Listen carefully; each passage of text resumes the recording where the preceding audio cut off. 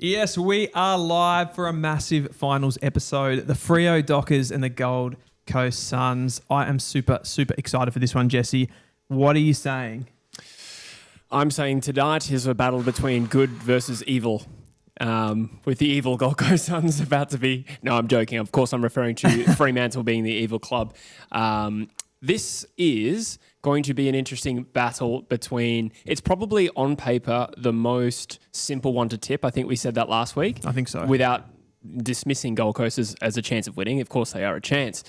But this week, I'm 1 from 3 with my footy tips. I'm also 1 from 3. Yeah, so it's been a shaky start. Now I don't know what to expect tonight. Okay, you said 1 from 3. What have you done? Well, I tipped the Adelaide Crows to beat Collingwood. Mind you, right before the game, yes. I will say this so I get some credit because otherwise I won't. I texted the group chat, the True Footy, or the Footy from the Flat group chat, and I said, I have this weird feeling that Collingwood are going to win tonight. And I actually thought they were going to kill them. Hang on, that chat doesn't exist. What are you talking about? You're just not in it. It's just me. And yeah, thankfully that was right. Although publicly I tipped the Adelaide Crows, so that's not going to go down well with Pie supporters. So this is kind of funny with Jesse. So this did happen. This is not bullshit. But then he did it again today. So he tipped Hawthorn, and then he sent a message in saying, "I've got this feeling before the game started that the Giants are going to win." So can you do that twice? I was going to omit that one, Dylan, but I just have this feeling that Fremantle's going to win tonight. So. You can't tip both teams on different platforms and claim it. You absolutely can. I've made half a living out of it. Right. So the Cats, you tipped the Lions? I did tip the Lions in that one. Yeah, me too. But I mean, both of those games weren't simple. So No. I'm not shocked by the outcomes there. And in a way, I think it was kind of nice to see Collingwood return to form. Albeit that, I mean, this week, all the finals so far have had some drama. There's a lot to unpack. I'm just trying to figure out why I'm watching Nathan Fyfe surfing. Oh, yeah. On screen. They're putting some package together for him here. Best thing he's done in his career. Yeah. I'm joking. Yeah. So the games, we'll go back to that Thursday night game now. It wasn't it? Collingwood and Adelaide. What were your takeaways? I guess the big questions to sort of explore are how good are Collingwood right now? Because I feel like they've been a little bit written off given their late season form. Adelaide, I think people just assumed we're going to cruise through to this preliminary final. Now it feels, and this happens every time a team loses a qualifying final, they're going to go out in straight sets. They always feel like they have no momentum behind them. Where do they sit? Do you see any problems for them based on the way that they played? And we'll unpack everything. The Adelaide Crows to start with? Yeah, let's go Adelaide. Let's start with Adelaide.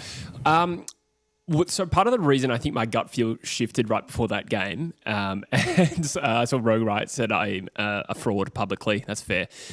But I think the reason my gut feel switched was more around the composure piece, which I think was actually kind of bang on in this particular qualifying final. I think that Collingwood's ability to manage the moment was superior to Adelaide's, particularly early. I thought Adelaide, it was almost as though they had... they looked at the inside 50 count of the last game and thought, if we hack the ball inside 50 more, our forwards will do the rest. And if we win the inside 50 count, we win the game. I reckon that, oversimplifying it was almost as though that was the way they approached the game. Because early on, I felt there were so many damaging clearances that Adelaide were winning, and they were hacking the ball inside 50 to Darcy Moore and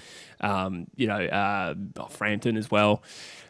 So that I think is probably what cost Adelaide. And we said last week, we were talking about how no team had won the flag having not played finals with that group before. Yes. And I think there was also a graphic that I saw this week that Adelaide had the second least finals experience of any team in the 8 this year. So we brought that up, but then we didn't live by it in our tips. Yeah. Right. Yeah. We kind of just bypassed it.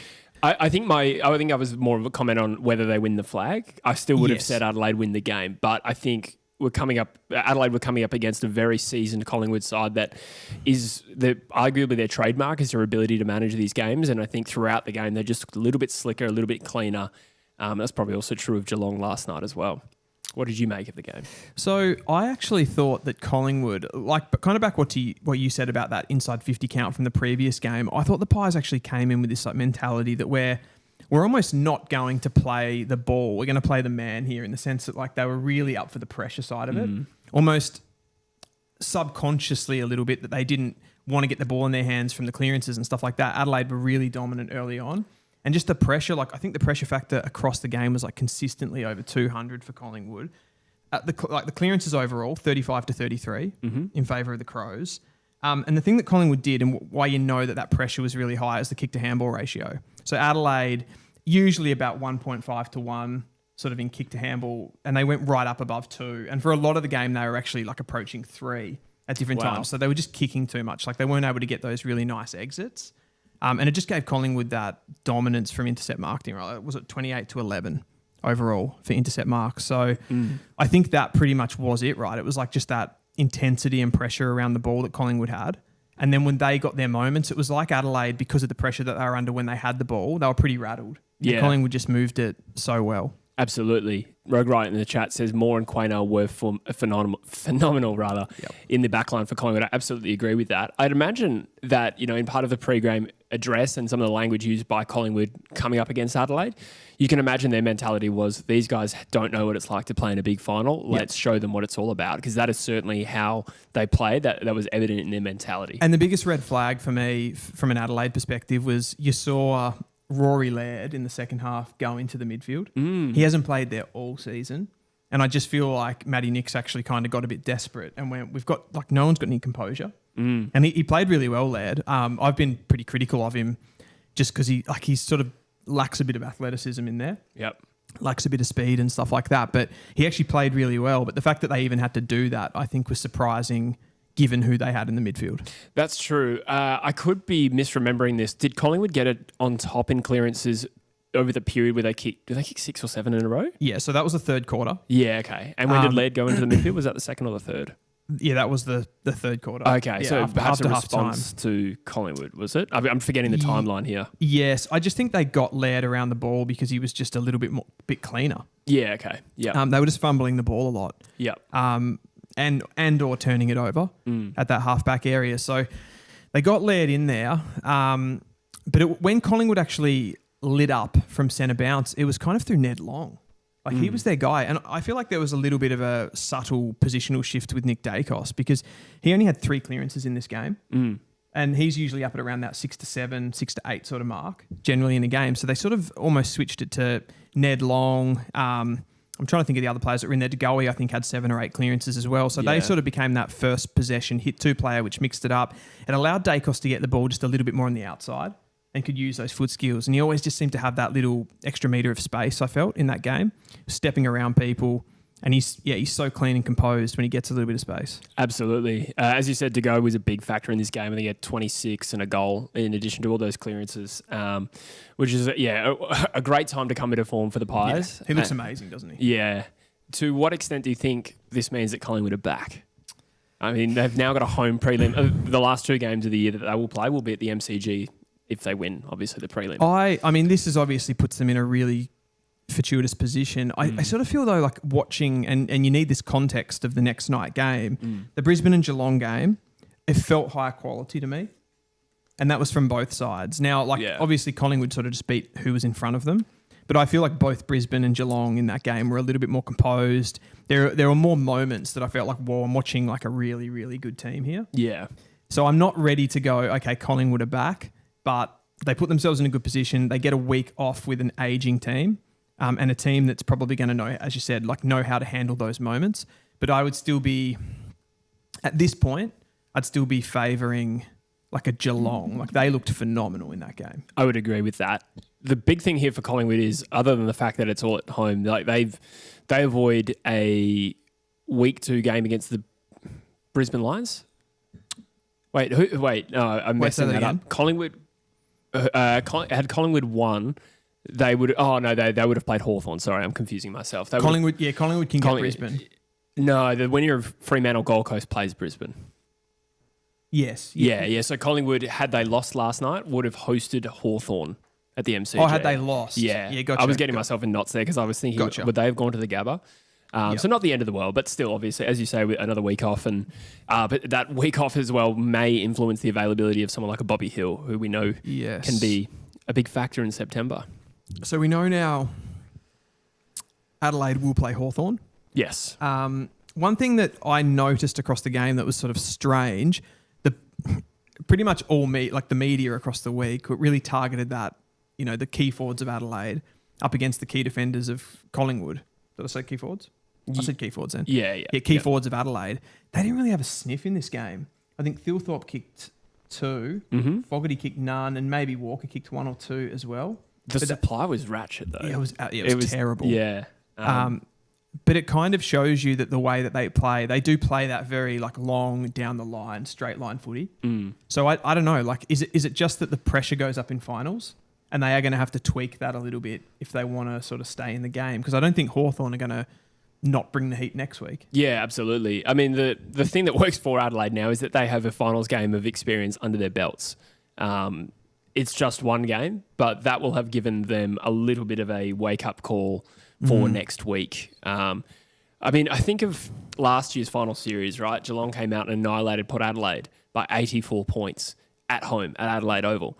And then everyone had written off Port Adelaide as straight set certainty, and they beat a very entertaining and strong Hawthorn side in week 2. So it could be a bit of a wake-up call for the Crows, and they will have to play something close to their best to beat Hawthorn, who were outstanding today. There were a couple of big moments, I feel, for like, I think Thilthorpe had a moment in the last quarter, I'm not sure if you caught that, where he could have, he handballed over the top. He sort of had a pretty clear line at goal. Yep. And he decided to handball over the top to, I think it was Ben Keys. And there was just like, I don't know, there was too many moments like that of like a lack of composure for Adelaide, wasn't there? So it will be interesting. I take your point, though, on the fact that we always seem to do this when a qualifier loses up against the eliminator who's won. Yeah. We sort of side with the team that's coming in with a little bit of form. But you do feel, given the immaturity of the Adelaide side, that Hawthorn could get at them a little bit.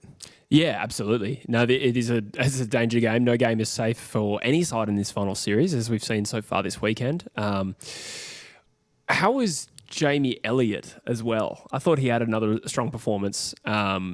Again, he was probably the biggest snub, I think, in the final I was going to series. say, took it all Australian team. Took it personally. Yeah. Like, he's like, yeah. Yeah, absolutely. I thought that was a... how many did he kick in the end? 4. Oh, it was only 4? I thought he kicked 5. Okay, still Only a very 4. strong performance. Yeah, well, I thought... Did he kick some early? I can't remember now. Yeah. Thursday feels like a long time ago. I've watched a bit of footy this weekend. He's just their target, isn't he? Yeah. He's their most damaging forward. I think they probably... If Collingwood are going to do anything, I think they're going to have to get goals out of the midfield overall. But, who knows? With the experience...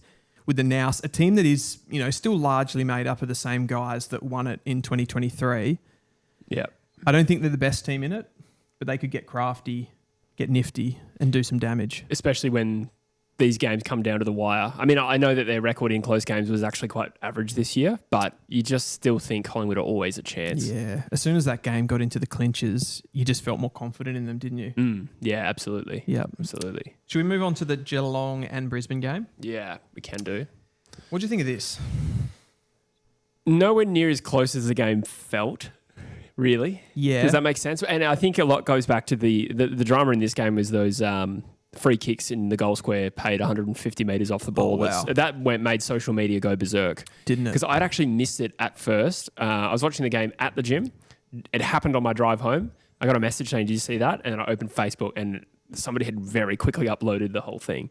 So if you're following along at home here, we're talking about the Cam Rayner free kicks. Yep. There was one, I think it started with, I think it was Lockie Schultz maybe lining up for goal for Collingwood. I think... for Geelong. Stengel. Wrong game. Stengel. In my head, it's Stengel, but I could be wrong. Yeah, it was Stengel. It was Stengel. I'm picturing the wrong game there. So Stengel, he's lining up for goal, and basically you just hear the whistle go, and it's gone right up the other end. Like, we're talking 180 metre difference here across the field. Rayner gets put in front of goal, and then he gets put down again, and double free kick. So I brought Brisbane right back into the game. In the end, it didn't really matter, but it's definitely still a big talking point. I've never seen anything like that. Just that far off the ball. Yeah, and then the double goal. I mean, double goals I have seen before. Yeah. I feel like West Coast gave away something like that this year, in addition to all the other million goals we conceded. So that does happen. Like, you push a player over after a goal, another free kick's awarded. But just the 1-2 punch. Well, it's actually a triple punch, really, because they were lining up for goal themselves. It was a 18-point swing. Yeah. I suppose you would say. Like plus all of that. Potentially, yeah. The lost territory. Yeah. It actually reminded me a little bit of when... Do you remember when North Melbourne lost that game against Sydney with the interchange? Yes. And the ball was... was the ball in Sydney's forward line? That's why we had to take... I can't remember now. I can't remember that either. Yeah, just sort of like an absurd free kick to give away anyway. But how bad do you think that was? Do you care? Does it not matter now that the game, Geelong won it anyway? When I saw it, I was furious. Okay. I got really into it. I was like, that is bullshit. But at the same time, I realised like this is an emotional game. We need to just chill out a little bit. Cam Rayner's response was interesting. So he, throughout the game, embraced the villain mentality. I actually liked that. I don't know if I have an opinion on it, but I would say I kind of understand why that's he did what that. I mean. That's what I mean. Yeah. Because otherwise, what do? You go into your shell? Yeah, that's right. It's not his fault. He took a bit of a dive, but he's not the only player to do that. The blame lays with the umpires for making those decisions, which I did not rate. I saw the AFL came out and said that the first free kick was wrong and that the second free kick was there. Yes. I actually thought the second free kick was even less there than the first one. Yeah, okay.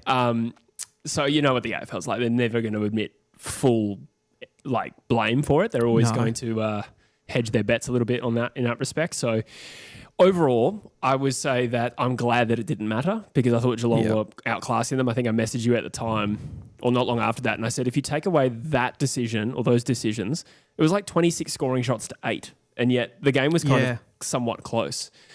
What surprised me was just how I feel like Brisbane forward of the ball looked really young and really inexperienced. Like I was going through today, the first thing that I did statistically was I wanted to look at teams that have lost the qualifying final and gone on to win the premiership, and there's only one.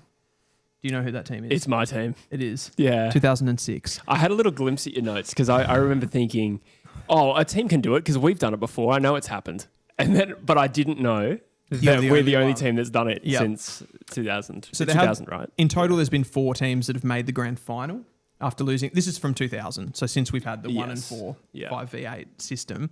But you had Brisbane in 2004, lost the grand final. You had you guys who won it. You had Geelong in 2020, lost the grand final to Richmond, would have been. And the Dogs in 21. They lost the qualifying final to Melbourne, came back, and then lost the grand final as well. So that would suggest that it's difficult for Brisbane to now win the premiership. Is the Bulldogs one right? Because I'm sure they finished 5th that year. They did too. Yeah, so that might only be 3 then. It might only be 3. Yeah. Yeah, correct. Wow. That's still crazy. My research was wrong. No, that's all right. It's either way. It shows that not a lot of teams do that. Where I would have thought, it's totally possible. It's. I'm sure it's happened heaps. And then I started to think about Brisbane's list. I mentioned the forward line, but okay. So I asked the question: is their forward line good enough? With Ty Gallop, Logan Morris, Charlie Cameron, and Kai Lohmann.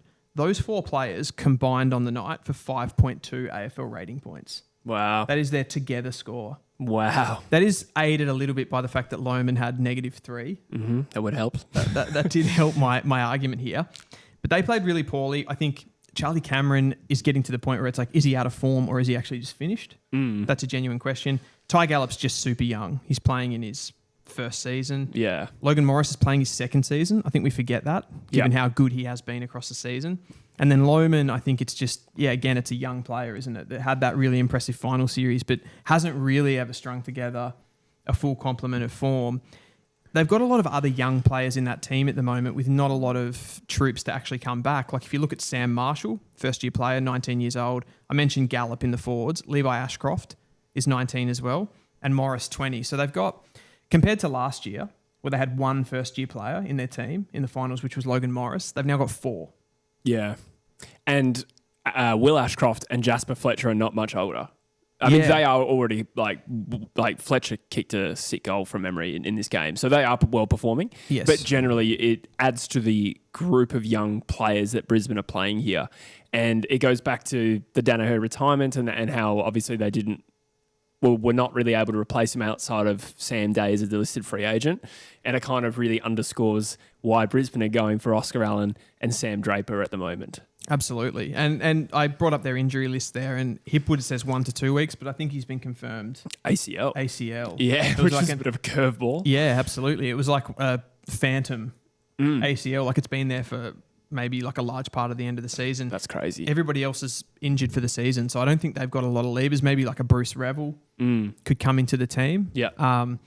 But it is difficult to see how they kind of dig themselves out of this. I think their form's been... It's weird because we did say... with the form that they were showing at the end of the season, I feel like we got on them. But when you actually pick it apart and you look at the age profile, they're probably a team that still has a lot of... I didn't even mention Lachie Neale in that too. Oh, yeah. So Groin. Neale's was it a groin? No, calf. It was a calf, sorry. It was a calf, yeah. I felt like he was grabbing his groin at the time. Maybe He that was might unrelated. have been. Maybe it was referred pain. It might have been completely unrelated. Wasn't even an injury. But that's another player that they're going to have to bring in. Yeah. Probably like a Revel or someone like that. So it's difficult. I'm not putting a line through them. I'm not ruling them out, but kind of just having a look at that and some of the form of their players, it's going to be difficult for them now. I don't think there's any easy draw in this particular final series with the composition of the 8, but as well with this semi-final, they're obviously going to play the winner of tonight, Fremantle versus Gold Coast. Yep. Fremantle, I don't think have played well at the Gabba, but still have this recent history of beating teams and punching above their weight in these clashes and saving their best for these teams. So absolutely not an easy win. And the Gold Coast Suns just rolled them by like 12 goals a month ago. So, I mean, I'm not going to predict the straight sets, but obviously there's some danger. I do feel like everybody's pointing the finger at Adelaide right now as that team that's going to go out in straight sets because they're immature. Yeah. But, who knows? Like, could it be Brisbane, an unexpected Brisbane, who I think everybody just thought they're just going to go through, win the qualifying final, and probably be playing a Geelong in a grand final? Like, I'm starting to think that's less likely. Yeah, absolutely. Having said that, what will bode well for them is they also just annihilated Fremantle at Optus Stadium not that long ago, only like 3 weeks ago. So assuming they potentially play Fremantle next week, a bit of a mental edge there. So who knows? That would suggest that you're leaning Fremantle. We are going to do a power rankings too in this video, in this stream. So check that out. We're going to be ranking all of the teams. I think there'll be some changes given what's happened. Yeah, I think there has to be, considering like the path to the grand final is now more defined. For instance, Adelaide will have to play an away prelim, and therefore that makes it harder. Yes. If that makes... And Collingwood, by contrast, has a home prelim suddenly. They have to shoot up the rankings, in my opinion. Absolutely. I've just looked at the comments there. We've got, why does Dylan look like he's on a date? He is. I am. Yeah. Jesse's here. This is my entire social life. Rogue Riot. She's got a few there. Dylan about to go to prom. Wine and dine me. Cheers. Wow. I thought this is me. I think you look very dapper. I went for the silver glasses because I went navy. Oh. Just something a little different. Yeah, nice. Do you have a selection of glasses to suit your outfit? I've got 3 or 4 pairs, maybe 5. Really? Wow. Yeah. As a non-glasses wearer, I'm completely in the dark about this. Yeah. Good call. Yeah. Good call. And I also got a haircut, so maybe that's it.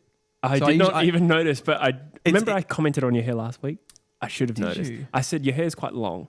Yes, and it was. Yeah, it was. I'm glad you cut it for our I date. hadn't cut it for a while, so maybe that's it. And I usually wear a hat, or I often wear a hat. True. Anything else from the Geelong side? Only one thing I wanted to comment on from a Geelong perspective was how good Jeremy Cameron was, and then that contrast between the Brisbane Lions forward, because everyone's laughing in this room. I'm looking at the chat. The ring gives a Bond villain vibe. Oh, come on. You're always hatching evil Kane plans. Burgess. Fuck this. Cameron was phenomenal. Yes. And in contrast to the Brisbane forward line, which really struggled, I thought. The other Cameron.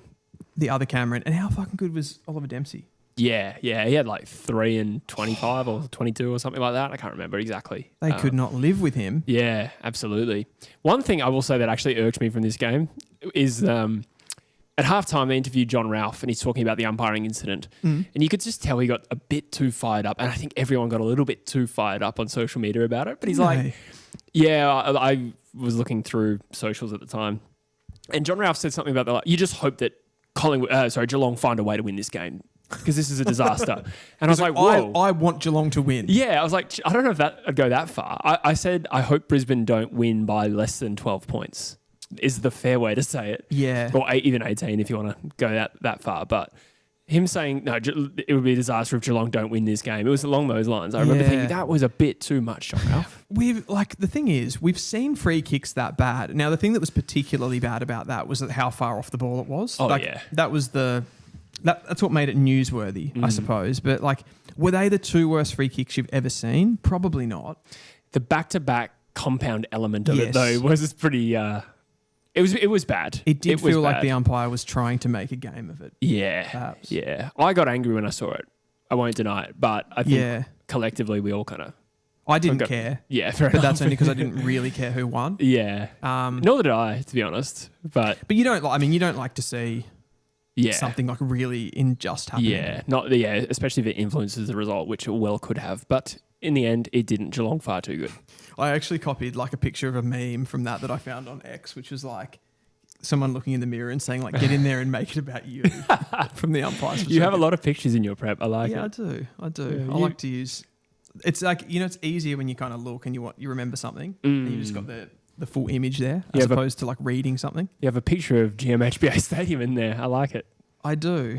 Oh, that was because I was going to talk about how they were denied being able to play at their home ground. Yeah. Which was also another... I feel like maybe Geelong used that as a bit of fuel overall. There was a lot of things kind of rolling against them. And they were able to get through, so... I think someone commented saying that... we were talking about how there's an MCG contract last week, and I'm not 100% sure I got my facts right on that. The idea that being there had to be a certain amount of finals of the MCG. Someone in the comments said that there has to be at least one final... If there's a game in Melbourne, at least one of them has to be the MCG. I think that's what the contract says. That's what it is. Which means that there could be a scenario that if in week one that had played out, maybe week one could have been Geelong's home GMHBA final. Right. But there was no other game at the G this weekend.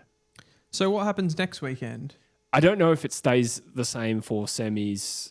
It's only when there's a full complement. Because next week it'll be Adelaide and Brisbane. Yes. So if there's a final in Melbourne, one of them has to be at the G. Has to be at the G. Okay. Which you could then say the prelim will have two games at the MCG because that will be Collingwood and Geelong's home games.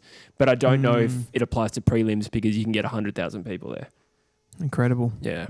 I don't know if I've heard stuff like that. Yeah. I don't have it off the top of my head though. Yeah. It's interesting. Yeah, I think we can safely assume it's going to be at the G, the prelim. Yes, absolutely. There's Nathan Fyfe. I assume he's starting as a sub. Yeah, or he's horribly underdressed. Horribly underdressed. There's the Freo guitar guy just ripping some riffs. Yeah. As we're about to go. I was surprised in that game, I must say.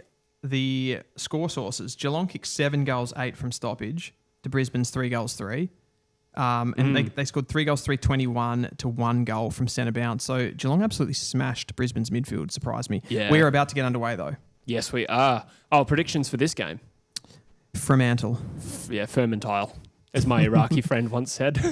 He saw me reading a book about the AFL. Oh, that's a real story. Yes, and he's from Iraq, and he's like, who are the Fremantle Dockers? Fermentile Dockers. Did he have an American accent? Or a little bit, yeah. Yeah. Okay. That seems to be a bit of an adopted international accent. Yes. Watched some films and maybe studied abroad. Yeah. This was in high school, so he just had that accent. Then he moved to America, ironically, but I digress. Noah Anderson, straight out of the centre stoppage, looked pretty dynamic. Whose midfield do you think is going to get on top here? Pretty even. In terms of just I don't know where they rank for stoppages, clearances, etc., and scores from stoppage. Gold Coast significantly better. Is that right? Yeah. Oh, true. Yes, I actually recall Fremantle are surprisingly not great at that stat. No. On paper, I mean, Rowell, Anderson, and Miller versus Brayshaw, Sarong, and Young. That's a pretty tough call. If we're just talking about quality, you'd probably say Noah Anderson is the best player in that group. Yes. I think Hayden Young could be there, but he's just been injured right at the right time, or wrong time for him. I just mean at the critical time. We just haven't seen yet that kind of full complement of games from Hayden Young. Last year was probably that year, but see it again. I feel was it the back end of the year? So wasn't a whole year. That's what I mean. It still wasn't the whole year. It's he kicked late. Yeah, but has very high end potential. So I think pound for pound, it's actually a pretty good comparison. I mean, I'd like to do it player by player for a second. Okay. Sarong versus Rowell. I think That's a tough one. It's pretty much like, who do you think Probably is going to dig that ball out Yeah. and get it to the runners the most? You know what I reckon? I reckon it's Sarong, who's going to just be the like head in the trough guy. He's going to get it out. But I reckon Rao's just got like a little bit more dynamism on the outside. He's definitely more explosive Yeah. than Sarong. But I feel like Sarong might be a little more reliable. But it's probably just because he was better early, and therefore, I mean, he's got 3 All-Australians. And Rao just won his first. Yeah. So that's a tough one, though. I don't think it's a big gap. I feel like Sarong is slightly more specialist, but he's kind of better at what he does, maybe. Yeah. Yeah. That's probably a good way to summarise it. Anderson or Young. Brayshaw? Oh, you got Anderson, Young. Yeah, and then Miller v. Brayshaw? Yeah, that's probably right, actually. Yeah. Oh, look, on current form, you got to say Anderson. I mean, he's been one of the best midfielders in the competition. Yes. But if I'm talking just talent and ability, it's not that big a gap, but you got to give the points to Anderson. I reckon Hayden Young, as a kicker, we'll just purely focusing on that skill. Yeah. As a kicker, I think he can hit the money kick slightly better than Anderson. I think Anderson's like ball use is really good as like a tempo player. Like he just hits those short targets consistently. Yep. Can kick goals from outside 50 and stuff like that. But I reckon Hayden Young at like unlocking a defence is probably slightly better. Yep. Just with that kind of, that flat low kick that he can hit. Yep. Yeah, I agree. You probably get a little bit more stoppage to stoppage, like volume out of Anderson too. Like he's maybe a little bit better runner. Yes. That's anecdotal. I don't have like facts on that. I would have agreed with that. I mean, that's kind of one of the biggest strengths he has, isn't it? Yeah. And then you get maybe like a bit more strength from Hayden Young. Yeah. It's a difficult call, but like, as you said, this season, you'd probably have to take Anderson, wouldn't you? Who hits the scoreboard more? I think it's also pretty similar. I reckon it would be Young. Yeah. I reckon Young, Anderson does hit the scoreboard, I feel. I could be wrong. He does. He does. Yeah. Like he absolutely does. But he wouldn't hit it as much as Young. Yeah. In a best season. Yeah. Fiery start here from the Suns. They go inside 50 again. They've scored the first 2 behinds. Long. Why the long face? Oh, my God. I thought that was going to be a goal. Resembling a Liverpool v United score, 3-0. Gold Coast being Liverpool, of course. Of course. Of course. And who would you take out of Touk Miller and Andrew Brayshaw? I think quite clearly Andrew Brayshaw right now. Yep. There's been seasons, and perhaps they fluctuated around each other, where the answer probably was Miller, maybe 2022. I want to say there was a big year from Miller. Wait, when did Brayshaw win the MVP? Was that 21 or 22? It might have been 20. I can't remember. I'm not referring to the year he won the MVP, but Miller also had a really good season. Maybe it was 23. I can't remember. I reckon Brayshaw won at 22, and I'm saying that because I think I had him in my fantasy team that year, and I don't think I played fantasy in 21. That was the year they played finals, so it kind of is logical. 22. Yeah. It had to be. But yeah, I think as a package right now, Andrew Brayshaw, it's the choice there. Yes, I think I would take Brayshaw as the best like two-way midfielder. Yeah, I agree with that. He just, what's the word for it? Like he's so, not impactful, but he's he just does a lot of functions. He's a very functional player. Yes, yeah. Swiss Army knife. Yes. Gets those arms in there constantly. Yeah. I'm getting a little bit nervous. I feel like I've been doing that in the finals. Just that extra bit of jeopardy. Absolutely. And the prospect of laughing at Druzy. I should clarify why Druzy's not here. Druzy has flown home to Perth. Yeah, we didn't even address that. No. We love you, Drews, sort of. I love you when Fremantle's not playing, so that's not right now. Druzy has flown to Perth to attend this game. And Patrick Voss has taken a mark inside 50. Did you see that little pick-up from Dudley? I didn't. I should have also referenced, we kind of didn't preview this game going in, but watch this. Oh, slick. Oh, he threw That's it. a blatant throw. That's a blatant It looked throw. like just a beautiful clean pick-up and handball from the other angle. Speaking of, how bad were Collingwood throwing it on Thursday night? Oh. I know that it is kind of cancelled out by the fact that the Crows did that to them the previous game, but definitely a lot of throwing. A lot of throwing. I mean, I feel like since the Western Bulldogs in 2016, that's kind of infiltrated the game. Oh, Voss, that did not look good off the boot. He's got it. He's got it. That is the last thing you want as a Gold Coast fan, him just doing this. Like just getting everyone going. It's one of those things that's simultaneously amazing, probably if you're a Fremantle fan, and also cringy and hilarious. Yeah. But it's both. If I was a Dockers fan, Like if that was my team, I'd love it. Yeah, exactly. But it just looks funny him streaming to the bench like that. Yes. Yeah, like where are you off to celebrating the bench? There was a shot of him, I think, not sure if it was against Collingwood, but I think he or somebody else kicks a goal. It must have been somebody else.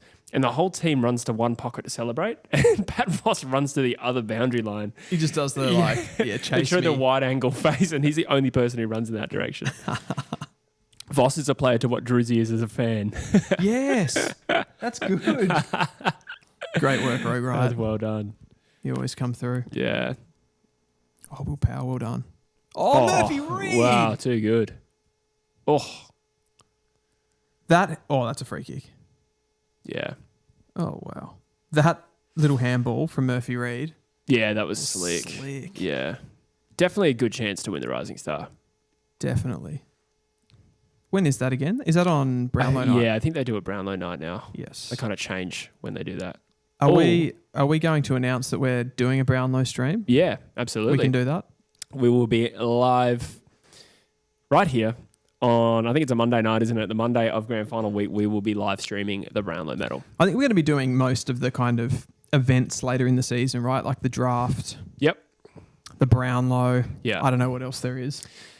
There is the trade period deadline day. I don't know if that one's really worth it. Could do a show. We could do a show. It'll be like a Wednesday is the only thing that's tricky. It might not even be at night.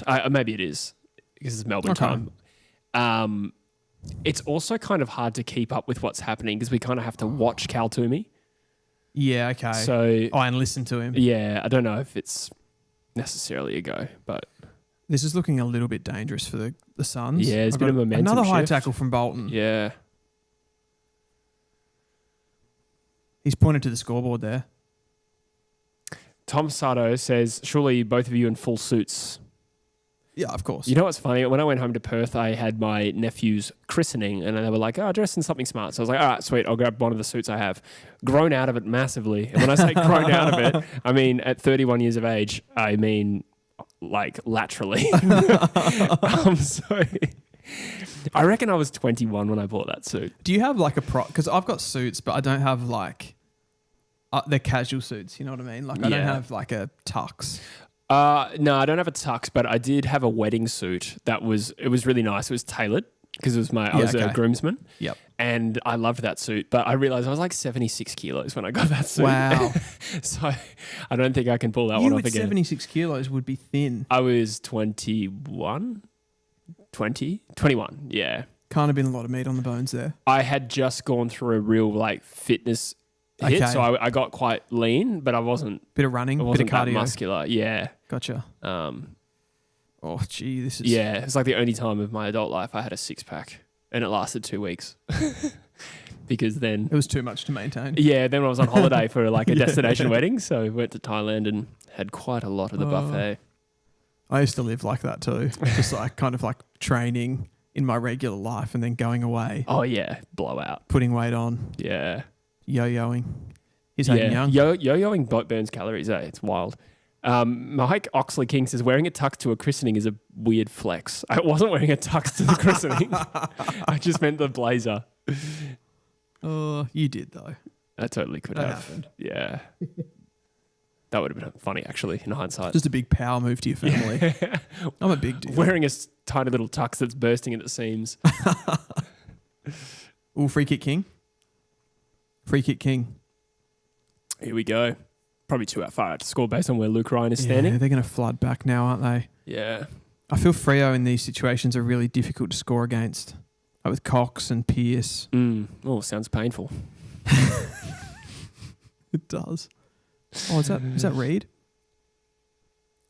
Jed Walder's not in the team right now, right? No. He'd be an interesting one to watch. His name has been raised multiple times this trade period. You wonder with those kind of players how much of a reality that is. It's on here. Bailey Humphrey and Luke Ryan getting stuck in at the boundary line. You wonder with those ones how much it is just like, well, he's not playing, so let's just connect the dots. Yeah.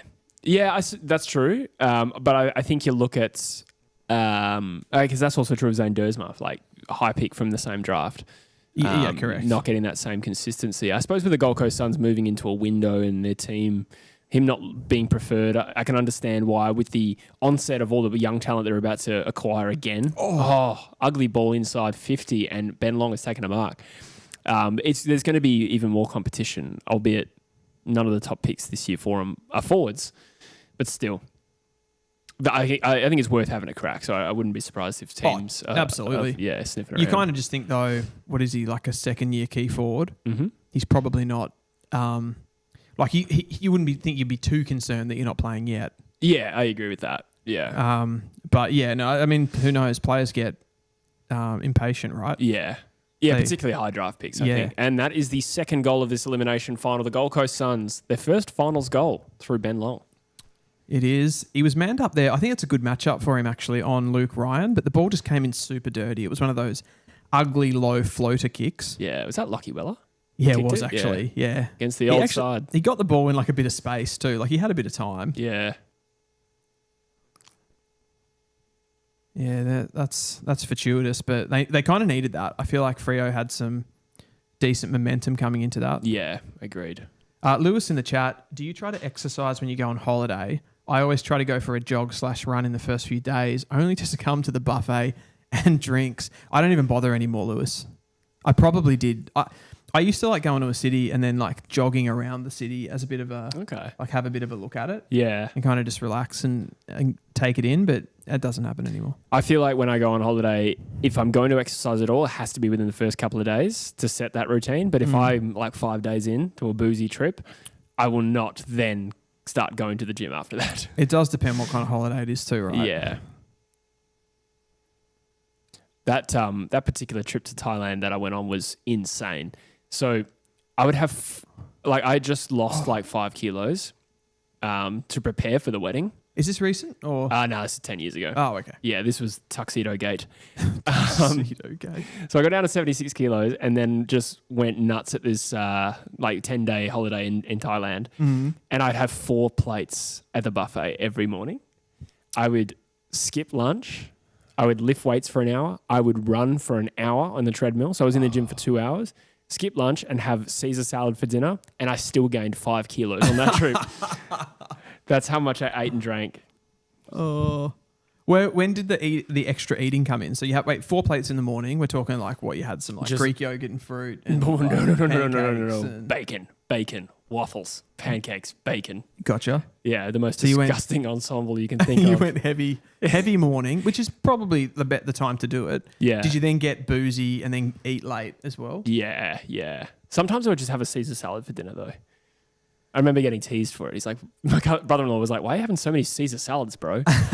And then I'm surprised you actually did that well with the Caesar salads. Like I remember trips when I was younger, it'd be like the only thing that would save you from putting on like a ton of weight was that you probably went out and like danced and stuff of a night and you're on your feet. So I feel like you just killed some calories. Yeah. And then you come back, eat like a massive shawarma or something. Yeah, true. No, I would have burned some calories, but I would have drank them away again. I remember once my brother-in-law's sister saw me coming back from the buffet with a plate of donuts and rice. She's like, "What breakfast is this?" Oh, that's so funny. Can't eat like that anymore. Nah. Anyway, football. Football's playing a bit on. of front half footy here, the Gold Coast Suns. They are. I think Tracy's just got a free kick on Mac Andrew. Really taking advantage of the stand rule there. Got himself into some trouble. Jaeger is gone. Freo have totally stuffed that up. I'm going to grab a beer ski. Would you like anything while I'm up? Yeah, would you get me another rosé? Yes, sir. Lovely. What a date. Oh dear. We've got 58 in the chat, guys. Thank you very much for watching. Gold Coast Suns playing their first final against the Dockers. We're sort of nervous about what Druzy could do to us if Freo win this game. I find I find the thought of that happening, like before meeting Druzy, I never really gave Freo much of a thought. And then sort of since he's come on the scene, it's just really difficult to imagine. Like imagining them getting to a prelim or a grand final, Jesse, would just be outrageous. It can't happen. Can't happen. I'm kind of starting to get scared that it will. Gold Coast clear it off the line through Collins. Thanks, mate. Ethan Reid, Falcon. He goes Rao. I haven't seen much of row yet. Kicks it out in front of King. King's running it along, taps it in front of him. Cox is tracking him really well there.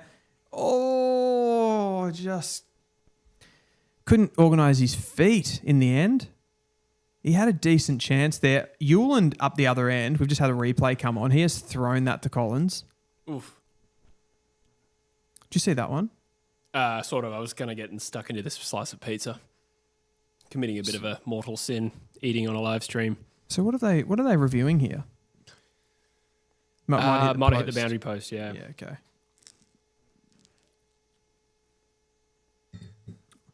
Lewis says, another rosé for the Bond villain. Yes. Correct. And people just saying that is a throw. A throw. Smitster says pressure rating measures how much pressure each possession is under. A mark is no pressure. Getting tackled gets a high score. That must be a conversation that's being had. Somebody asked how the pressure rating is valued.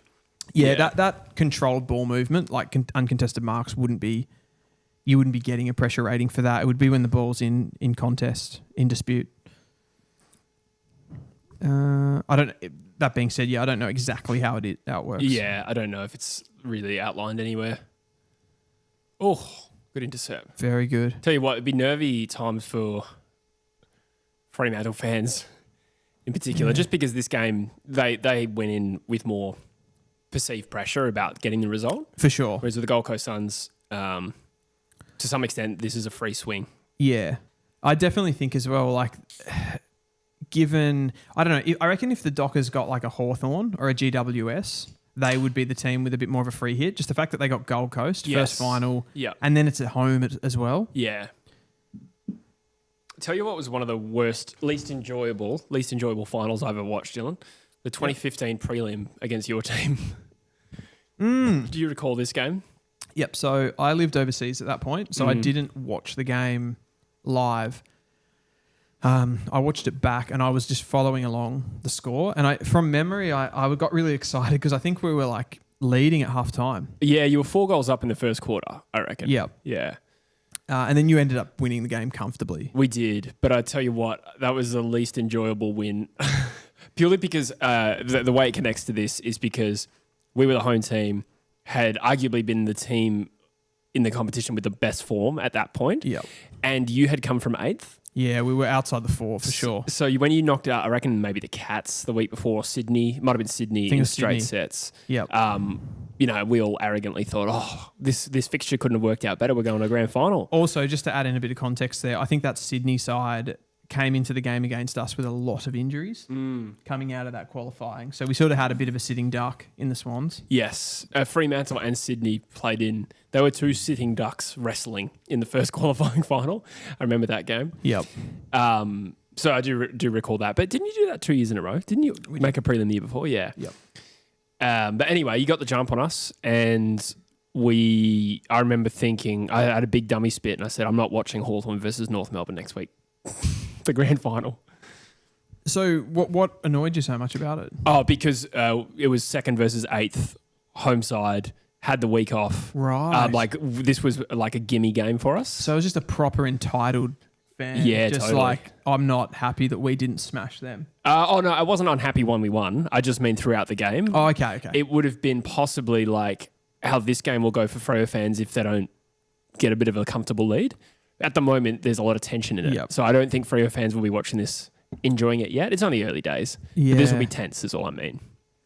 I don't feel Dockers should have, as much as like I tipped them to win, I don't feel like they should have that much of a superiority complex. Not as much as, say, the West Coast against the 8th place North. Like there's probably a bigger perceived gap at the time. I didn't mean it quite like that. I mean... Yeah, no, I know what you're saying. Yeah. But yeah, like the Dockers have probably won, one more game than the Suns? Yeah, you're probably right. But still, I think there's enough belief there that Fremantle should win this game. Given they got some finals experience as well. Yeah. That kick from Murphy Reed's been outrageous in this game. Yeah. And they're about to potentially go in front, so it's not as though they're actually getting beaten by much in this I know what game. you mean though. Like if Gold Coast can turn this into a little bit of an arm wrestle. Yeah, that's what I mean. Yeah. Spencer Murphy-Reid is so good. No doubt. It's amazing how much more relaxed I am when my team is 2 points up versus 2 points down, even if it's like the second quarter. I don't know if you can relate to that. Okay. If it's a game I'm super invested in, maybe not the average West Coast game now. So you're much more comfortable leading. Yeah, it's just a little psychological thing. If we go into halftime 2 points up, I know it doesn't really matter that much. Yeah. But versus 2 points down, my entire outlook will be filled different. Honestly, if I'm watching North play and we're 2 points up, I just think we're going to lose. Yeah. There's no comfort in that. If we're 2 points down, I think we're going to lose. Yeah. So in every scenario. So it's sort of just like whatever. That's true for West Coast at the moment as well. In some ways, I would prefer to be like not be the sitting duck and be the chaser. Not that we have a history of chasing teams down, but we definitely do have a history of losing games when we're in front. Yeah, okay. Yeah. It scares me to be I see what you mean. Where you are, what the context of the game is really important. I feel like in your lifetime, you would have seen West Coast like be favourite more often. Be favourite and just be able to handle that more, I would have thought. Yeah. Fremantle now playing forward half footy, and they've got another shot on goal here. Brayshaw will probably kick this, I reckon. I'm already watching this game, and it's a clear level down from that the Cats Lions game. Yeah, a lot of frenetic footy, a lot of bad decisions. Yeah, like what is that kick? Yeah, I think that's Connor Buderick. Yeah, I suppose we are talking about two of the three least finals experienced teams as well. Yeah. So I think that's probably. No, I was just noting it in how much that game, the Cats game, stood out to me. Doesn't mean they'll win the flag, but bad kick. No, I mean, I agree that logically you think, they're the team to beat, but I said that last year when they beat Port and they didn't even make the grand final. Lewis has got a question there for you, Jesse. Regardless of stadium structure, what footy field do you prefer? The longer, more narrow field of Subiaco, aka the House of Pain, or Optus Stadium, shorter, wider field? That's an interesting one. I certainly prefer Optus Stadium. I suppose you mean regardless of the niceness of it. You're just talking about the field dimensions. West Coast clearly had a very pronounced home ground advantage for the years we were at Subiaco Oval, and we're probably weaker away from home as a result because we weren't as adaptable to the MCG. Now the inverse has kind of happened where, right now West Coast don't really have a home ground advantage. It's just like whether they play well or not feels a bit random. Yeah. But like comparing to when we were good, I felt like our home ground advantage was less pronounced, but we got much better at the MCG. So I probably prefer being able to play at the G more if that makes sense, rather than Subi. Yeah, okay. So you kind of had the cauldron factor before, which maybe helped you in home and away footy. Yeah, because of the dimensions, it was quite a unique ground, Subiaco Oval, really long and narrow. West Coast, though, during that time, they wouldn't have... It's not like you were unsuccessful in grand finals. No, but other than maybe 2006, we weren't particularly strong at the MCG. At the MCG, okay. Yeah, because especially more that era afterwards, say 2011 to... you saw us in the 2015 grand final. That was, yeah. Up until 2018, I don't think we were a good MCG side, and that was when we went to Optus Stadium. Yeah, that's fair. That is fair. I just saw the picture there with the rain. Yeah, it's been a wet day in Perth. Yeah. Is that Amos has got nursing a foot injury? Seems to be, ankle? yeah. It's Brayshaw again. Brandon. Yeah, I like how our producer selected that comment to come up on the screen. The old girth over length. Yeah. Yeah. I was going to make a joke, but I was like, it's kind of that comment was too much of a sitting duck. I strangely didn't think of it. Maybe I'm growing up. I did. Halfway through the middle of this stream, I've grown up. A miss is down the race. Wow. A miss is down the race. Something is a miss. Do you know what's crazy? 6 scoring shots to 2. I feel like Freo have had more of a foothold in this game than that. Yeah, I agree. Well, 8 inside 50s of the last 9 have gone to Fremantle. They're just... can't generate any shots. Yeah, I suppose Brayshaw and Bolton didn't score when they had those shots. So Noble gets it to Weller. That was not Humphrey. These two sides have met once this year. Fremantle won a really good game, but it was also up in the wet, up at, I wanted to say Kazali Stadium. I think it was called that once upon a time. People first? Yeah, Heritage Bank now? People first? People first. It is people first Yeah. now? I lose track. They've changed it too many times in a short space of time. But the point being, that game was quite wet. Fremantle were better that day. So Interesting. You'd maybe look at the player, like the composition of the Gold Coast side, and think maybe they'd be a better wet weather side. I said the same thing before that game, and then Fremantle won, to their credit. They've been pretty adaptable this year, the Dockers. Like they've surprised me. I think they weren't really a team I saw as a team that could go deep into finals from the beginning of the season, like losing to St Kilda and how they got smashed in round 1 against the Cats. I sort of put a line through them slightly, but since the halfway point of the year, they haven't really done anything wrong. No, not really. I suppose the worst thing they did was not look good against the worst teams in the comp, but then looked really good against the teams ranked highly. Except for the Brisbane Lions. They stay in games and they have like really good moments like this. Oh, he's missed it. Oh my God. Frederick has bloody missed that. I wonder if that would be worth a clip. And they have really good moments like this. Well, I just thought he was going to kick it. Of course. How did you miss that? Oh, You can't miss that. God. They haven't missed that. That's your karma for backflipping 2 years ago. I'm still trying to get out. Like that was like the swiftest counter attack. That speed that they have when they turn the ball over. Yeah, you gotta hit that. Switkowski is also probably an important out for them this week. He is. So Dudley came in for Switkowski, and I think they had one other out. Warner was Warner in Wagner. Wow, yeah, I mixed those two up. Yeah, I do too. Yeah, for some reason has to be insufficient intent. To whom? Yeah. Oh, to Gold Coast, yeah. Yeah, it had to be. Dudley and O'Driscoll. Yeah, Driscoll came in, that's right, yeah. What do you think, we've probably like fleshed this out a little bit, but like what do you think the Dockers this season, what do you think they've changed from the last couple of years since they haven't been in the final series? Do you think it's personnel? Do you think it's like team spirit? Team spirit's definitely higher than it was last year, I think.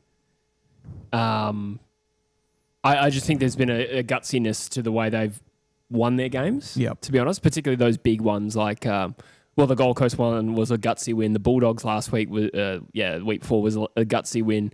The win over Collingwood was more gutsiness than it was actual like craft. So that part. What else has changed for them? Maybe in terms of forward 50, I mean, Murphy Reid and Patrick Voss have been key introductions to that team. I mean, Pat Voss in the team last year? He was certainly a better player this year. Oh, I can't believe how much they've got out of both of those players. Yeah. Like I didn't think Murphy Reid was going to be a bad player, but I didn't think he'd have this much of an impact this early on. Yes. That's for sure. Brayshaw probably returning to his best form. Yeah, that's another miss. This must be tough conditions. Yes. But 7 scoring shots to 3.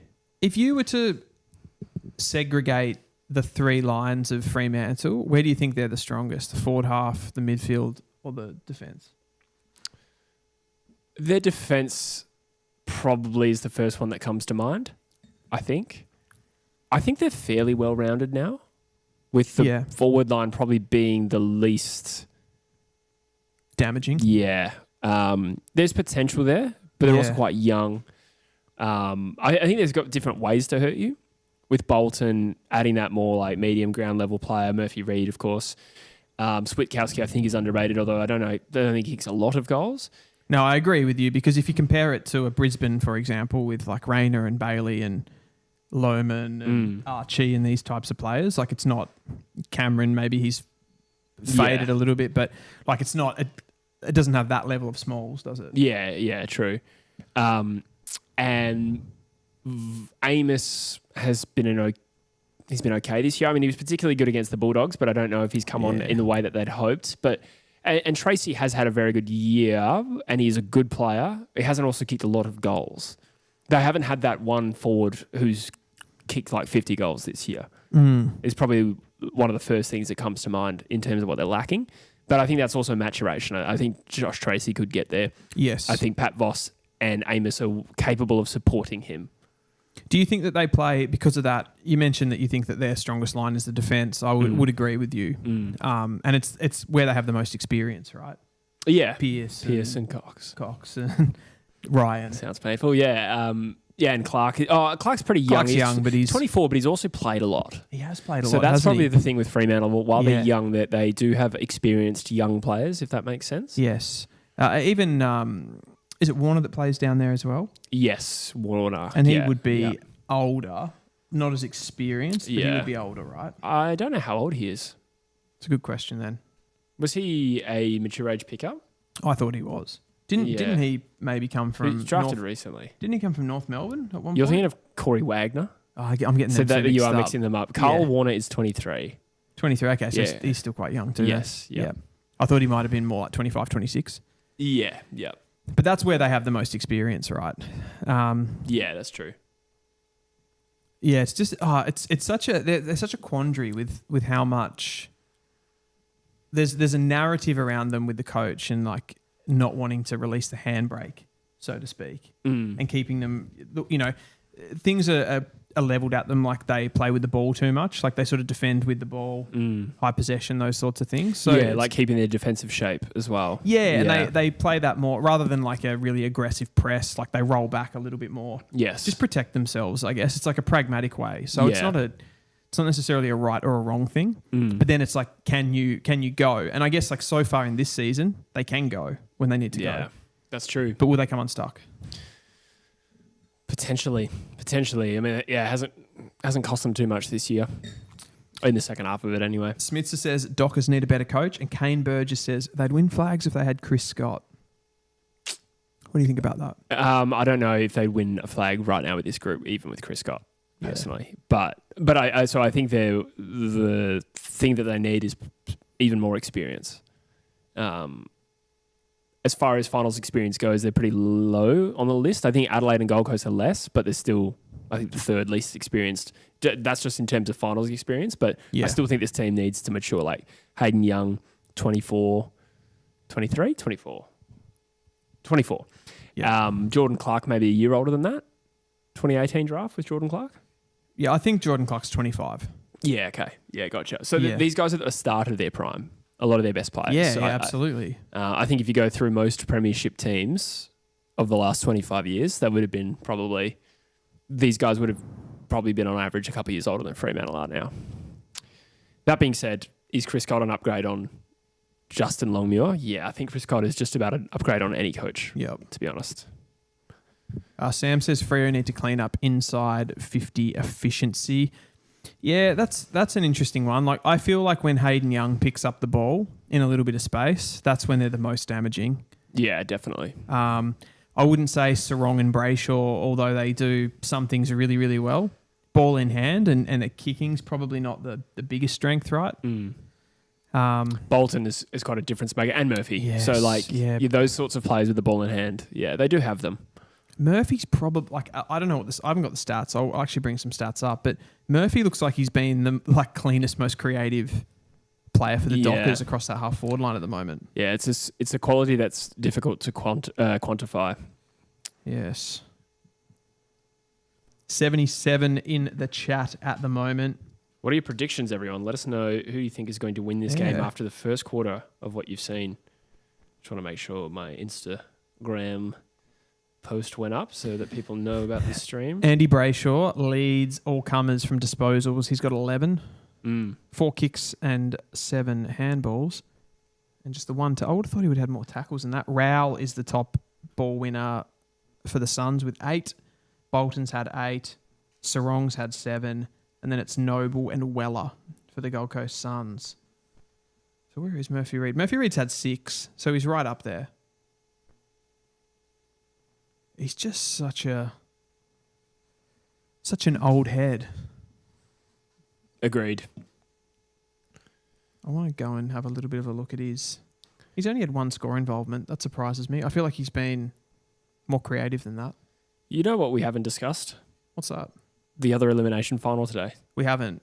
GWS versus the Hawthorn Hawks. Now, this was a crazy roller coaster of a game. Yeah, it was. The game that's on before we do the stream, it's always a little bit hazy for me because I'm kind of setting up, and this was just like the commentary team that was covering it. I think it was like Howie, Hutto, Dunbar. I can't remember who the third one was. Yeah, Durham was in there, I think, as special comments. But they were riding this game super, super hard. Like the energy was just like so up and down. I feel it's interesting like you say that. I thought the same thing. Yes, yeah, yep, yeah. Because I was similar to you. I'm getting stuff done for this show, and I'm upstairs, and I can just hear screaming.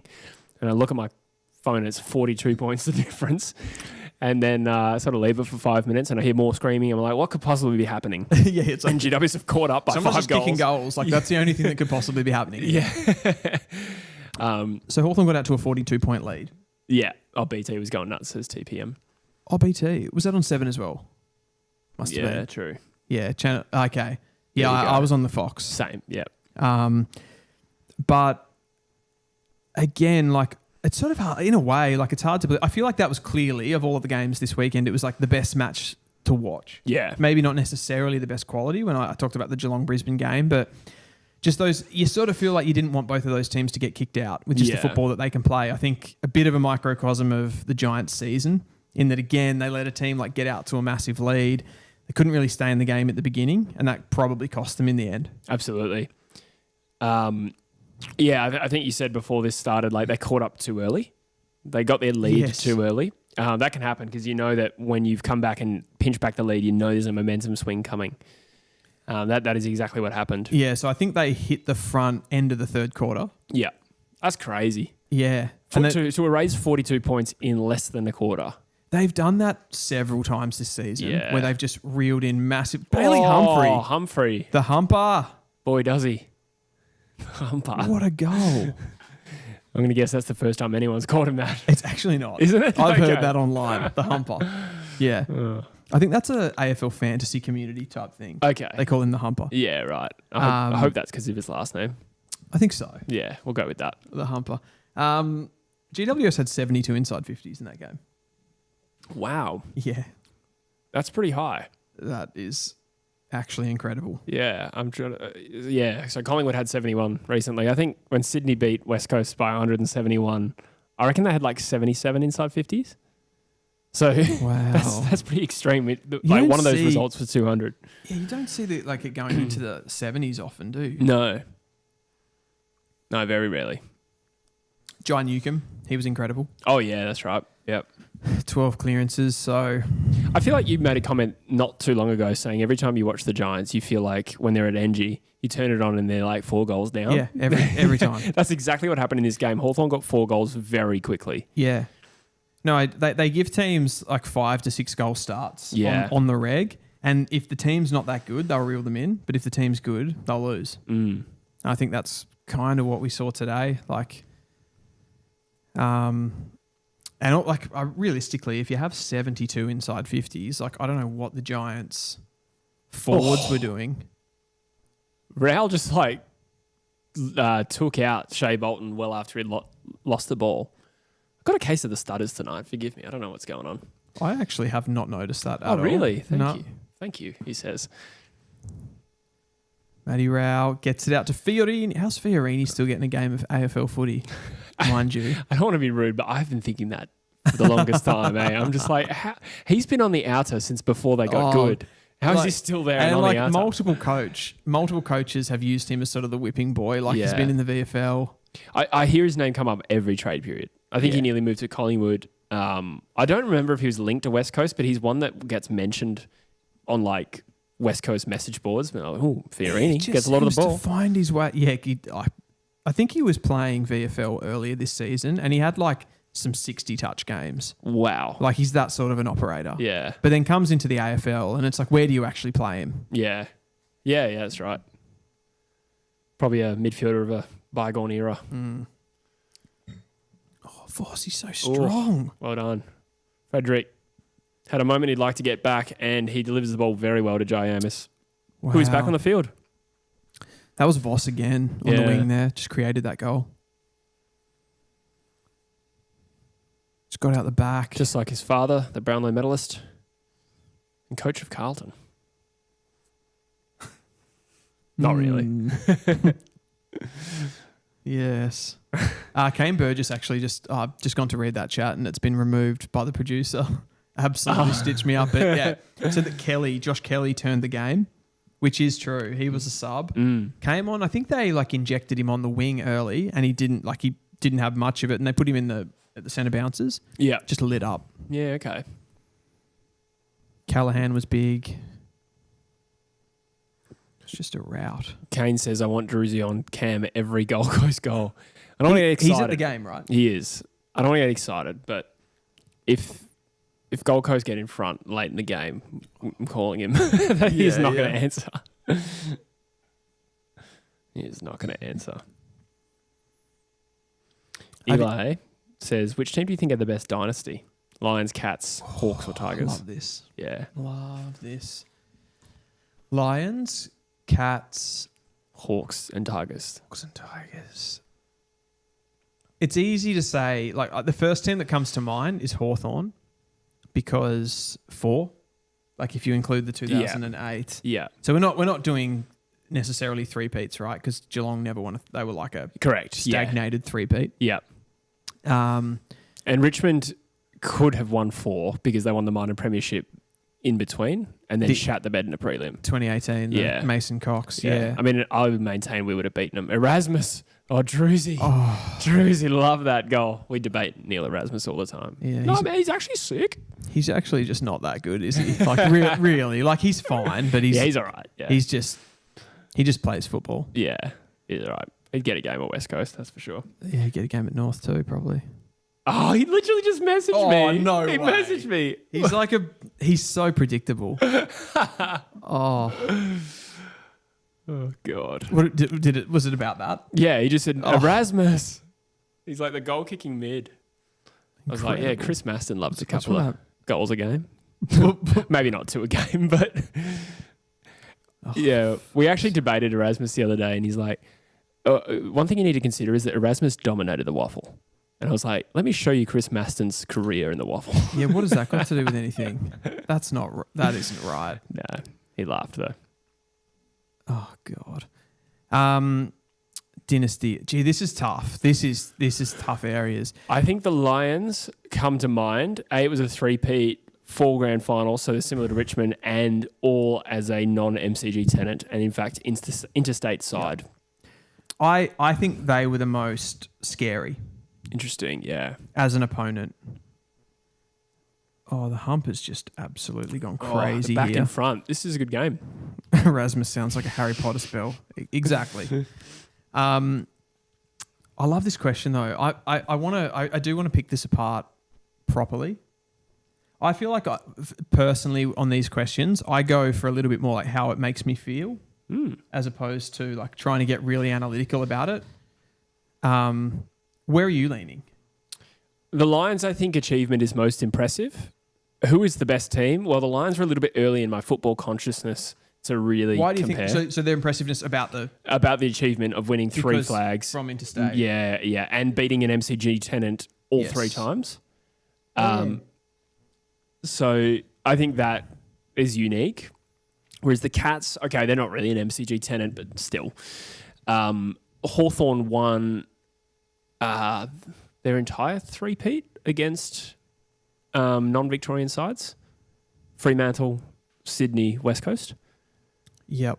And I think... That's interesting how you sort of quantify that. It's reductive to just go on the grand final. I feel like you wouldn't say that if you weren't from Perth. Yeah, probably. Like a Melbourne person wouldn't come to their mind. Agreed. But I think it's a factor. Yeah, it's an interesting there was a real run of, if I'm not mistaken, teams winning a grand final who were the MCG tenant who had finished lower than the interstate team that they'd beat, which means that in theory the game should have not been at a home game for that MCG tenant, and they won it. Gotcha. And Hawthorn, not sure about... I think Hawthorn finished higher than Freo, so they deserved a home grand final. But against West Coast, they hosted the grand final despite being the lowest seed. To be fair, I think Hawthorn win the grand final even if that game was at Subiaco Oval. So Okay. I'm fine with that. I'm not really making that claim, but it's just a little factor here. Richmond also beat Adelaide when that game, in theory, could have been at Adelaide Oval. Do you take into consideration, and this seems unfair, but like I feel like the Hawks, 2 of their 3 in the three-peat section of it were like big wins, the Sydney and the West Coast game. Yeah. So there wasn't a lot of, not really their fault, but like there weren't a lot of big moments for them in that where they had to someone had to stand up and have this like Dusty Martin type situation. Yeah. They were kind of, I don't know, I feel like that Hawthorn three-peat, to describe it in a sort of a word or a phrase, it would be like they're like analytics FC. Because like the way that they did things with like the left footers and they were very very structured with the Weagles web. Another Gold Coast goal, and we're out to 10 points here. It's getting big. It's getting big. Boilover could be on here. Yeah, that is what's his bloody name? Little medium defender playing forward this season. I actually kind of forgot who kicked the goal, to be honest. Number 35. I've lost his name. Someone put it in the chat. Don't give me numbers. I actually just sort of tuned out. I was thinking of my reply to Druzy, to be honest. It's not Ainsworth. No, it's I not thought Ainsworth. it looked like Ainsworth. He's young. He's a young guy. Buderick. Oh, it is Buderick. Yeah, of course. Another name that will come up in the trade rumours video. Not getting a game. Lewis says many of the Hawks players won 4 premierships. Yeah, it's definitely a factor. What I will say for that Hawthorn group, what makes them unique is they kind of like refresh their list over that 6 or 4 year period where they didn't win a flag to stay consistent. I think they missed finals in 2009, but I think to win a premiership like an awkward 4 years later is an achievement. Incredible. I actually think that adds to what they claim there.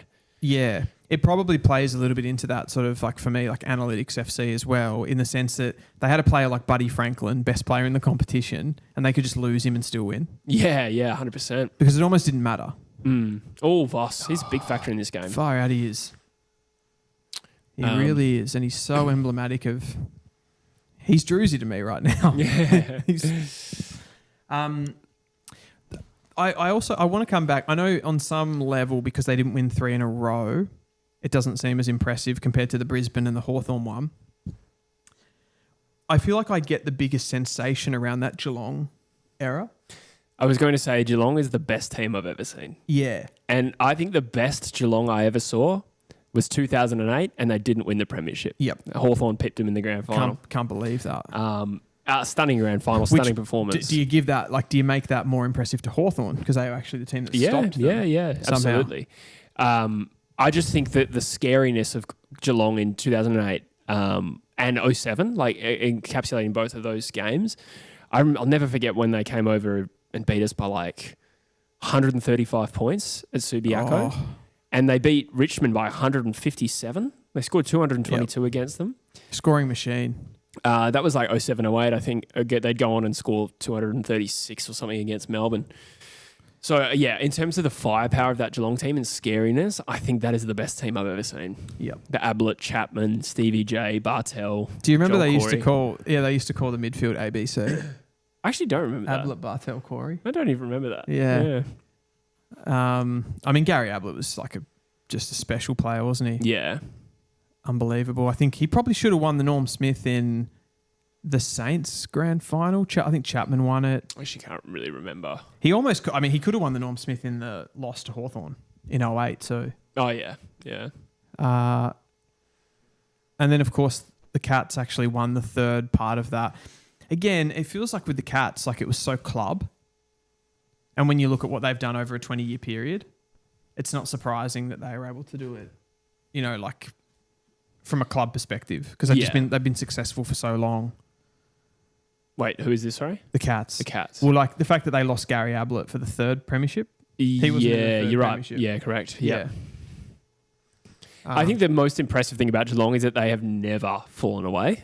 Because as somebody said, the Geelong dynasty is 2007 to now. Yeah, they've missed the finals 3 times. And all of those have proven to be anomalies. Isn't it 17 prelims in the last 21 or something? Just ridiculous. I don't know if it's that high, but it is absurd how many prelims they've played. I've seen graphics with that come up. Yeah.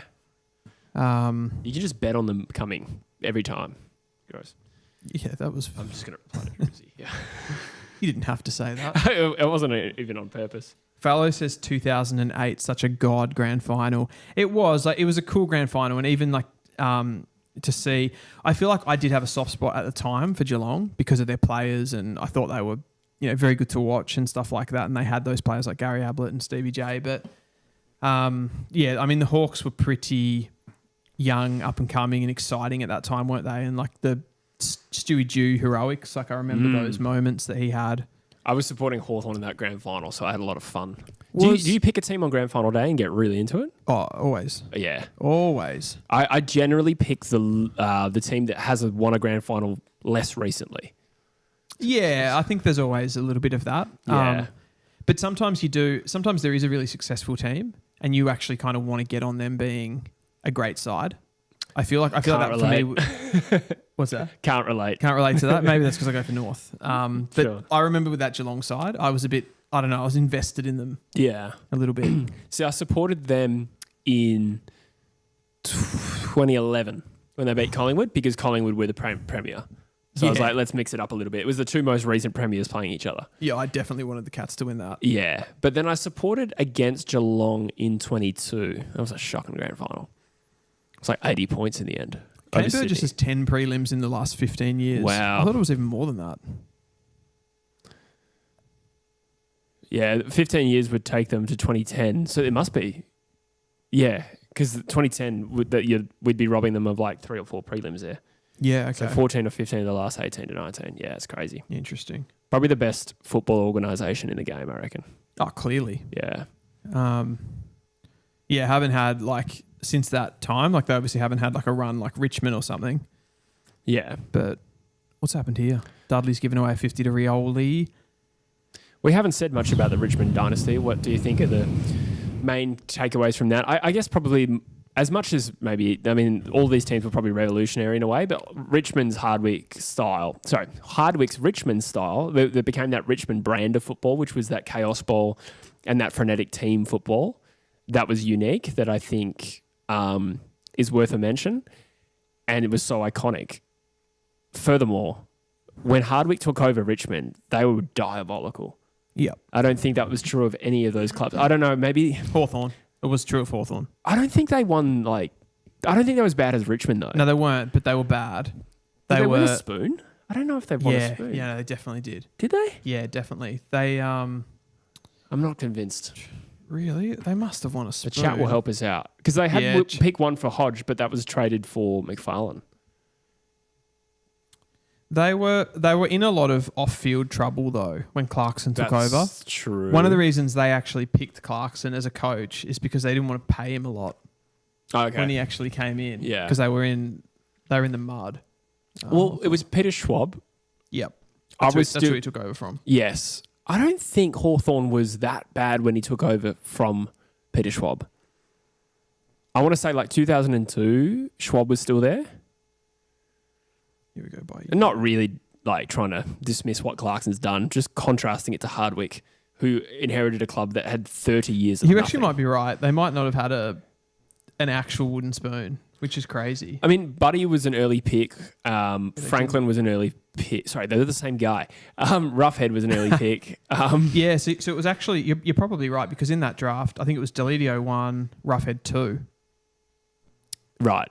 And they both had priority picks. So Yeah. they're both double stacked. So I think it went, from memory, Delidio 1, Roughhead 2, Ryan Griffin wedged in between at 3, Tambling 4. I have a feeling Griffin was 2. What year was that? 2004? 2004. I mean, people surely will be getting in about this. I reckon Buddy was drafted 05. Oh, no, I'm but so that was confused. the same I'm so draft. confused. Roughhead and Franklin were the same draft. Okay, I reckon it might be 05 Buddy was draft. What is wrong with me today? I think that was when Buddy was Franklin. Murphy Reed lining up to put Fremantle this is on a top. different draft. This is Mark Murphy. That was 05. So okay. Is it 06 or is it 04? 04, yeah. Murphy Reed. We do Fremantle in front. Hawks' last spoon was 65. Yep. So you're right. Yeah. So this is the one. Yeah. Look. Delidio 1, Roughhead 2, Okay. Griffin 3, Tambling 4, Franklin 5. So Hawthorn presumably finished second last that year? Yep. Yeah. And Richmond- Roughhead was the priority pick. Yeah. And Deledio and in fact, Griffin was actually a priority pick for the Dogs. Oh, you were right about Griffin being 3. I had in my head he was 2. Yeah. It was a weird point for me to challenge you on. Good hill to die on, wanker. I think if you look it up, Griffin was 2.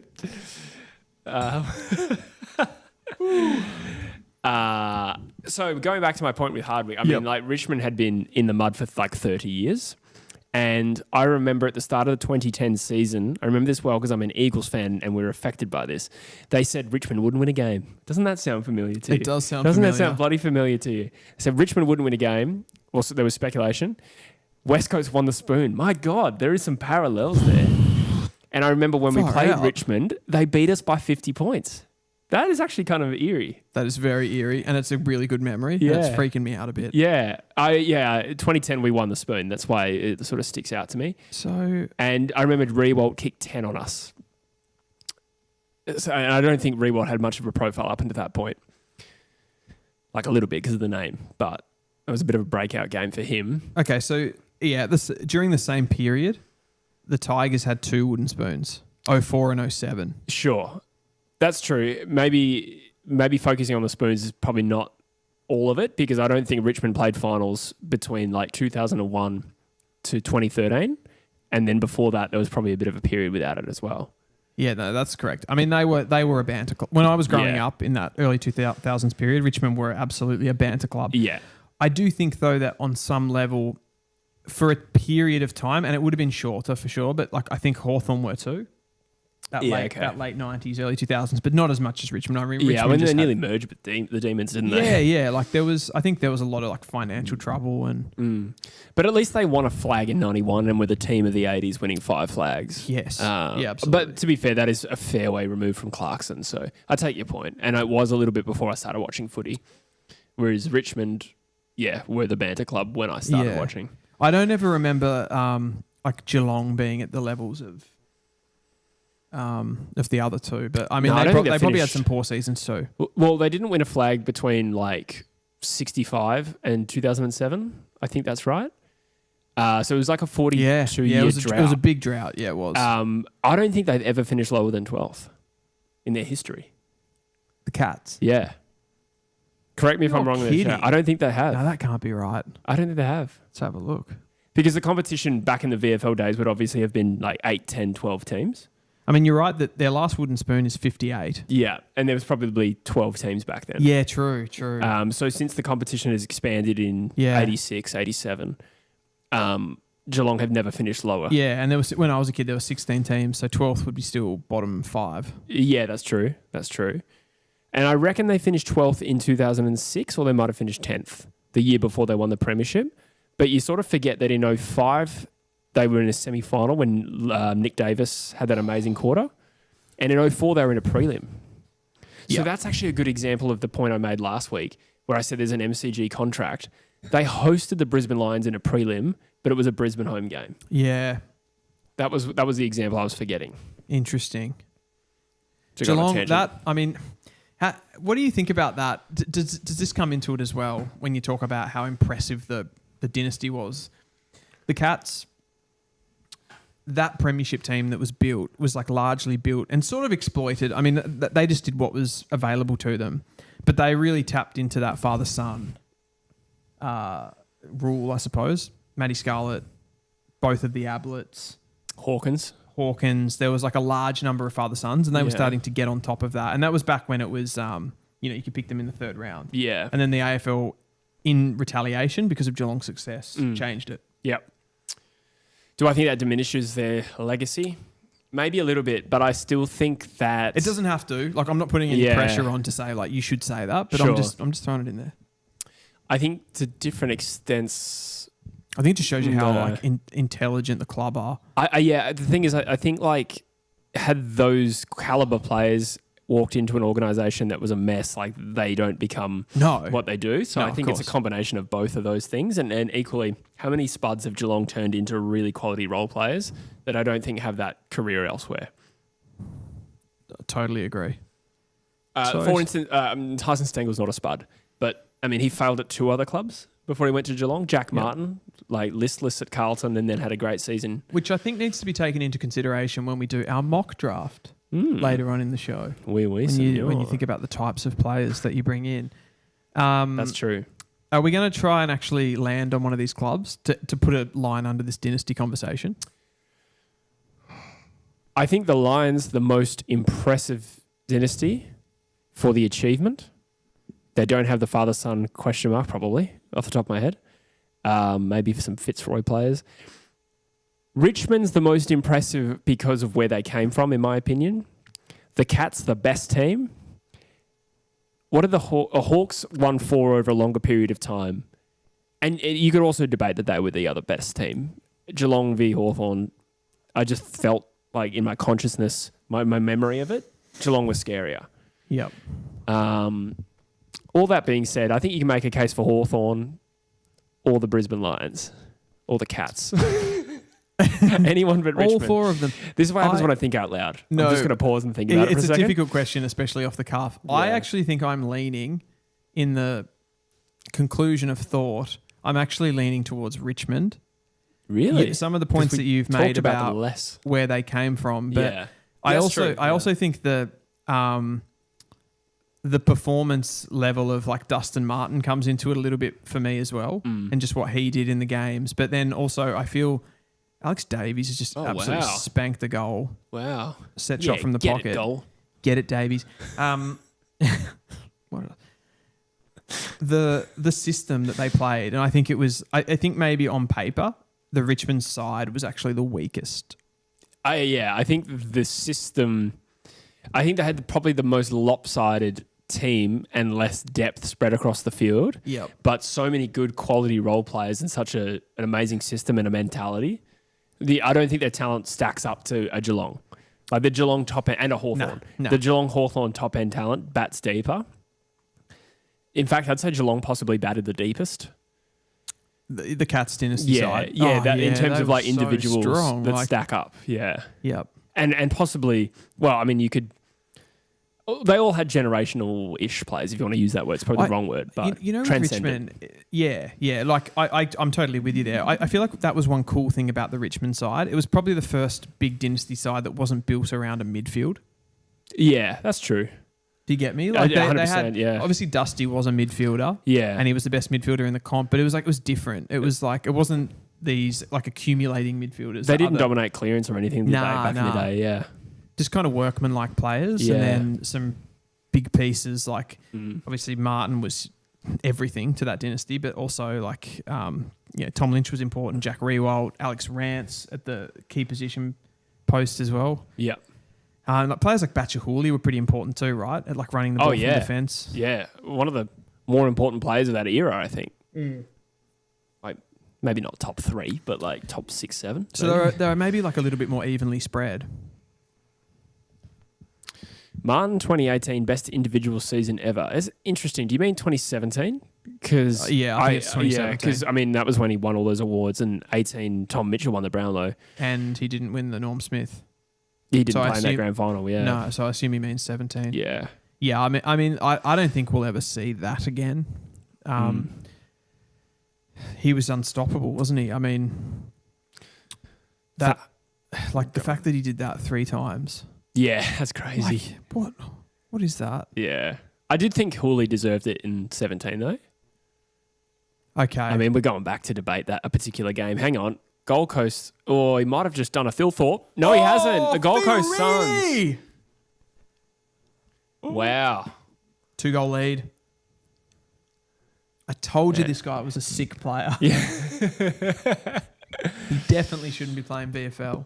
Yeah, Kane Burgess says 2017. How clenched do you think Druzy is right now? It's like a full body clench. It's quite an image. I'm sorry. No, brings me back. Not panic stations yet, but the Suns will be pleased with the way they are playing it and showing up to this grand final. I think there was some suggestion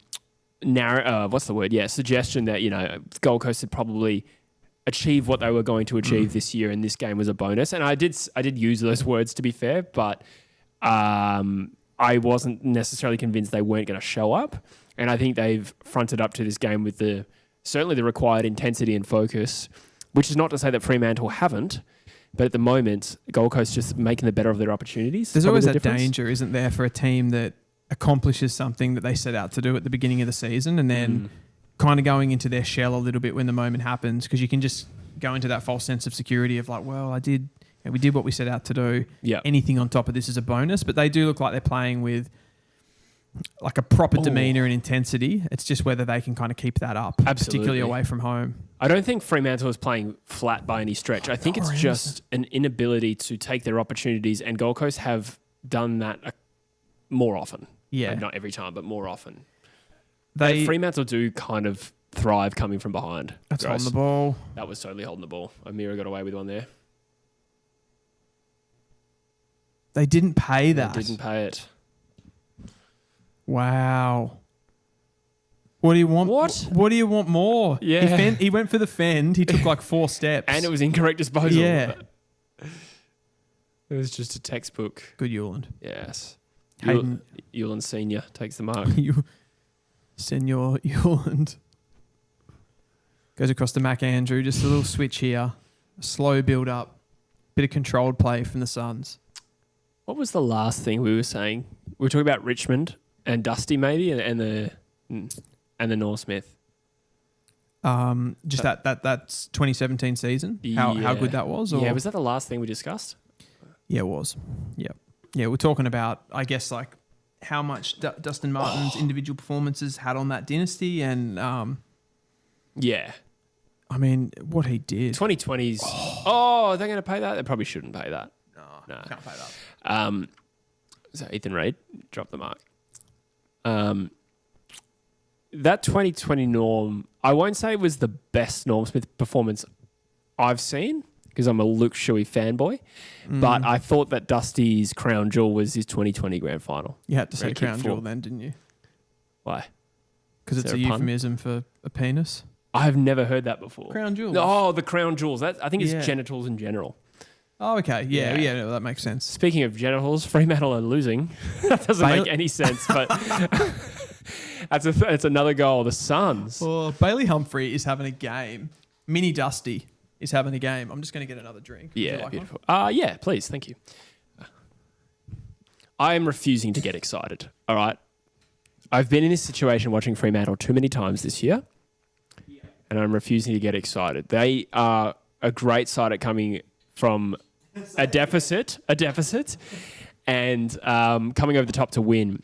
And anything can happen in the second half. But, gee, the Gold Coast Suns are playing well. And I feel like this group, and I don't think this is the year, the Suns, but I feel like it's a ticking time bomb for them, where suddenly they will just be incredible.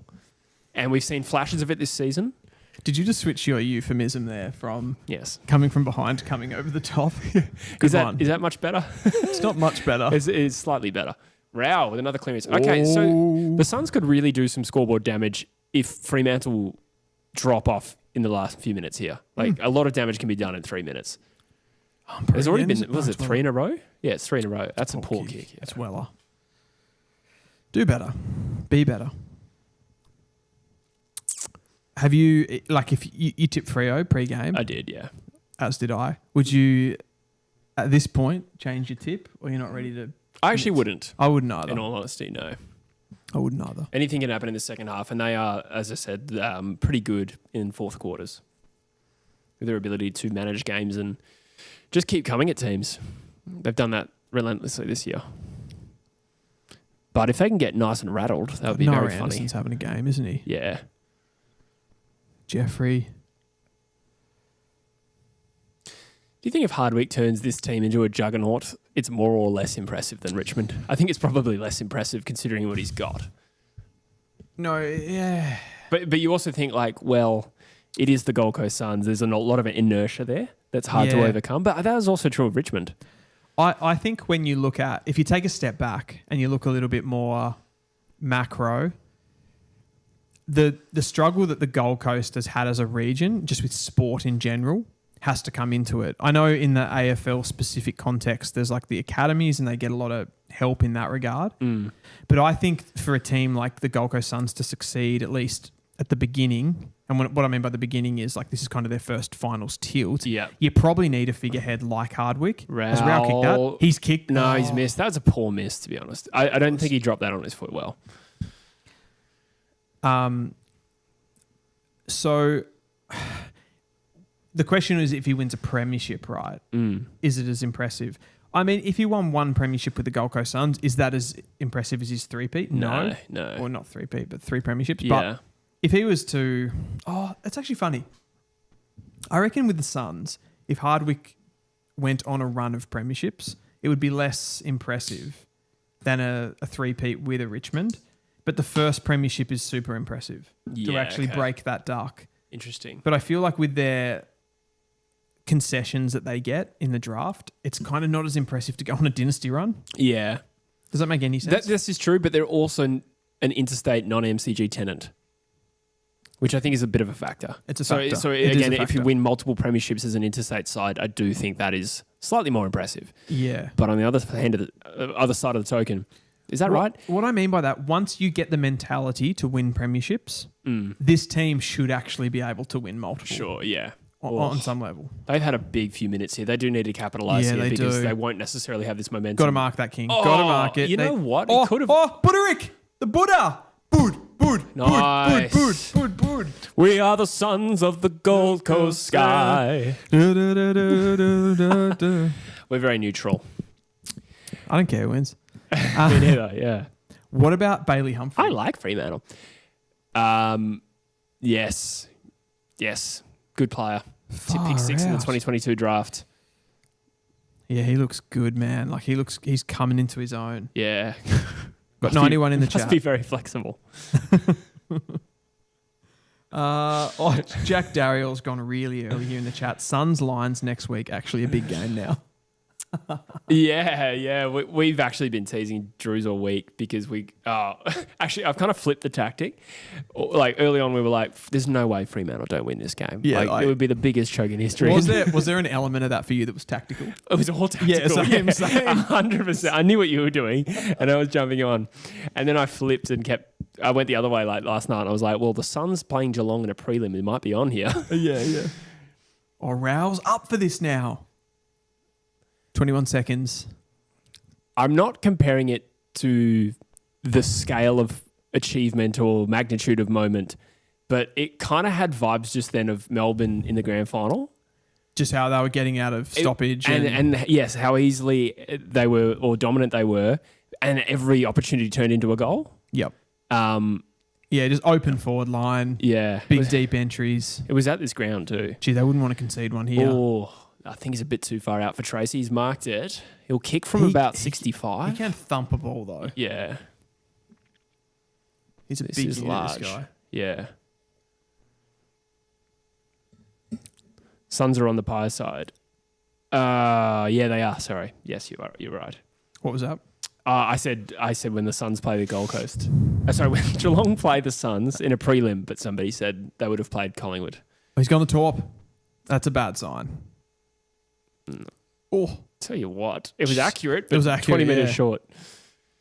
All right, I'm going to tinkle. This is big. This is a 25-point lead. Yeah, it was really important for Gold Coast to hit the scoreboard while they had that momentum because I don't think the game will just continue as it is. Can I reel off some stats for you quickly before you tink? I insist you do. Inside 50s, 29-26 in favour of the Dockers. Yep. Disposals are about even, and then you go down to stoppage area here. Hit-outs, 26-18. That'd be just Wits getting on top there. 26-23 in the clearances, 7-6 in favour of the Dockers from centre clearance, interestingly enough. So the Dockers actually have a centre clearance dominance, but I feel if you went to the scores, I reckon the Gold Coast have scored more from stoppage overall in this game. And I just wanted to have a look at some of the mark stats. Pretty even. Marks inside 50, 6-2 in favour of the Dockers. But it comes down to that efficiency stat, like goal efficiency. Dockers, 5 goals from 29 inside 50s. The Suns, 8 goals from 26 inside 50s. So it's been a bit more dangerous inside forward 50. Yeah, that was what I was saying before. I looked at those stats. Obviously, I had no idea what the stats were, and we're trying to do a show and talk about dynasties rather.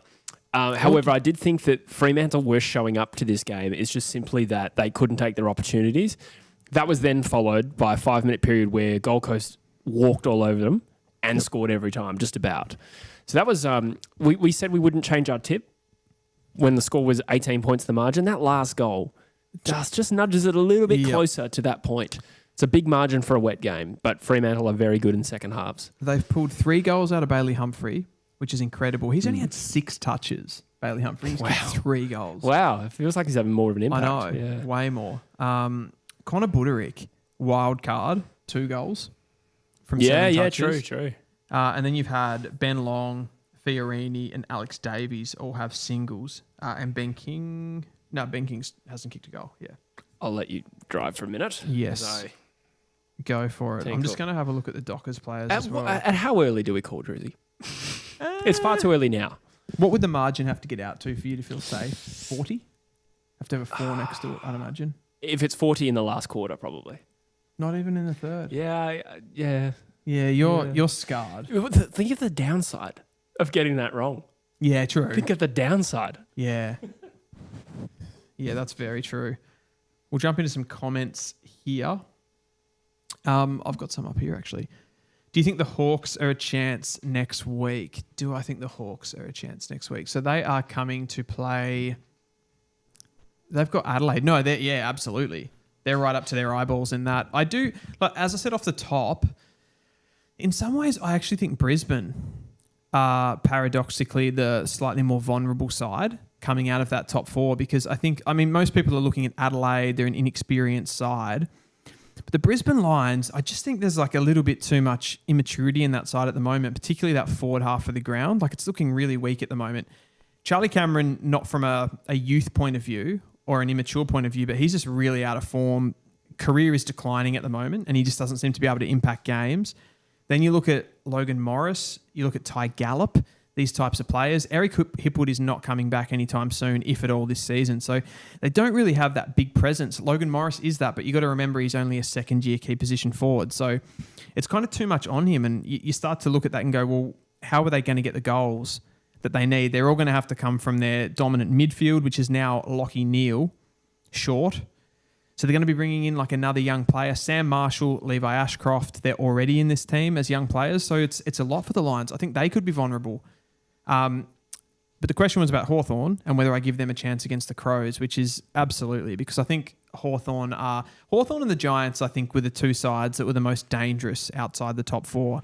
Both of those teams could have done damage. I think they had injuries to key players, which have sort of held them down throughout the season, particularly the Giants. I think if Hawthorn had Will Day back in their side, they'd be a lot more dangerous. But we still think, like overall, I think Sam Mitchell's game day coaching is really impressive, how he can sort of manipulate things based on the players that he has available. Their backline is really strong that we saw today. Conceded 72 inside 50s and still kept the Giants out, which was incredible. So that's going to be a great game. I think that's probably going to be the match of the round next week. And I think maybe the winner of this game that we're watching right now is probably more likely to lose, I feel, next week. Albeit, I have said Brisbane are the more vulnerable, which kind of goes against that. But I think Brisbane probably more holistically in the finals in general. And if they make a prelim, I don't think they're going to go much further than that this year. I don't disagree, but you got to just consider the fact that Gold Coast play Brisbane well. They do. It's tasty. And that's if they're not there yet. I'm not convinced they run out this game and win yet. But I guess what I mean is I think the winner of the Hawthorn Giants game is more likely to win the premiership. Maybe that's the Gold Coast Suns. Really? Really? You think the Gold Coast Suns are No, it's hard to just not be bamboozled by the last 5 minutes. I do think that, but I've said this, I think maybe I said it off air, or maybe I said it on air. No, I think I said it to you weeks ago. I said, is there any chance Gold Coast win the flag? And then they had that disappointing loss to Port. And I don't think they're going to win the flag, but there is so much star talent in that team that is on the precipice of bursting. I think they could be more of a threat, maybe, than, say, a Hawthorn, where you just consider the star talent that's a little bit unseasoned. You know, I think there is some degree of potential there. And I have been waiting. I think the Suns are a ticking time bomb. Whether it's even tonight, they might not win this game, but it's coming. It's coming. And we're going to get real sick of it real quick, I reckon. I agree. Do you think I think maybe like if I was comparing Hawthorn and the Suns, I'd look at the Hawks having a slightly more stable back six, maybe. They were very good today. Yeah. They are a threat as well, Hawthorn. Yeah. Like they could knock off Adelaide and then they play Geelong. Oh, what an incredible prelim that would be. Geelong versus Hawthorn. Probably That'd just be so because of good. the broader rivalry between those clubs as well, as much as anything, over the last 15 years. That would just be crazy. So we'd be looking at potentially, say the two elimination finalists won through, it would be Hawthorn versus Geelong, and it would be the Suns versus Collingwood. the Pies. And the Suns have beaten Collingwood this year, albeit it was 6 points at Metricon, or whatever it's called. First, People First, yeah. You've changed the name of that. You're like Suncorp. I never said Suncorp. Suncorp. I swear you said I said Kazales. Oh, Kazales. I think it was called Kazales at one point. Was there another bank or something? Carrara? Heritage Carrara is Bank, like the That's name. the original, yeah. Yeah. Yeah. I've actually been there well before the Gold Coast joined the league. To a game? No, I was there for a taekwondo tournament. I did taekwondo as a kid. And at the rec centre or wherever it was right next to Carrara, as it was called. And I think Dad said, the Bears used to play there. I've got a similar, not really a similar story, but like going to, the theme parks. Yeah. On the Gold Coast as a kid, going there on like a family trip. Yeah. And Dad taking us past Carrara. Yeah, and nice. being like, that's where the Brisbane Bears played. I'm like, oh, cool. I think I did the exact same thing. I think I went to Movie World that trip as well. Yeah. Oh, we digress. Classic. What was I going to say? Probably something about the Suns or the Lions. I wasn't going to be about the Suns. Just to tie off that point, we were comparing how impressive it would be Hardwick's tenure at Gold Coast and making them a team. One thing I'll say, though, I think the Richmond one is the most impressive because if you just compare the lists that he inherited at either club, I think Richmond will always... by then they had Rance, Cochin, Dusty and Rewald, but those are only 4 players. You could look at some terrible teams over the last 20 years that had 4 amazing players. Yeah. So it was still very green. And his ability to take... I think the mark of a good side is those who continually find amazing role players late in drafts or speculative types. Do you think you're maybe slightly going unders on players like Dion Prestia? Who's the other guy they got from the Gold Coast? They got probably the fact that I can't remember. Caddy. I mean, he was neither a role player, of those guys were great players. I think Prestia was at the time. He may be very good at best. They lost to Edio. Yeah. But I didn't think he was a star talent around whom you can really build a team. Prestia. No, but he was a good midfielder. If you would compare him to, for example, we talked about the Lynch was another one from Gold Coast. Well, we talked about Corey, Bartel, and Ablett before. Prestia is probably close to equal to a Corey. Yeah, a little bit before my time to compare. I couldn't tell you a strong opinion on that. Yeah, totally different players. I'm not even comparing them at all. But you just mean in ranking in the league. Yeah, sort of what they could do. Yeah, fair enough.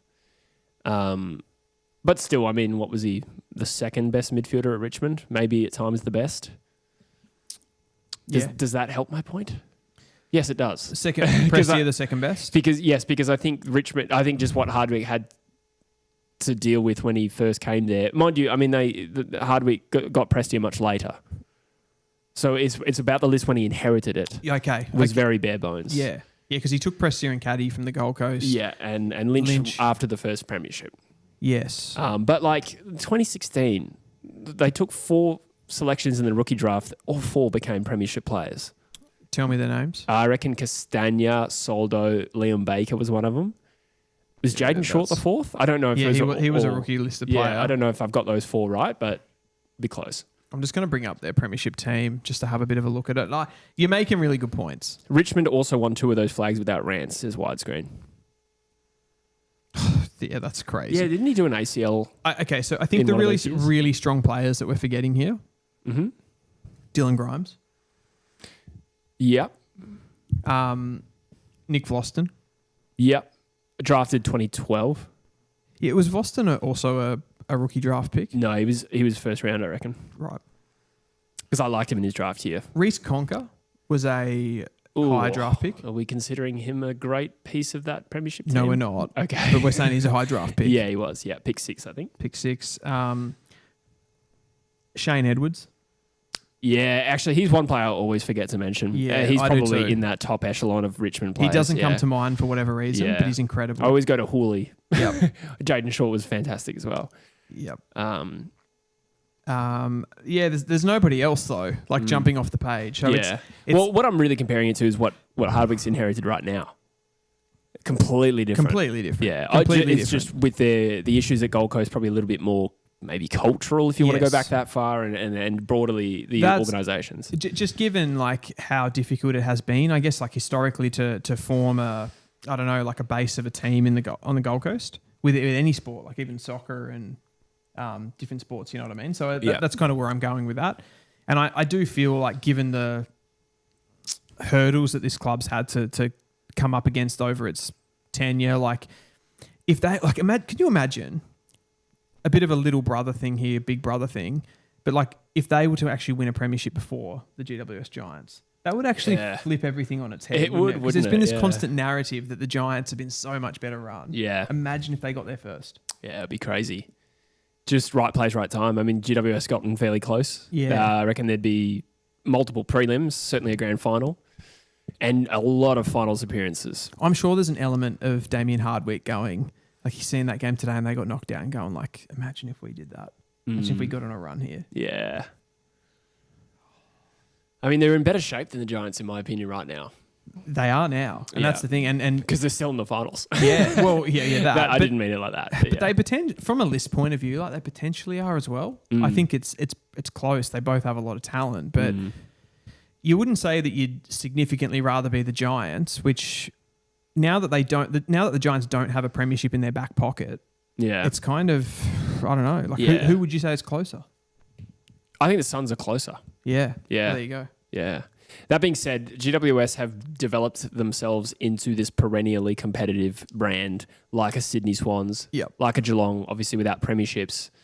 But, you know, they're not going anywhere, are they? And even like Collingwood. I mean, how long did Collingwood stay down? Like 1 year at a time over the last 20 years? Oh, actually, no, they were pretty average in like 2013, 14. But generally, I would put them in the category of perennially competitive, like a West Coast. West Coast 5 years ago, you would say that about. Yes. You can't say that about them now. We really can't say that about them now. We're competitive. Do you know how many halftime leads we had, bro? Is it 11, you said? I think 8 or 9. That's actually crazy. It is a weird stat. But Considering you only won one digress. game. Yeah. New Haven says, if you could pick one all-time player to join your current teams, West Coast, North Melbourne, who would you go for? Love the question. All-time player. And how old do we get them? I know mine. Let's say 20 or even 18. I assume this is just a real kind of global, like we don't have to think about stages our teams out. We're just like, you're picking basically a best player and just dropping them in. Well, then it's just who's the best player you've ever seen. Yes. So I like to add a little bit of bit of seasoning to it. Yeah, no, it does say to join your current teams. Yeah. So let's say an 18-year-old, like you get to draft them. Yeah. But you know what they're going to be. Yeah, exactly. Yeah. Yeah. So who's the most suitable? I mean, I'm thinking for North Melbourne, you'd go a tall forward. Would you go like a Buddy? Yeah, I suppose you would, wouldn't you? But I wanted to say Chris Judd because I love Chris. Would you? I Yeah. love prime Fair Chris enough. Judd. I mean, It's like if that's who you want. Yeah. the best for me. Yeah, I mean, But he doesn't fit. yeah, I think for West Coast it's probably Chris Judd, ironically. Yeah, it would be. Cuz probably not far off. I mean, I'm just biased there. Because there's players but you'd pick before Ben Cousins. Yeah, I feel Chris Judd is significantly Yeah. a better prospect than Ben Cousins, but that's personal. I mean, I think they're both kind of all-timers, but I do think Judd is top echelon. Cousins is probably a rung down from that. I feel Cousins is more, I suppose not the brand, but he's more iconic than Chris Judd. He was, but he was also like one of the best players for a long time. No, he was. Yeah. He absolutely was. I feel like a lot of parallels in the way that they play too, like Cousins and Bailey Smith. Like yes, in the way that they play. No, but it actually is as well. Like there's like personality a little bit as well, but there's also the. I mean, they're not. I actually don't think their personalities are that similar, but probably not. Probably some similarities, just different generation. It's like exactly. a Gen Z version. Is he Gen Z? Yeah, he'd be Gen Z. Gen Z version. And just, I don't know, like hard running. Yeah, like, hard running. Work so hard. Work hard, play hard kind of operators. Yep. And fiercely competitive and pretty boys whilst also being tough. Yeah. I laughed at like Bailey Smith saying, what are you going to do in your time off? And he's like, I'm probably going to get on the piss for a little bit. I thought that was a little bit sloppy, to be honest. Yeah, okay. I don't mind his general demeanour. I actually have nothing against Bailey Smith, to be honest. Like, for instance, I kind of liked when he flipped the bird earlier this year and then he was interviewed and he doubled down and he's like, they deserve it. I respected that, to be honest. Okay. The one where he did the crowd. Yeah, I think it was birds. that one. Yeah. That didn't piss me off. Piss me off is the wrong phrase.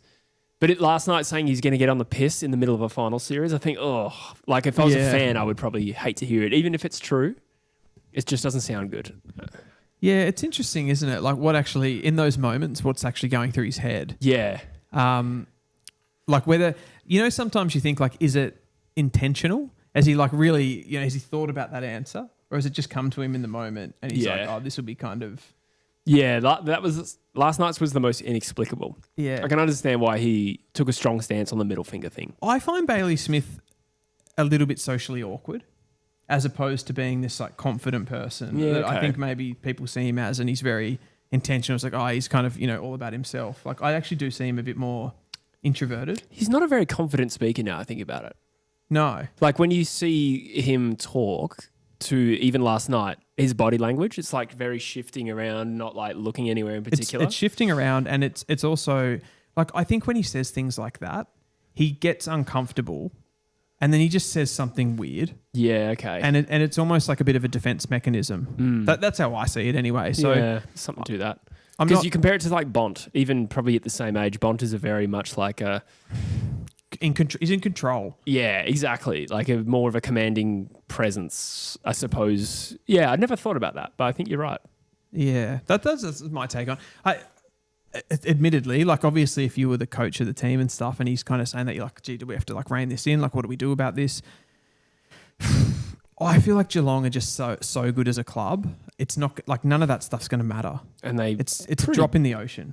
I agree, but they're also pretty good at hiding these things. They are. There's been some suggestions of a variety of different things, but probably a good club for that sort of stuff to happen. Absolutely. that sounded terrible, but you know what I mean. It's not. As far as like from a perspective of he's a role model to people. Like whether he likes it or not, he is a role model. Yeah. So like you kind of go like, why did you say that? Yeah. It's not exactly like it's not a very intelligent thing to say anyway. Yeah. Even if you were, like nobody cares if you are. I empathise with him if he's fed up for copying shit all the time. So if he's a smart ass in his comment section on Instagram, go for it. Yeah. If you middle finger somebody who's abused you all night, go for it. Just the admitting to getting on the piss in between now and the prelim is not something I would want to hear as a Geelong fan. The thing is though, like I actually think there's no way he would be getting on the piss. That was sort of my take on it. It was like he said it.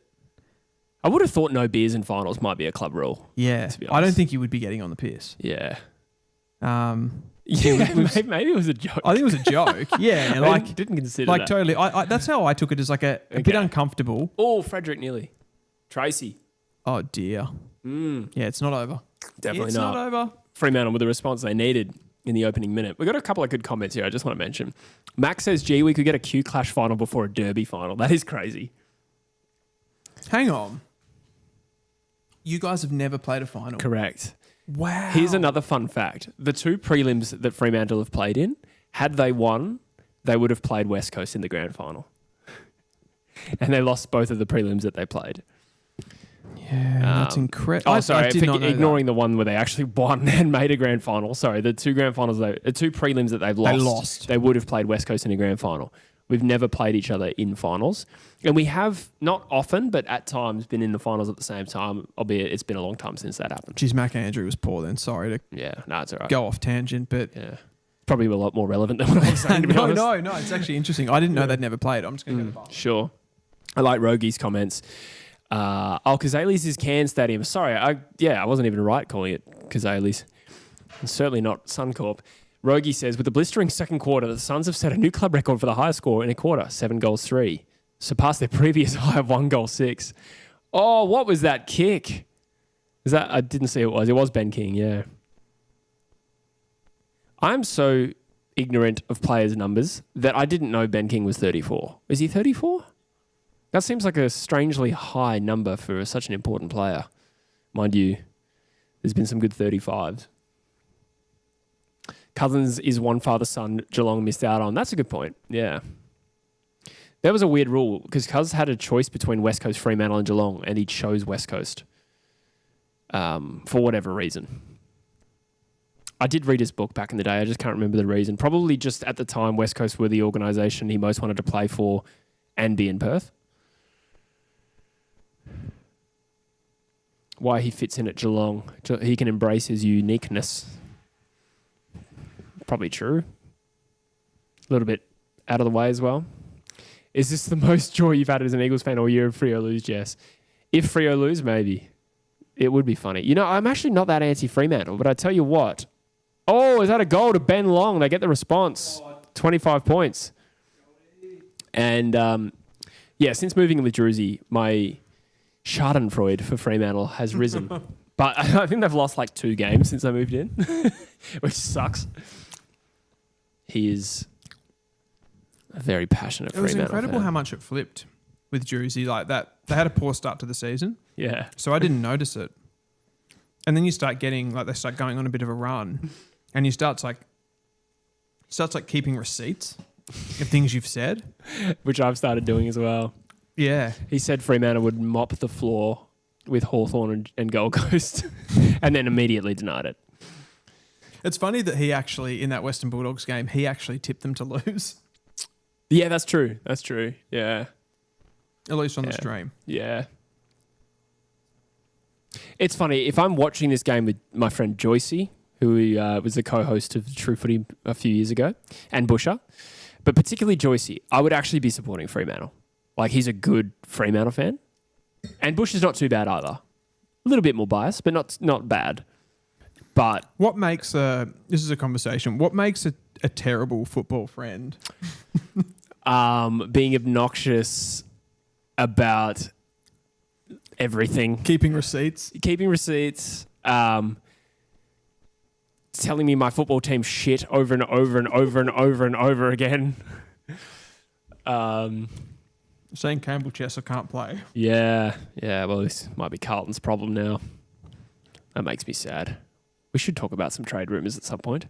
We should. We're going to do that half-time, weren't we? We were going to do that at half-time, but we got into this Dynasty. I don't even know what the right one is. I think Dynasty is the Australian pronunciation. I think I say... Yeah, because Americans say Dynasty. Yeah. Yeah. Dynasty. It's messed me up. There are photos on his Instagram of him actually doing it that night, says Joel. Well, to be fair, I think players are allowed to drink the night of a game afterwards. Like, they don't need to be teetotal. Like, that's fine. You just wonder the extent to which they're getting on the piss. Oh, well, I'm sure there's nothing really to be concerned about. I do think Bailey Smith takes his career very seriously, so I'm sure it's not a big deal. Widescreen says this looks like a Fife's last game. It could be. Mind you, I said that when they lost to Brisbane. And I said this will be the last time he's at Optus. And not even as a smart ass. I just didn't think Fremantle could still make a home final. Yeah. Eagles needed Hawks to lose. Really bad news for the Eagles. Yeah, I thought the same thing. West Coast have Hawthorn's first draft pick this year. So a Hawthorn loss would have actually served us better. Hang on, say that again. West Coast have Hawthorn's pick. So had Hawthorn lost today, our draft pick would have been better. Instead, it goes up by 2. Oh, that's right. Which their pick is tied to Carlton. Yes. So yeah. So ours moved back 2 spots, and I suppose I should be supporting the Crows next week. Yeah. There was also a part of me that didn't want to get 3 out of 3 tips wrong, so I kind of was supporting Hawthorn too. 100%. And, this would, if this game... You've got a life too. If this game continues the way it is, I might have 3 out of 4 wrong. Jackson. Yeah, me too. Flower bagged. Oh, it's a that's a flower goal. bag, but it's touch through. Well-timed jump from Mac Andrew. Yeah. If Gold Coast make the prelim or the GF, do you think the AFL will be more likely to rush the father-son academy rules in? Yes. Yeah. Yeah, definitely. Yeah. As soon as the noise starts, it's quite funny, isn't it? Like the AFL make these rules, and it really is just it's a process of teams complaining, and once that noise level gets to a certain level, then they make change. Yeah. That's kind of their MO. Yeah, true. Who's the most likely A-grade mid to join Hawthorn this off-season? I don't think anyone is. Yeah, Butters is staying, right? Like he's pretty much category. I know players say that, but I think he's staying. Yeah. There has been maybe a mild link to Petrarca, but yeah. So that would be the most likely. It would. Like Harley's not going, Butters is not going. Do you feel like Petrarca, although he would be an upgrade, but he would be less of an upgrade? Like I'm not sure if that's actually the player that they would want, given that they've got sort of. I feel like Jai Newcomb's a big if Reed kicks this. No, he hasn't. He's just not clutch, Murphy. I'm joking. He just doesn't just get it done in the big moments. Yeah. The composure piece is lacking. Oh, speaking of composure, Gold Coast have had some really poor moments in a row, I reckon, and they're a little bit lucky not to have You conceded. don't see the Cats doing this? No, that's true. I don't know if it's tiredness, but I reckon they're a little bit vulnerable right now. Yeah. They look open. Raoul's like bleeding from his face. How did he not get sent off there? I don't know. I think I was looking at him from about 3 feet away. Jared Witts is absolutely dominating the ruck. Yeah. He's a very good tap ruckman. Murphy Reed's hands. Was that Murphy again, wasn't it? Yeah. He sees things that others don't. Yeah. His midichlorian counters must be enormous. Flanders. Could be a trade talk. Yeah. They look a lot better, the Suns, with Rioli in the team, don't they? They do, yep. Just that a bit more run and creativity off the back line. It gives them, because I feel like they are such a stoppage-dominant team and their midfield's so important. So to have that kind of other like dimension, I suppose. Yeah. Matt Rao's face is on fire. He's bleeding profusely. Oh, Anderson just like put his hand in That's how you know they're good friends. Wow. Blood brothers. Yeah, might have to both get a test after that. This is like showing the competitiveness of Matt Rao right now. Yeah, he's refusing to go. Anderson's just put his middle finger in Rao's deep cut. Ugh.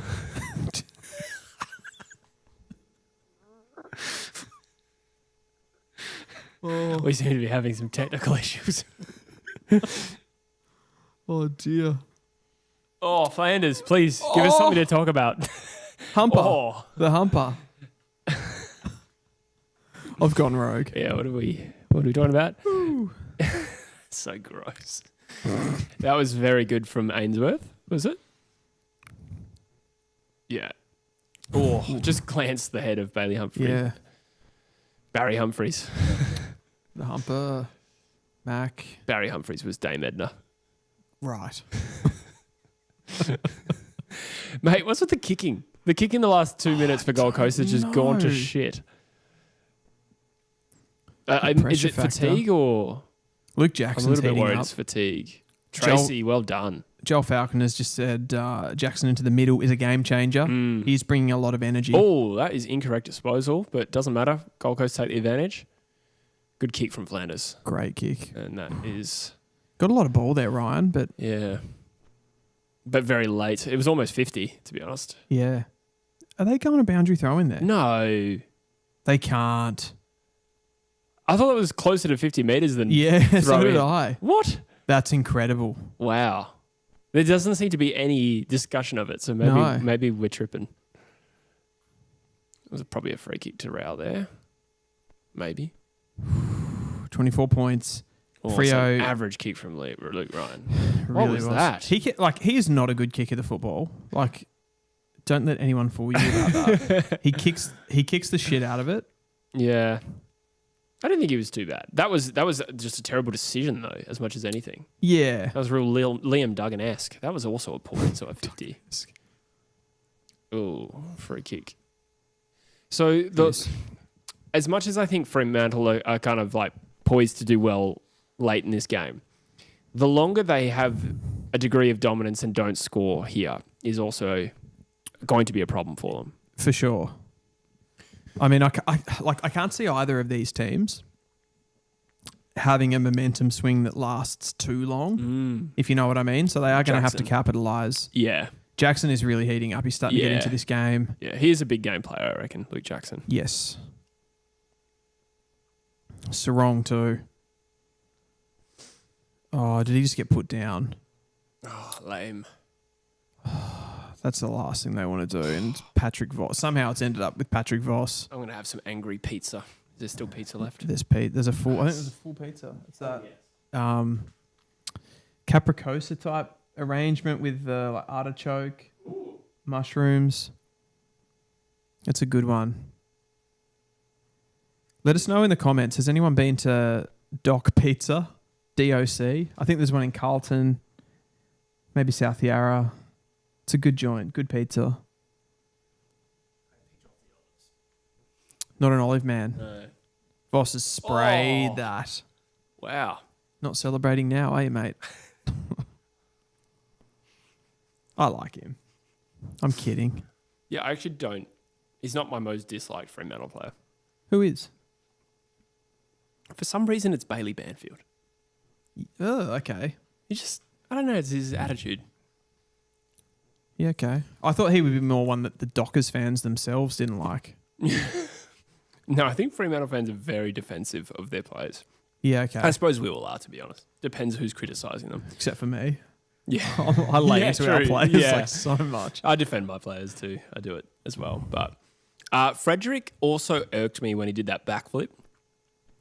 So from now until the end of time, I would judge him. I thought that was pretty epic, actually. Well, the thing I didn't like about it was West Coast had like 15 players on the field. That is holding the ball. It might have been advantage. Yeah. It feels like it's the last quarter. This game has some energy to it. Totally. Yeah, like Fremantle had... we were, one of the worst teams in the comp already. We had like 15 players on the field. We had Campbell Chester had done an MCL and he's still running around just trying to like field a team. And we were in front for like half the game and Fremantle won by 7 goals and he does a backflip. That was actually against you guys, wasn't it? Yeah. I was like, read the room. Nothing wrong with the backflip itself. Like technically proficient. Yeah, just don't fucking But the do moment was against lame. us. Yeah. Yeah, I thought okay. it was I was going to say small club energy, but probably a bit far. Too much. We've got Dylan Paddo in the comments. Doc is unreal. Also do sandwiches and coffee. I agree, mate. Like they're goated for pizza. Lewis says nothing beats Eagle Boys pizza. Shame it hasn't been around for 10 to 15 years. Nice mark by Great Long. night. What's Eagle Boys pizza? Just a franchise that used to exist, Eagle Boys. Was that not a thing anywhere else? I haven't heard of it. Well, we had it in Perth. Was it a Perth thing, maybe? Interesting. I reckon it was a thing in like 06, 07. Like Okay. still around then. So I don't know if you were in Australia, weren't you? Yeah, I would have Yeah. been living in Tasmania. Maybe it just wasn't in Tasmania. Yeah, maybe you just didn't happen in Tassie. Yeah. Ben Long. This is a big kick if he kicks It's it. huge. It's a tough shot. He's not. No, not even going to Not score. kick that. Darcy got over there. 24 points, 9 minutes to go in the third quarter. What do the Suns need to be leading by for you, Jesse, at 3/4 time for you to feel comfortable? 50. No, 36. Okay. 2 more goals will do it. 2 goals. Yeah. Yeah, I think that's fair.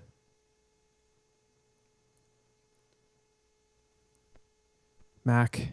This would be the sort of game Fremantle fans overreact to if they win. I'm being such a dick tonight. I'm really just talking about Druzy. He's protecting yourself. Great mark. Ben King. Wow. What do you think JL will say in the press conference if they do lose this game? Because he's been very defensive this season. And like I feel like it's okay. Like I do get it from his perspective because he does cop a lot of shit. So he's sort of got to like he's either going to be I don't care what they say. Like, don't worry. Like, or he's going to give something back, right? So this year he's kind of decided he's going to come from a little bit more of a position of strength. Ben King's missed that goal. How do you feel his behaviour's been? And if like that do you think as a Fremantle player, he's done that well for the players or? I'm going to be honest. I've never watched a single Justin Longmuir press conference in my life. He's an incredibly boring guy. Yeah. Okay. Look, I've seen snippets, so I do know what you're referring to, but he's just been a bit more, not antagonistic. That's not the right word. He's rebutted a lot of the criticism, I suppose, this season. As opposed, I feel like other years he's just kind of gone like, yeah, I don't really care what people say. Okay. A little bit more snippy. Snippy, yeah. Yep. Snappy. Oh, he's well dressed. Yes. Oh, sorry, I was distracted by the moment. Oh, Murphy again. A kick from Brayshaw. Jeez. Murphy's last couple of touches have been un-Murphy Reid-like. Take it off him. Take the rising star off him. I don't know. I honestly don't know exactly like what his demeanour has been like in press conferences. I haven't watched it. He's just been a little. I'll give you an example. I think the other week, they said before the Western Bulldogs game, for example, talking about the pressure that was on the Dockers, to make finals and stuff like that, and he was sort of like, "Well, no, like we've won more games than them. Like, why are they not under pressure? Yeah. We've won more games. Kind of like pointing to stats and facts, I suppose. Yeah. To sort of back up where he is when there's, I think that's fair enough to back yourself up with stats, but also like he's kind of picking and choosing as well with that. So like it can be looked at both ways. Yeah. He's protecting himself. He's got a point on that particular issue. I'm trying to think like, what is it? Because I sense there's a referral there to maybe a little bit of overlooking at Fremantle, overlooking of them in the media. The idea that like they were overlooked as a chance to win that game, and that's probably evidently very true because they did win it pretty emphatically. I just think maybe from the eye test they're not a sexy team. No, they're not at all. Which doesn't mean they're not good, but they're just not attractive to watch. No. But they do have a lot of heart, so I hope that doesn't come across like I'm undermining them. Yeah, I think a term good. I used, which like Freo fans didn't like that, but they're a bit vibesy. They get a head of steam up, and they're kind of hard to stop. Yeah, I mean, vibesy sounds a little inflammatory because it implies that like they're not real wins. But I think what we like a better way to phrase it, or nicer way, is the fact that they play with heart and they stand up in these big moments and they've got grit. I think that's undeniable over this Fremantle group. So they could win this game. Agree. Because, that's not uncommon for them. But they're not as sexy as the Bulldogs, who were not as good as the Fremantle this year. And yet when we think of the Bulldogs, we think of their best, most potent players, the most aesthetic. I don't think Fremantle are aesthetic in that sense. No. But they're better than the Bulldogs.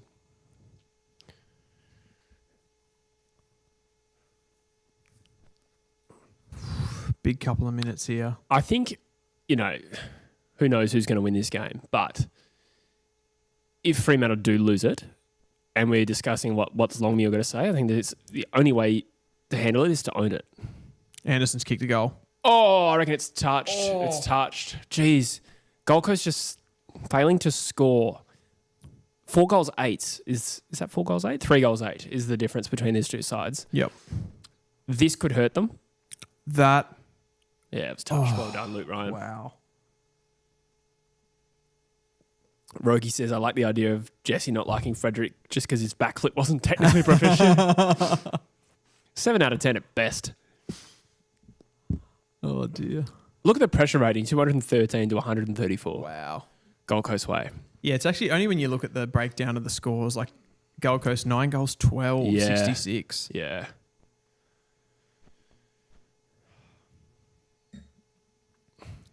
I'd say Fremantle wouldn't have the capacity to win this game had they not played like they did against Collingwood in that last quarter, which was to come from 4 goals down. Okay, so you think that's the belief driver? I think, from my point of view, it is. Like, I would be sitting here going, do Fremantle have 5 goals in them? In fact, it would probably be more like 6 or 7. because I saw them put like 5 goals past Collingwood in the last quarter. The one thing that I know from them from this season is they are not going to give up here. Yeah, that's right. So we're not going to know. My question is, are they fundamentally good enough to actually close this gap right now in a final, in a do-or-die game?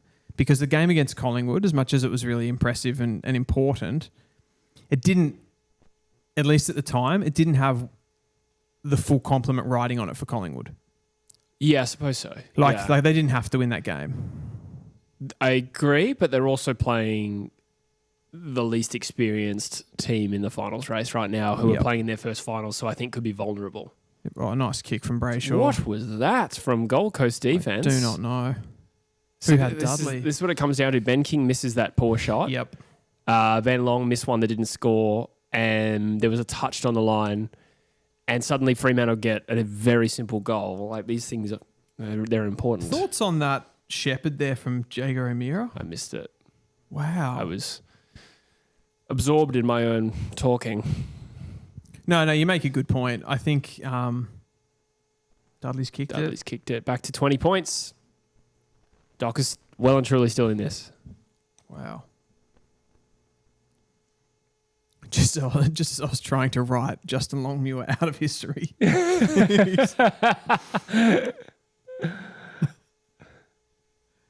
Sacked in the morning. Is he the first ex-player to coach at Freo in a finals appearance? Probably. Yeah, I don't. Yeah, because I think to that. Who's won finals for Fremantle? I'd say it was Chris Connolly and Mark Harvey and Ross Lyon. Did they all win finals? Maybe Mark Harvey didn't. Connolly did. I feel like Harvey might have. Because he took over from Connolly, I reckon, like 07. Yeah, it would have been around I think that. Connolly was the coach in 06 when they made a prelim. And then they didn't make finals again until 2010. But I feel like they lost their first final in 2010. I could be wrong. Yeah, gotcha. Yeah, that wouldn't have been under... Did that say to play to coach in a final or to win a final? Actually, sorry, he said coach at final. I meant win a final. Mark Because Harvey. Longmuir hasn't won one either yet. Yeah, he beat the Bulldogs a couple of years ago. Oh, of course he did. Yeah, yeah, sorry. I'm trying to think of the other ex-players that coach Fremantle. Drum? Yeah, maybe. I don't actually remember if he was a player. Yeah, he was. At Fremantle? Yeah, right. Yeah, pretty sure. I didn't think he'd have enough time to have played and coached in like the 90s. Well, maybe it was like 2001. Maybe I'm thinking. Maybe it's the wrong drum. There was a drum that played for the Dockers. I'm sure there was a Damien Drum and Marcus Drum. Are they two different people? Yes, they are. Jeez. Damien Drum was a coach though. Testing me now. Yeah. Drum. Fremantle. What am I doing? Marcus Drum. Marcus Drum played for Fremantle. Did he also play at Geelong? Yeah, I think I feel like so. there's a Geelong connection. Oh, ball stays in play. Oh. No one killed that footy. Chapman's a good player. They're out here. Oh, dear. Good. Dudley again. Important few minutes here. If they can wrestle back some momentum.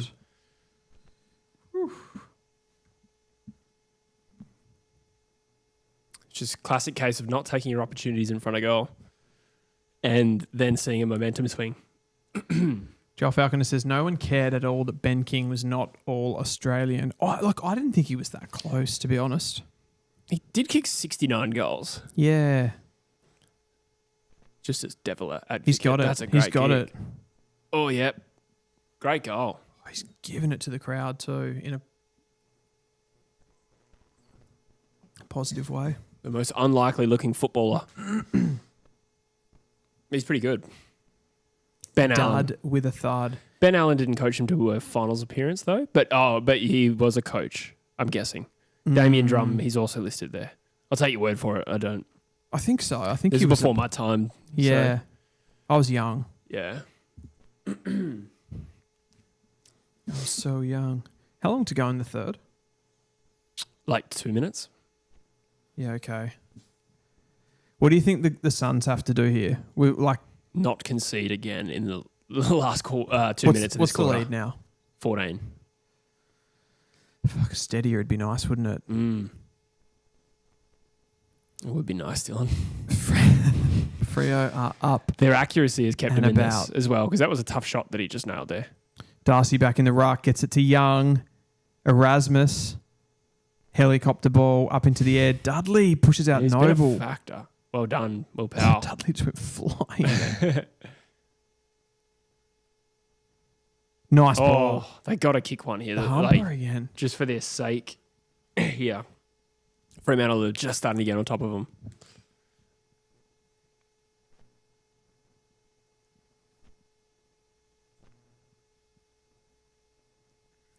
The Suns have 0 goals out of their key position forwards.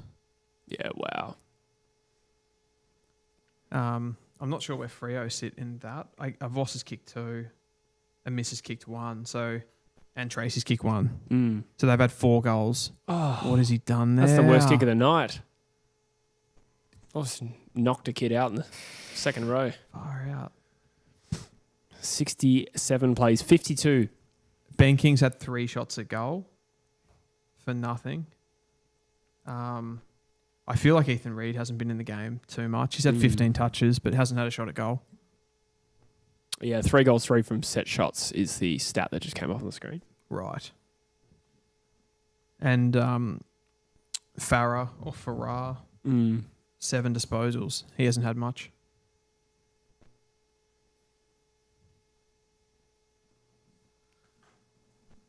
Leading score involvements, Anderson, Rao, then Brayshaw. So without seeing the midfield stats, perhaps the Suns midfielders are having a bit more impact.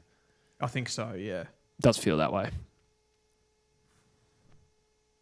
Helps when you got wits. Oh, just having said that. Oh, well Anderson, done. I was well about done. to say that a couple of Gold Coast midfielders just messed that up and Young was too good. But they immediately won it back through an Anderson smother. Oh, Go Humphrey, Humper. Humper. He's got the explosiveness to do something here. Oh, it's a terrible decision. The decision making was not there. Oh, wow. And Ethan Reid is on the treadmill. Get busy. Well, Hayden Young. Oh! Just affected the Ainsworth. Oh, that was actually pretty good from Erasmus. I think it was a little bit of luck there, but still great result. 20 seconds here. Hayden Young, dangerous part of the ground for a player with his skill. Jackson couldn't quite bring it down. Powell's not clean. Wow. They could score here. Yeah, it's going to be a ball up. Where's Shea Bolton? 13 seconds to go. The ball is in about 40 metres out from the Fremantle goal. A goal here would be huge. I would actually shift me to thinking Fremantle's going to win if Fremantle score at this last stoppage here. Also wrong. Flanders gets the ball out. Does well. Oh, he's got to know there's not long left. No, he's taking too long. Yeah, he has taken too long.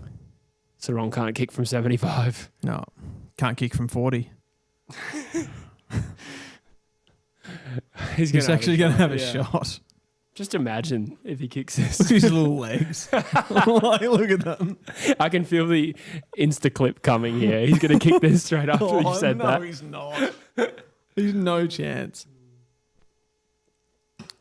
I reckon he's going to chip it to the top of the goal square. Yeah, he's just going to... he's gone the top. He's not going to get this. No. Probably I've just been burned by every time you think Fremantle's going to falter this year. Something good happening. Yeah, I know. I'm worried. Yeah. I think the momentum is clearly with Fremantle. 15 points at 3/4 time. I think Fremantle win this still. Yeah, I agree. I think they are the last quarter specialists. I think Gold Coast flagged a little bit there, and I think they've left too many goals on the table. There's so many shots at goal there that just we're not even close to goals. It'll be a big mental question here for the Suns. If they can come out hard in this last quarter, that will show maturity. So we know Fremantle will come hard. The Suns have already used their sub. Okay. Have they? No, they haven't. No, Swallow. Is he the sub? He's still there. Get him in. Take Ethan Reid off. Oh, I can go head to head with Fife. Two legends of the modern era. I'm just trying to think who they bring out. Sorry. Who would you take off? Maybe Farah comes out. How tall is Farah? 190. Yeah, okay. He's like a medium. Yeah. So I think like Humphrey's probably, as much as he made some decision-making errors there, he's probably he's too much of a factor. Yeah, been the busiest. Yeah, you can't sub him out. No way. You could take Reed out, but then you do lose that kind of second ruck or like forward ruck as well. God, the stage is set for a Nat Fife introduction here. Big last quarter. Oh. He would love the theatre of that. I reckon it would motivate him. It would. He'd absolutely love it. Inside 50s are 42-39 in favour of the Dockers. Okay. The efficiencies really come in. So it's up to like Freo and 19%, 8 goals from 42 inside 50s to 9 goals from 39 to the Suns. They were pretty potent getting the last 2 goals. It felt like more, but they got the last 2 goals of that quarter. Yes, definitely. Clearances are pretty much even. I do feel like the Suns overall have been a bit more damaging from their clearances, but I would agree with that. That's anecdotal. I'm going to have another tinkle. Go for it. Thanks, man. I'll get some comments going. 7 contested marks to 5. Definitely those key position forwards for the Dockers have just looked more dangerous when you think about Voss. Voss has definitely been the pick, I think. Tracy, a miss went off, but he looked relatively dangerous as a lead-up forward at the beginning. When you compare that with the Gold Coast Suns, Ben King hasn't done much. He's taken a couple of marks. As we said, Farah, 7 touches, hasn't hit the scoreboard, and Ethan Reid hasn't done too much either. We've got some comments coming in here. Erasmus has showed some class today. I don't know he had, says Joel Falconer. Yeah, I actually do think he is a pretty classy player. Fairly silky and good on the ball. I just feel like he's like one of those nice kind of tall midfielders that does like look pretty good. He's silky, uses the ball well, but doesn't have like a tremendous amount of physicality to his game. And I think if you are a big-bodied midfielder, you want to have a bit of the dog in you just to get sort of in and under to use that size. I don't think he's particularly much of a defensive presence as well. He's not like super athletic or anything either. So like he's a bit of a threat in front of goal, I suppose. Tall midfielder, can run, but yeah, not overall. There's not anything major there other than him being just pretty nice on the ball. But fair point. Like he does have that class, Joel. Widescreen TV says, what do you think of Sullivan Robbie? He's becoming a bit of a factor in this draft. I think his ball use isn't the best still. And I think when you're looking at all those bigger bodied, sort of powerful type midfielders, we've got Riley Onley's in the crop. Swadling's not as powerful. He doesn't have that speed element, but he's a bigger bodied mid. Not great by foot either. And I think Robbie's a little bit the same. He had a good game today, though. I think he kicked 2 goals, had about 25 touches for the Rangers against Calder Cannons today. He had 40 and 2 last week, I think, as well. So he's having some really good form since he's gone into the midfield. He's still alive, though. He's still alive in the Coates Talent League, so I need to see a little bit more of him. Obviously, he's a player that didn't play at Champs or anything like that, so we didn't get to see that. But could he end up being like a top 20, top 30 pick? Probably, I think, overall in the draft. Redback Spider, accuracy in front of goals decides more games than any other stat. I do agree. Definitely when it comes to efficiency, if you've got those clutch players in the forward half of the ground, it's super important. I think it's hard to quantify. I think a stat that will come into the game a lot more in the coming years is around expected scores and those, known positions and situations that create. No, I'm all good, man. Yeah. Those kind of known positions that create scores. I think they'll come into it because I do think sometimes just looking at scoring shots, like in this game, the Gold Coast Suns have a lot more scoring shots overall. I don't necessarily think they've created. Some of those haven't been necessarily like really good opportunities created. I think like the Ben King one stands out. That was a bad miss, but they haven't necessarily all been like that. Jesse, when do you think Fife is coming on? I have a mouthful of food. Sorry. 5 minutes into the quarter, I reckon. 5 minutes. They could do it at 3/4 time. That would also make sense. Analysis. Yeah. Yes, that would be a good time. Falconer says, I'm taking off O'Driscoll for Fife and Butterick for Swallow. Butterick got a couple of goals there, but he did. Positionally, does that throw their balance out because he's been playing forward? It's a good question. Where will Swallow go? Do you think Swallow goes straight on ball, or do you think he goes to more like a high forward position or a wing? You need Rowan Anderson in the midfield as much as possible. Yeah, absolutely. You'd imagine like most of the time they're still going to be running Anderson, Rowell and Took. Is that the starting? Oh, Alex Davies is in there at the moment. Yeah. Anderson gets a clearance. Took. Great well body Playing position. at centre half forward. Go Not Rowell. paid the Go mark, Rowell. I think. On the left. Humper. Chapman does well. Fiorini. Oh, great handball by Fiorini. Oh, there's... Bailey Banfield steps up. Farah! Oh! Wow, that is the start the Gold Coast Suns needed. It's not game over, but gee, that's a bit of a dagger in the heart to Fremantle because considering the momentum, that's a big goal. Bailey Banfield copped a falcon right to the forehead. Terrible. That was sloppy. He went for a spoil. Watch this. This is not going to be good viewing for Docker fans. Watch this. He went for the back kind of spoil when he was the he was the intercept. He was a spare. Yeah, he should have done better there. Oh no! Good goal by Farah. Lucky they didn't sub him out, eh?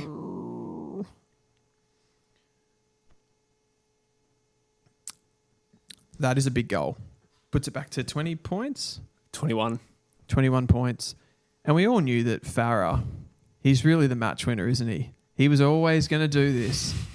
That's why you said sub him out. True. I literally did. The number, that was the joker that I missed. He looks like a stoner, sort of a hippie type operator, doesn't he, Farah? You could just see him like rolling some joints. I'm not even saying this to be funny, but for a split second earlier, I thought there was a woman on the field. I'm not even trying to be a smartass there. Like my brain was like, am I watching an AFLW game? No. All in one instant thing.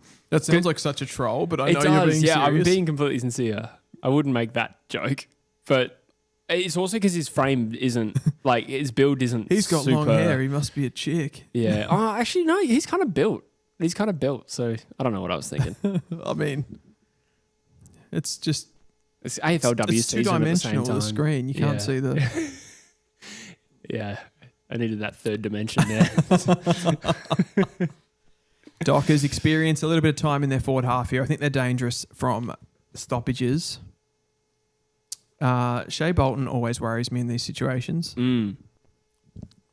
Longmuir's on the Pepsi. What a wuss. Yeah, what a loser. That might become a whiskey if this result continues the way it or is. Bolton. He had his chance. Oh, Brayshaw's such a good tackler. Round did well to get a handball out. He did. He just can't get out. Chapman goes long. Oh, someone's got to take Jackson. Jackson's always a threat. As is Tracy. Bolton. There Bolton. he is. And there we go. Yep. Big goal. Jeez, it's a great final. It's a really good final. And what a recruit. Yeah. I did say at the start of this game, I was like, I mean, Fremantle could win this game, obviously, and perhaps still will, but this has probably not been an enjoyable final for them. Do you know what I mean? Like, there are games that you could just agonize you throughout the whole game, and then you get the result and you're like, oh, thank God. Ultimately, though, I do agree with you, but ultimately it's not going to matter to them if they win. You mean the fact that it was agonizing won't matter? I mean, it's only about the result. There's obviously an experience element to that where you're like, you want to have a good time. Yeah, yeah. 100%. A win cures it all. Yeah. I mean, 2 out of the 3 finals the Eagles had in 18 were agonising. I did not enjoy the 18 grand final at all. But you take the win. Yeah. Fredericks is off. Okay. Interesting. Would have thought not the player I'd take off. I mean, as much as it annoys me. No, you can see him being the guy that gets out the back. Yeah, 100% with those counterattacks. Yeah. I thought, hard play to take off, I would have thought, but fair enough. Oh, we got 2 good midfielders going head-to-head here. Darcy. Has he got rid of that legally? The umpire says yes. There's been some leniency on holding the balls in this game. That I don't know about the angle there. It didn't look clean, but we're probably on the wrong angle to determine that. Angus Heasley said, as a new AFL fan, was David Swallow a good player? He was a number 1 draft pick with the most hype. Like, as far as hype goes, I don't know. Only Harley Reid probably transcends that in my time following the draft. Really? The hype on David Swallow was insane. They said he's the best number 1, the best draft prospect we've ever seen. Oh, no. And I remember the West Coast fan community being really salty that, Swallow was the best ever draftee and West Coast won the spoon and we didn't get pick one. You didn't get pick one. In the end, Andrew Gaff became a much better player. I would describe Swallow as a solid B player. Yeah. Wasn't a spud or anything like that. That's why I'm actually, it's funny because I would have been around at that time. I don't remember such a strong hype on him. Well, the draft coverage itself was not that high. Yeah. That's a factor. But that was what was being said. Yep. And I was pretty obsessive about, the draft because West Coast had... Because you had the pick. We won the spoon, so... Oh, Jackson. You can't pay that. Doesn't bring it down. No. No free kick. Not if you weren't going to pay that mark in the previous quarter. Yeah. I reckon Collins has looked a bit exposed tonight at times.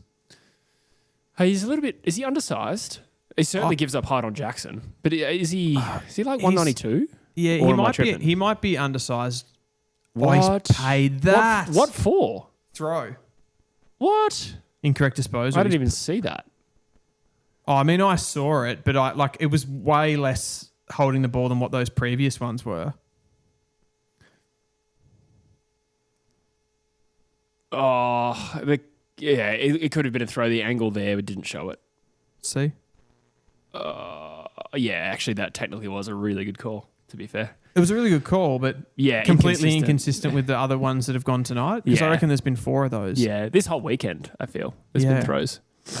In particular, the Adelaide Collingwood game. He's missed that. It was a tough shot. Would have been large had he kicked that. Yep. Glizzy's hand says Horn Francis more hyped. You could be right because it's hard to quantify, but I'm not even convinced about that. Like the hype on Swallow. I do remember Horn Francis being hyped. It definitely was, yeah. But Swallow was... I agree with you. Swallow was before and there would have been less draft coverage in general. Yeah, there was. You had to be really paying attention to the draft back then. And just what people were saying was that he's the best kid ever to come through the system. Yeah. And obviously do you think there was an element of that his brother already played and was a good, pretty strong player already? Ethan Reid... I think he was just exceptionally ready-made, David Swallow. He looked like he does now at 17. And I feel like he was performing well for East Fremantle, at league level at 17. Yeah. I think that perhaps as a player, that type of player got outdated pretty quickly. Yep. Crash and bash, but not speed. Particularly. Yeah, just untidy. Yep. Maybe in 2005, that midfielder thrived. There's not as given the quality in other positions too. Like when you talk about, I remember you referenced before that Rasmus dominates the waffle and stuff like that. But the skills.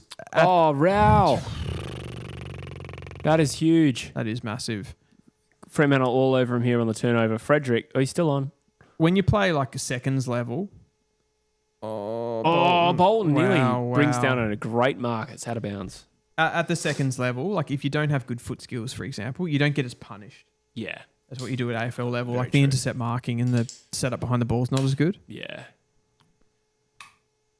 I think the emphasis on foot skills really went up a notch around that era. I mean, Hawthorn...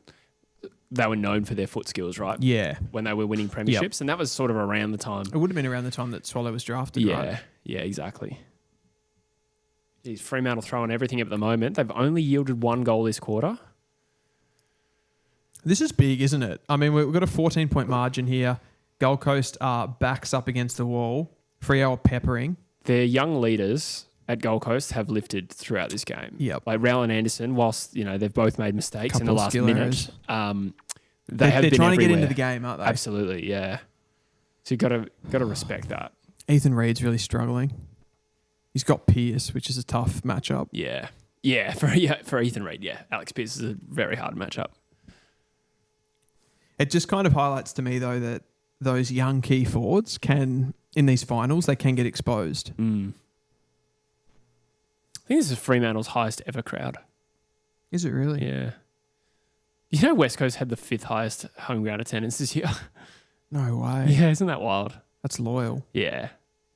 Pal. That's one thing that is positive for us in the last 5 years. Our fans have been really loyal. Read again there. Just get there.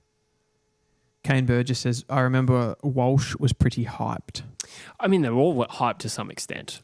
But in terms of the raps, none of those kids were described as the best to come through the system. One that you probably could throw in there was Dacos, and he wasn't a number 1 draft pick, but the hype was there. The hype was there. But Horn Francis was also the same draft.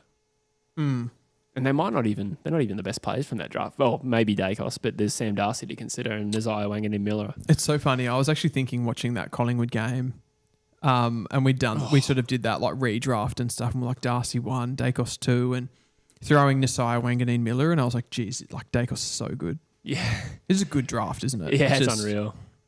Yeah. It'd be exciting to see guys like Darcy and Nasiah playing big finals. I know. That's really what's going to separate them, Yeah. I feel. Like it's the home and away footy. Like you saw Dacos, when he got that, it wasn't a forward stoppage, but he just got the ball, like received it and straightened and kicked a goal, I think, in the first quarter. And it was just so poised. Yes. Was that the one that he wedged? Is that the one you're referring to? Wedged. Because he kicked like one on the outside of his foot that was still a perfect drop punt. Yes. Yeah, Yeah, exactly. that like one, he was yeah. going towards the boundary line Yeah. and just came back inside. Oh, Voss. He's been great tonight. Oh, he's been unreal. He has been unreal. He kind of reminds me of like that weird kid in PE. just like his reactions, like, yes! It's like, okay, nobody touch him for a bit. Too much masculinity. Yeah. Like, just like, Yeah, maybe that's what it is. maybe that's not it at all. Yeah. Just like when he kicks a goal, like you just move away rather than go to him. But he's been unreal tonight. Yeah, you like handful for Yuland, who I think is a good player. Yeah. Rogi says Suns are 100% losing this game. I mean, I'm not going to agree with that, but I think Fremantle's definitely in a good spot here with the way this game's flowing. Joel Falconer, would you guys do a few live sessions of the Ashes True Cricket?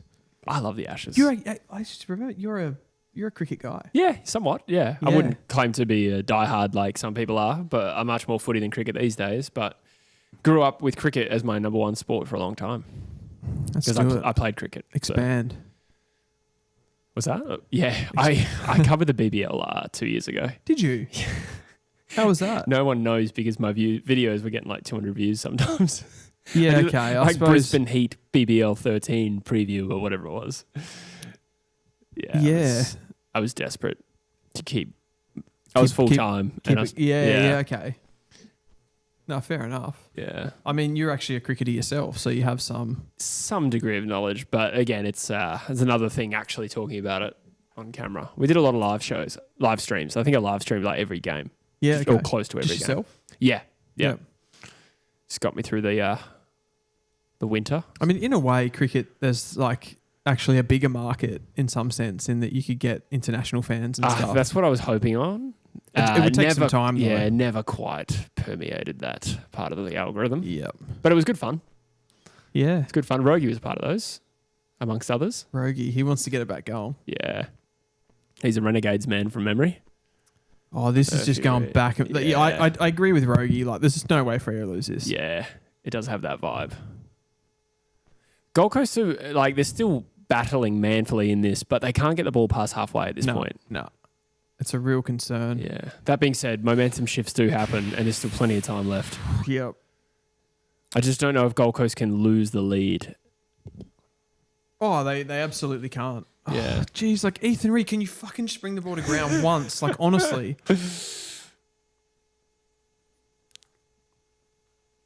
Oh, dear. Ooh. Good kick. Brayshaw. Is this game of the round? Oh, yeah, it's up there. It's going to come down to I think both the elimination finals were the better game of the games. Yeah. Oh, spoil. I suppose like I thought Murphy might get there. There's a conversation around like I still think that Geelong Brisbane game was the highest standard of game. Yes. Even though Geelong were clearly the better team, but I still think there's an element where you need the other team to have scoreboard pressure on. Yeah. Which Brisbane didn't do enough of. So absolutely. Yeah. I mean today, like this afternoon. Yeah, this afternoon's pretty hard to beat. But this game there's still a lot of drama to unfold, I reckon, in the last 10 minutes. But it's lived up as one of the games of the round. The 7 points, man. Yeah. And the underdog's winning. That's the other element of it. Oh, Ethan Reed's Reed having a mare, isn't he? could not mark homework at the moment. He is just absolutely... He would make a terrible primary school teacher. Oh. Oof. Weller. So This is coming back. This is coming back. Well done, Long, kind of, until he didn't. Bravely tried to claim that mark. I really hope the umpire doesn't pay that. I'm guessing I think he's didn't. going to. Surely not. That's a joke if that's paid a mark. It bounced off the player's back. I think it's a ball up. Yeah, good. Ryan is so strong, isn't he? Like he's one of those guys that would just bump you, and Yeah. Erasmus gets a clearance. He's not a big guy either. Tall-wise. Height-wise, Yeah, no, he's like pretty broad. 186 or... Oh, well done, Mac Andrew. Yeah, if that. 180. Yeah, 186 Yeah. probably about right, actually. Got to get this to ground. Got to get it to ground. Oh, Jackson. He's flown high all night and he's maybe not brought down, or maybe he's brought down one, but I feel like he's got his hands to a lot. I feel like both teams in this game aerially have just like left a little bit out there. Yeah, it is wet though, which we keep forgetting. True. It's been raining Doesn't all day. look wet, does it? No, I suppose it's been raining all day, so Yeah. just a little bit of a factor. That's fair call. Sarong clean. Bombs it. Oof. Oh, no.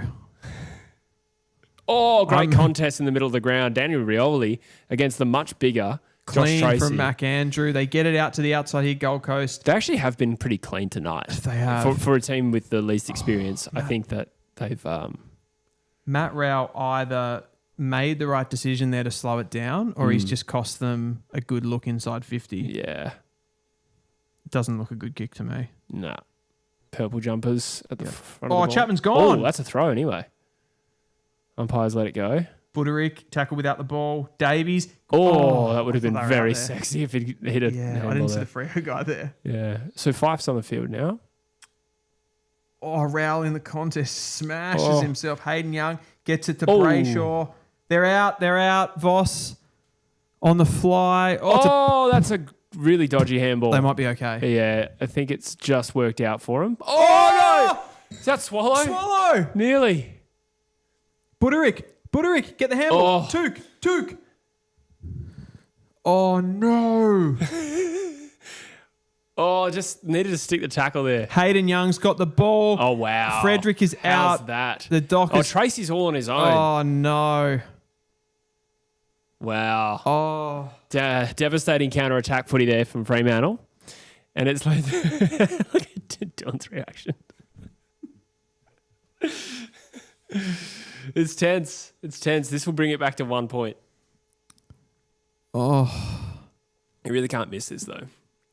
That interception by Swallow, like they just had to be... Yeah. They've got nothing going in the forward half, though, at the moment. It looks like impossible for them to score. I also think there was a couple of critical missed tackles all in that same chain there. Yeah. Like they tried to tackle them, but they just couldn't quite trap the ball. And Tracy Got it. has brought it back to a point. Gee, their key position forwards, Freo, like in comparison with the Gold Coast, I see physicality, I see energy, I see boisterousness, like just even that celebration. Yeah. And then you go up the other end and I get Ethan Reed. Yeah, Ethan Reid would be the youngest of that lot, though. 100%. But you're 100%. right. You're 100% right. I just mean right now to win this final. Nah, totally. Yeah. Good kick by Young, but Yes. it also helped that Frederick was in 20 metres of space. Yep. They just caught him on the hop, didn't they?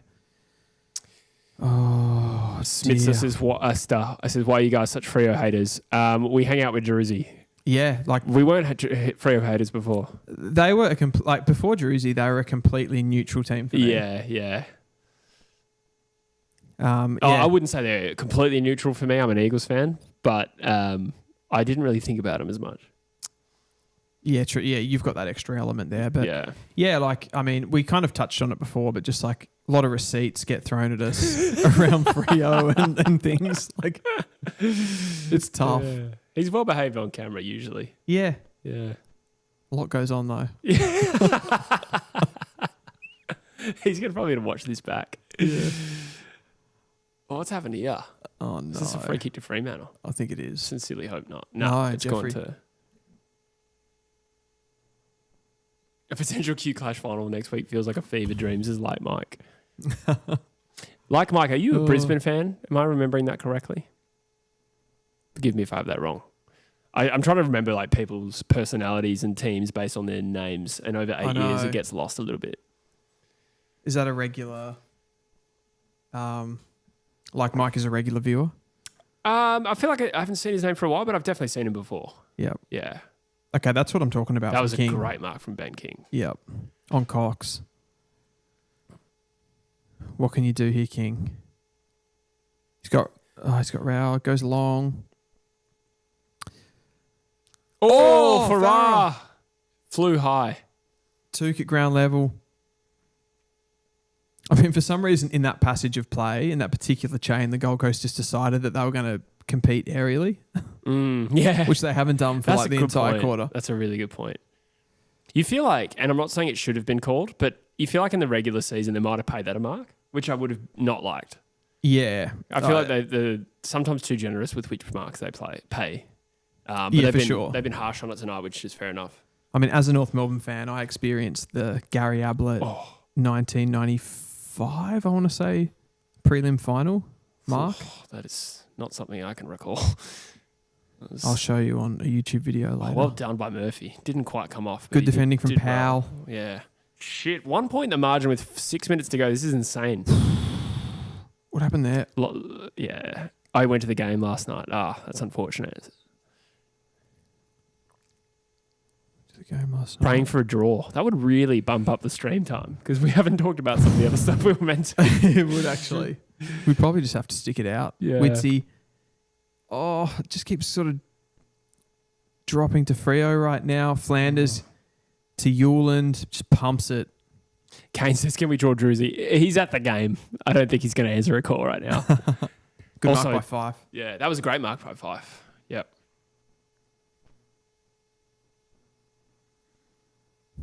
I just want it to be known, we don't actually hate Freo. No, just Druzy. I was going to say we don't hate them, we just want to see them lose. Oh, is it all even? It is all even. No. That kick from Hewland. Jeez, like, I don't know, like, it doesn't look good, does it? I've seen this story before with Freo.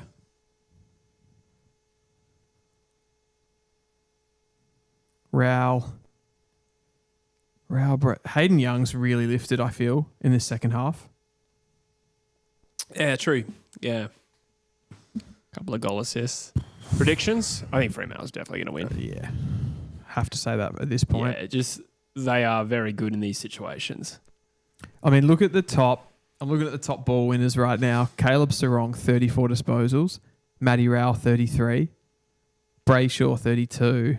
Anderson 32. Yep. Oh, good mark. Powell. So is the Ablett mark in that prelim, was that the one where he grabbed it sort of one-handed? Yeah, it was on Mick Martin. Oh, yeah, I know that one. And he kind of brings it down. He doesn't really control it fully. They paid it. They paid it, yeah. And they beat us on the siren. What, because of that mark? Yeah. That was the game. We're in front. Oh, wow. Yeah. I didn't know that. Yeah, it's a big moment. Yeah.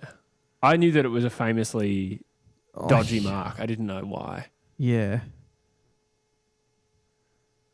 Oh, wow. Jackson has taken an incredible contested mark. I feel like he's threatened all night and has struggled to actually bring any of them down, maybe. But that one, saving his best for last, that might win them the game. I mean, he had to sit there, didn't he? Like, they had, I think they were 3-on-2. At least 2-on-2. Darby's lurking at the back. But yeah, like, all the Gold Coast players were facing goal. Rogie says, Druzy going to be more unbearable if they win this compared to if they would have won comfortably. Well, I think he shouldn't. No, he will be. Yeah, but I feel like it'll be easy to argue against. Just be like, I mean... He should have won. You should have always won. I would be surprised if he picks this game to get up and about. Yeah, he's got a lot of levels he can go to. Yeah, that's true. Yeah. Like, I don't know. He'll find a way, I feel. Ablett's dodgy mark was against Collingwood. No, it was against North. Mick Martin. I think it was the 1995 prelim final, but it could be 92 Do we I don't know if it could be 95. Who did Carlton beat in the 95 grand final? Geelong. Oh, that makes sense. Yeah. So I think we lost the prelim. Yeah, okay. And then we won the grand final in 96. Yes, yeah. Yeah. Was that against Sydney? It was. Against Sydney, yeah. Yeah, and then we made the prelim in 97, the grand final in 98, and won the premiership in 99. Yeah. Just to... I mean, that's big for us. Yeah, no. They were considered the team of the 90s, weren't they? Yeah. For some reason, that's... Both our teams were probably like the best 2 teams in the 90s. Yeah, actually. You guys we both won 2 premierships, didn't we? and we were lost probably just a another bit one. more consistent, maybe. Possibly, yeah. Mind you, I think we played finals every year. Okay. Yeah, I guess we just seem to make like a prelim. I think from like about 94 through to 2000, we were in every prelim. Yeah, okay. Wow. That's crazy. People definitely say it's North, and I have no real opinion. It's also the Carey factor, I think. Like he was just such a dominant player. Yeah, that's true. The Carey-Jakovic rivalry was something that gets talked about a lot. Yeah. Yeah, you guys were always in that era like such a difficult team. It's interesting we never actually played in a grand final. Okay, so it's the 1994 prelim. Okay. Oh, yeah, because we won the 94 grand final. So you would have played us then. Yeah, we would have. Yeah. 6 points, 2.5 minutes to go, approximately. Smitzer says nothing dodgy about that Ablett mark. It feels like this thing has gone out of this game. I cannot see any way Gold Coast win. There's They no just way cannot get the ball past halfway. Yep. I say that as he surges it past halfway. Yeah, there you go. Yeah, like they have just zero aerial presence. Yeah. I feel like as well, like I would have liked to have seen the Gold Coast Suns when they get the ball at half back in this last quarter to try to just move the ball a little bit more methodical and change some angles and stuff like that. I feel like they have actually gone long almost on every occasion. It's just been a rushed dump kick. Yeah. And Fremantle's defense has been pretty organised and very organised. Played really well. All season. Like that, they've been so good at that. Yeah, exactly. Can't criticise them at all. Like they deserve to win this game. Yeah.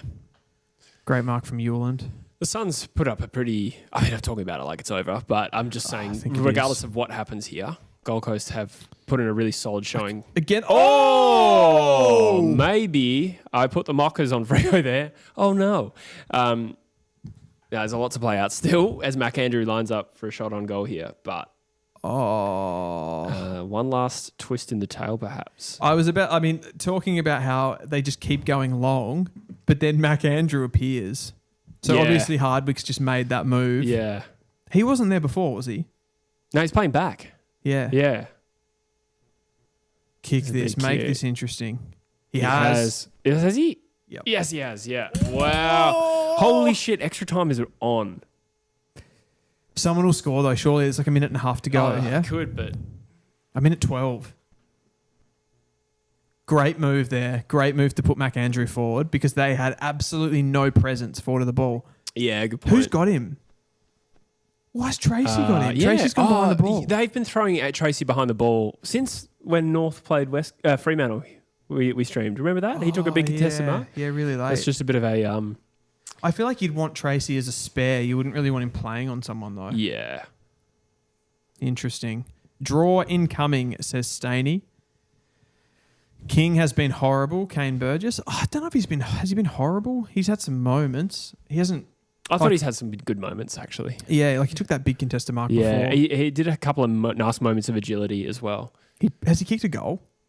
Probably not. That should be called back. What's going on there? Why would they not have called that back? I don't know. It was a terrible bounce. Go Rowley. Suns surge the ball inside 50. Chapman doesn't quite get the spoil on it. Swallow! Attacker without the ball. Are they going to be red hot on it? They are. David Swallow. Oh my God. Oh my God. Does he have the journey? Don't stop believing. Journey? Christian Thomas. Journey. Swallow the game win at Journey. Yes. Yeah. What is Cox? No. Okay. Sorry. You know what? That one was on me. I should have known you weren't going for a handshake. Sorry. I've lost it. Right. Oh Look my at God. these If he fans. kicks this, you and I are going to Revolver. Any score will do. Has he scored? He's got it! He's got it! He's got it! We are the sons of the Gold Coast sky. We are the seed of the red, gold, and blue. Fremantle, fuck you. Oh! We did it. We bloody did This it. is a season highlight for West Coast and North Melbourne. Fuck. Okay, putting aside the bullshit. What a moment for David Swallow. I know. How's the narrative of that? That's too much. I don't even know what to say. I'm actually lost for words. David Swallow is one of the craziest things to happen in a final since. My mind goes to Melbourne. Rogue right. I'm Get actually Druzy kind of on the line. shaking. Like I am actually, too. that was huge. The fact that he kicked the goal as well. I was sure he was just going to get that through for a point. Same. And then the I Dockers actually had- thought off the boot there's a chance that doesn't score. What are we at? 9 seconds. There is a chance they could bomb this there inside is. forward This- 50. Imagine there's another twist in this tale. Oh my God. I'm just going to hold off sending a message. just keep it. We're definitely not live right now. Yeah. So he can't watch this back. Yeah. Oh, wow. I feel a bit bad for Brendan Cox because he had the ball. Yeah, I thought there was a chance they wouldn't pay it, but it probably was there. No, But it was just- there. Yeah. No, he held on for too long. Yeah. This is incredible. 9 seconds is enough time. Score review. Oh, no. Oh, no, Gold Coast want this to be a point. They do too because they won't be able to get it up. They want this to be a point. He's done it. He's managed to do it even better. Oh, wow. Oh, my God. So this is actually worse for Fremantle. Yeah, it is. It's much worse. They're not going to be able to get the ball up the other end. Not in 9 seconds. They get possession, but it's worse. The other thing is, obviously, had they kicked a goal, now they can win. Yes. Whereas before they could only force the ball to extra time. If Gold Coast let them win this game now, though, it would be that'd be insane. Nah, that's it. Oh my God, Mac! Enjoy this unbiased commentary at True Footy, Footy from the Flat. The Gold Coast Suns in their first ever final series have made it through to the semi-final. Damien Hardwick, How's the drama of it though? David Swallow, pretty much on the siren, kicks what we thought was a goal. Yeah. Turned out to be a point. Oh, amazing roost. Even if it was touched, it was an amazing kick. Yeah. Oh my God. Commiserations to my Freo supporting friend Joycey, actually. Thomas Addo says calculated from Swallow. I love that. Yeah. Wow. Yeah. Wow. High degree of difficulty to hit the. Does this make David Swallow a better player than Nat Fyfe? I think that just nudges him ahead in that debate. Just like, I should clarify that. We were winding Druzy up this week, and I was saying that David Swallow was. Oh, I said there was a debate between who was better, him or Fyfe. oh, Q Clash final happens before the Western Derby final.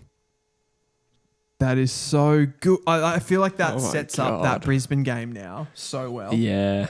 What a stunning performance from Gold Coast to show up to this game and have resolve throughout.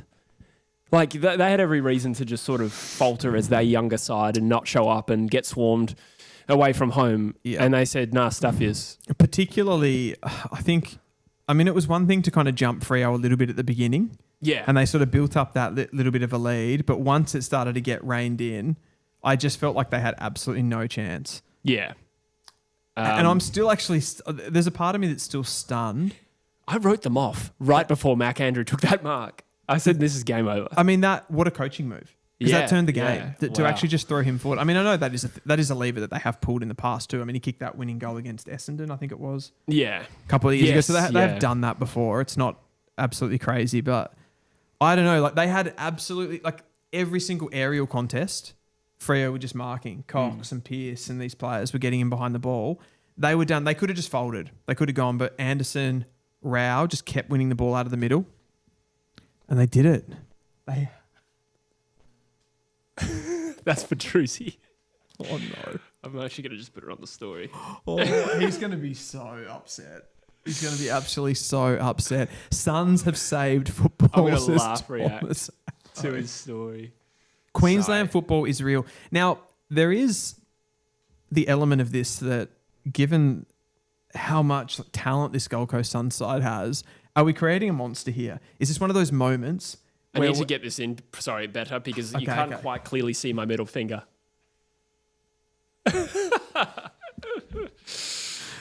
Oh, God. We might be what I'm saying is, Jesse, we might be creating a monster because in this moment, this feels great. But in 2, 3, 4 years, when Gold Coast have built up a dynasty... I'm on cloud 9. I can't... Yeah, No, I do agree with what you're saying. No, you're probably right. Who cares? Wow. No, I do agree that this is going to stop being cute real soon. It could be. It could get really boring. Matt Rowell wins 3 Brownlows. Anderson wins 2. Couple of Norm Smiths. Yeah. Each to them as well. This is the moment. Cox has just wow, taken him out. Oh, it's incredible. Who wins a flag first? The Suns, the Giants, or the Dockers? That's tough. I do think this Fremantle group can win a flag, to be honest. Before the Suns? Yeah, whether it's before the Suns is a tougher question. I could see them competing in grand finals in the same timeline. Yep. And the Gold Coast annihilating them. Who's got more talent? Gold Coast, I think. I do think Fremantle do have a pretty good spread of talent. Yeah. I think the area for me that impressed me the most for Freo was the forward line. Patrick Voss. Voss is a gun. He's just good, isn't he? He's really good. Yeah. And comparing that to what Gold Coast offered up for a lot of that second half, I did think they were clearly better there. I think apart from Bailey, would they have been able to win this game without Bailey Humphrey? I don't think so. The Suns, what did he kick? He kicked 3 in the end, so he didn't kick any more. Ben Long kicked 2. Buderick kicked 2. Fiorini kicked a goal. Alex Davies, it's just... Pat Voss was the highest goal kicker for Freo. He kicked 3. Dudley kicked 2. Tracy kicked 2. So they got a fair bit out of their smalls. I'm just on social media at this point. Jesse's just really enjoying the Schadenfreude. Oh, I don't have to hear about this until March next year. Oh, no, pre-season derby. That's where I hear about it again. Did you, how bad could this have gotten for you if they were in a prelim or something? I would have genuinely just been having, existential questions about, does karma exist? I think back to 2021 when, the Eagles started to falter and people were coming at me for being arrogant and the Eagles deserve it and all that. So fair enough. I probably deserved it. Only for the West Coast to become the laughingstock of the competition. North fans being probably the most aggressive against me. We've been in parity with them, and Fremantle have become a pretty good team. Yep. This has been... I was thinking today, if it gets to the point where I move in with Druzy and Fremantle win a flag, what have I done? What have I done to deserve this? This is just overkill. Okay, I've learned my lesson. I'm a better person now. I've just read a comment here from Fidget1764. He says, Brennan Cox, get out of this club. Wow. They're turning on their own. Wow. Very, very quickly. Yeah. It was just the holding the ball decision, holding the man decision, right? Well, yeah. I mean, I think probably the part of that was did he really have to ride David Swallow into the ground so heavily? I feel like he could have pulled out of that quite easily once the ball spilled. Yeah. You could make a case, okay, he didn't realise the ball had spilled out, but I think you get a feel for the game, right? Yeah, yeah. Yeah, a bit sloppy, for sure. It's a pretty bad mistake. Rogie says, I'm with Jesse. I'm absolutely loving this. Is Rogie a West Coast man? No, he's a Pies man. Okay. Yeah. Just enjoying it. Yeah, he must be, yeah. Good on you, Rogie. Oh, dear. We love Druzy. He's just... We do. It's just in a purely footballing context, this is incredible. Beautiful. Absolutely beautiful. Valiant Football League says, I fucking told you. You all doubted. I never did. Sunnies to the semis. Flag Suns. I love how that's a really, that goal that he had for the Suns, to the semis. Not we're going to win the flag. Yeah. Not to the prelim, specifically to the semis. It's a really, pragmatic goal. They could definitely trouble Brisbane next week. Yeah. You have For to think so, sure. just considering what happened. They beat them at Metricon, didn't they? I think recently. Yes, when they yeah. smashed So, them. so they, and I think Brisbane actually beat them quite comfortably earlier Yeah. in the season at the Gabba. So Yeah. it's I don't know. I do think they match up on them quite well. Mm. How much of a factor do you think it's going to be in that game with Lachie Neale out of the side from a leadership point of view? I think Brisbane overall, their midfield is good enough to handle him not being in the side from a talent perspective, Yeah. but not necessarily from what he brings metaphorically, maybe. I mean, there's still some leadership there at stoppages. You know, I presume that's what we're really talking about. Because across the field, there's plenty of leaders at Brisbane, I would have thought. Yeah. Mind you did highlight their young forward line. That's a good point. I think the forward line, maybe not, but everywhere else. Yeah, like Harris Like- Andrews is still a He's still a captain, right? Like yeah, that hasn't changed. even like players like Leicester and yeah. experience. In the middle, like is McCluggage for a start. I mean, Will Ashcroft is pretty young. Levi's young. You know, maybe there's something in that. I feel maybe it's more from a perspective of like when the chips are down. Yeah. Because those other guys like Ashcroft and McCluggage, like we know, like they're super players. But they will be like again, like they were against Geelong. They're up against different types of midfielders as well. Yeah. I think I kind of highlighted a couple of weeks ago. I feel Brisbane's midfield mix. It's like it's very technically gifted, and it's good at. Actually, Chris Fagan made a good point on their loss. He sort of said that he thought overall they handballed a little bit too much. Yeah. And I think that's probably something that they can do a little bit. They just kind of go for that. Like they use their hands a lot. They're, again, very technical players that kind of try to bring the ball out and just went a little bit too overboard. So Yeah. I don't know. I think it'll be a difficult match for them up against Rao, who's very powerful, Anderson that can run all day and just is incredibly gifted, like from a skills perspective. So what a game. Yeah, I think this is a better matchup now. Yeah. I think that this is unquestionably final of the round. The game of the round now. With that ending. Yes. Ending. I think the narrative of it it's just insane. Particularly with it being David Swallow. Swallow. Because, you know, there was a bit of a question mark around his re-inclusion this week. I mean, Hardwick had to come out and say, no, he's picked on merit, not just because they want him to be an inaugural son who's playing in their first final. And for him to have a real impact, I suppose he was given a free kick, but the kick was outstanding. Yeah. And I thought there was a chance he wouldn't score. He jailed it, except for the fact that it was touched. It was a Right great place, kick. right time, though. Like, they get that centre clearance. They've just kicked the Mac Andrew goal, right? It went straight back to the centre. Yeah. They got the clearance. And then, like, he's just there and someone just takes him out. Like, I don't know. You couldn't write that. It's amazing. That's one of the best finals. Well, maybe the best finish. I mean, when you think of best finals, I think Geelong-Brisbane last year, that prelim was sensational, but it didn't have the same, like... quality. Last-minute drama. Like, this game didn't have the same quality as that. That was like the real grand final last year. Yeah. And even, I think, like, the game earlier today was an incredible game, but it was still... I think it ended up being, like, 15 points approximately in the end that Hawthorn won by, but... This is one of the most dramatic finals in some time. Like, maybe since, I think, when Shuey kicked the goal after extra time's full-time siren... to beat Port. Like, it's... Oh, yes. It's not far off that. Yeah, was that 2017? Yeah. Yeah. Because it was a draw first, then he kicked a goal after the siren. Like, that game had everything. Yeah, I remember that game. I remember I tipped West Coast to win that game, and I was like watching it, I'm like, fuck. Did you? Yeah. Wow, I did not think we were going to win that game. Yeah. I remember it well. Was that 5th versus 8th? Yeah, we were 8th. And you were 8th? Yeah. I remember that. I think I, like, actually put money on it for That's you guys brave. to win. Yeah, because, like, you had good odds, you know? Yeah, we were big, like, underdogs. And I think you had a pretty good record at Adelaide Oval. Yes, and you're not wrong about that. Yeah.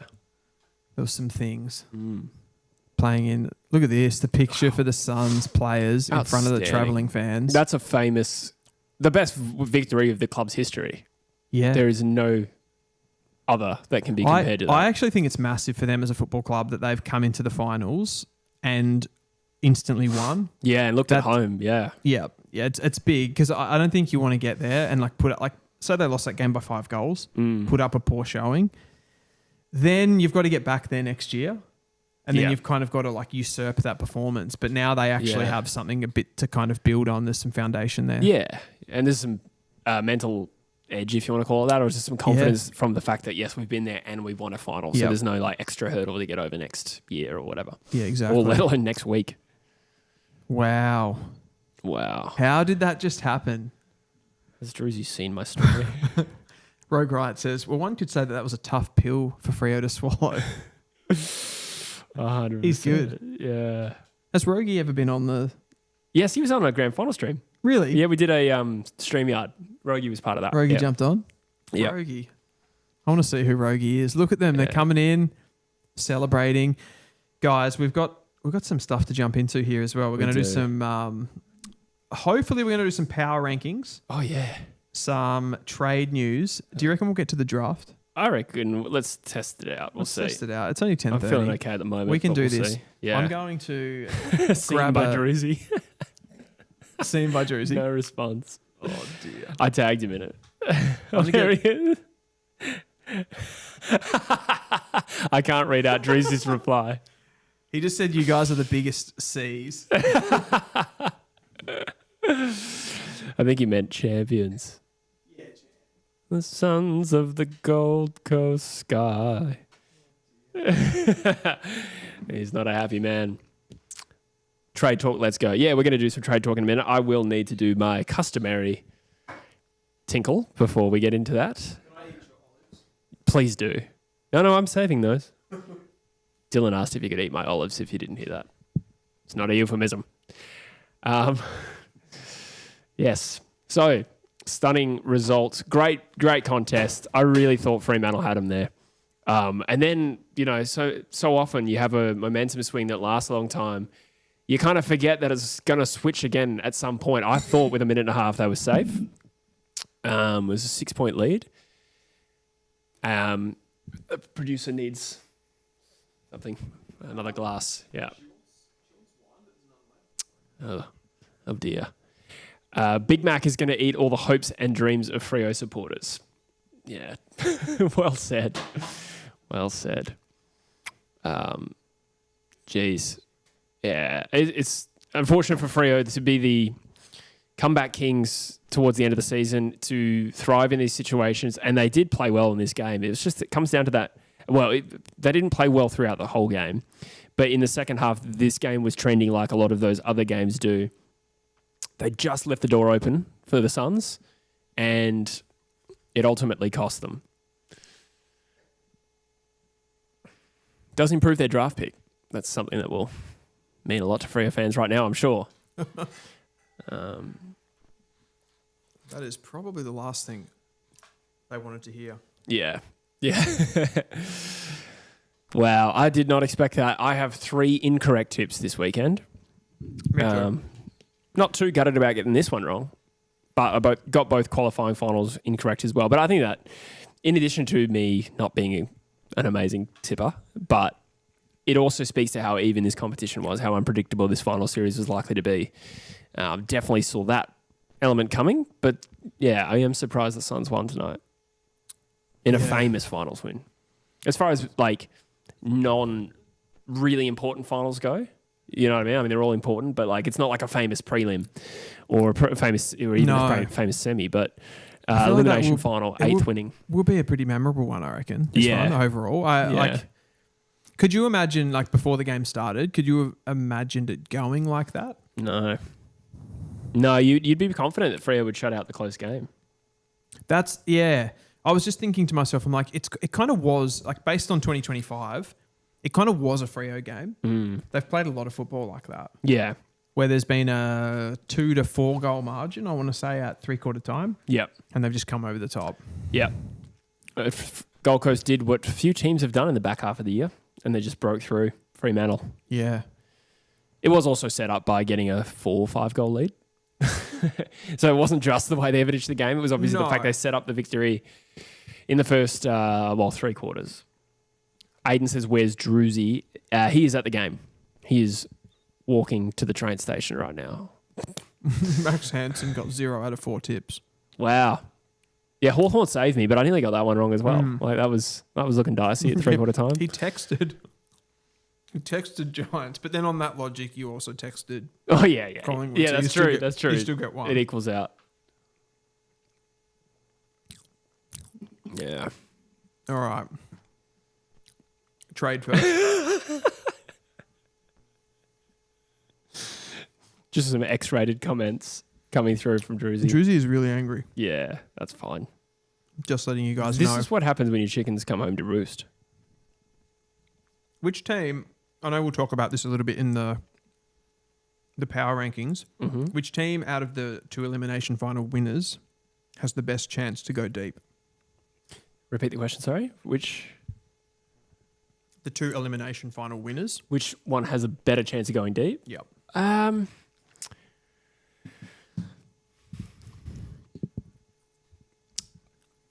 I'd say Hawthorn. Do we factor in there? I mean, like the Gold Coast Suns have to get through the Brisbane Lions at the Gabba versus the Hawks travelling to Adelaide Oval. That's not an easy game, but we know that they got close to beating them once, and now this is a final. Hawthorn are more experienced in Adelaide, so then you consider that pathway. Yep. Hawthorn are probably more likely of the two to cause an upset in week 2. So by default, they're probably the team that could go through. Hawthorn then need to go through Geelong, which is probably a tougher opponent than Gold Coast getting through Collingwood, in my opinion. Yes. So all that to say, I think you'd have to say Hawthorn, but the Gold Coast Suns are laden with talent. They've got a pretty balanced 22. They got a gun midfield, and it's not far off the difference in who can go deep between Hawthorn and Gold Coast. Who is the more likely to win next week? It's probably Hawthorn, but It's not a huge gap. I'm leaning the other way. Yeah? I'm actually leaning to the fact that the Suns get to go back home, essentially. Yeah. Even though it is at the Gabba. That's a good point. And probably if I bring in all of that information that I talked about off the top, like I feel like there's a bit of a fragility in Brisbane with the youth that they have in that side. So I think we're leaning towards Adelaide because we think they're immature. Mm-hmm. And I actually think that might go the other way. And Brisbane might be the team that get knocked out and Adelaide hold. Yeah. They could both lose. They lose. They could. Yeah. I just was looking at Brandon Cavallaro. He's left a super chat. Thank you very much for that, Brandon. Oh, thank you, Brandon. Adelaide or Hawks? Who would you tip? Yeah, it's a tough one. I'd probably go conservative and say Adelaide because I don't want to get seduced by the straight sets thing. Yeah, I'm the same. I think you give it to the home team. But we saw these two sides play not long ago, and it was a very good game and a very even game. And Adelaide came over the top, and they deserved to win. They played twice this year, yeah? They did. I felt the second one was much more recent. The first one was in weird conditions in Tassie. It was. It was like a low-scoring 47-44 kind of game. Was it a game where Adelaide got off to a really hot start and then Hawthorn? I think Adelaide were in front in that game, yes. I don't know. I don't remember how hot the start was, but I think Hawthorn came hard late. I feel they ran them in. Yeah. Yeah. Yeah. I'm going to go for a tinkle and then we can move on. Oh, have we started the power rankings? Has that begun? No. Okay. No. You do that. Yeah. We'll go. We've got 144 on the chat. Thank you for joining in. We've just finished the massive final between Freo and the Gold Coast. I'm still a little bit lost for words that the Gold Coast managed to close that game out. I can't believe it. Once Freo hit the lead, I thought that game was over. Genius to throw Mac Andrew forward for those final minutes because Gold Coast, they just kept getting these opportunities to... They would take a contested mark, sort of outlet mark coming out of D50, and then you just knew that kick was going to sit in the air and the Freo defenders were going to intercept mark it. And they just that subtle move of putting Mac Andrew inside forward 50 just gave them that opportunity. And he just came through, took it. I think he had the matchup on Tracy and he was able to get a little bit of separation. He's probably got that little bit of extra athleticism on someone like a Tracy where he doesn't have the strength. Got away, took the mark. They went straight back to the centre. Won the clearance.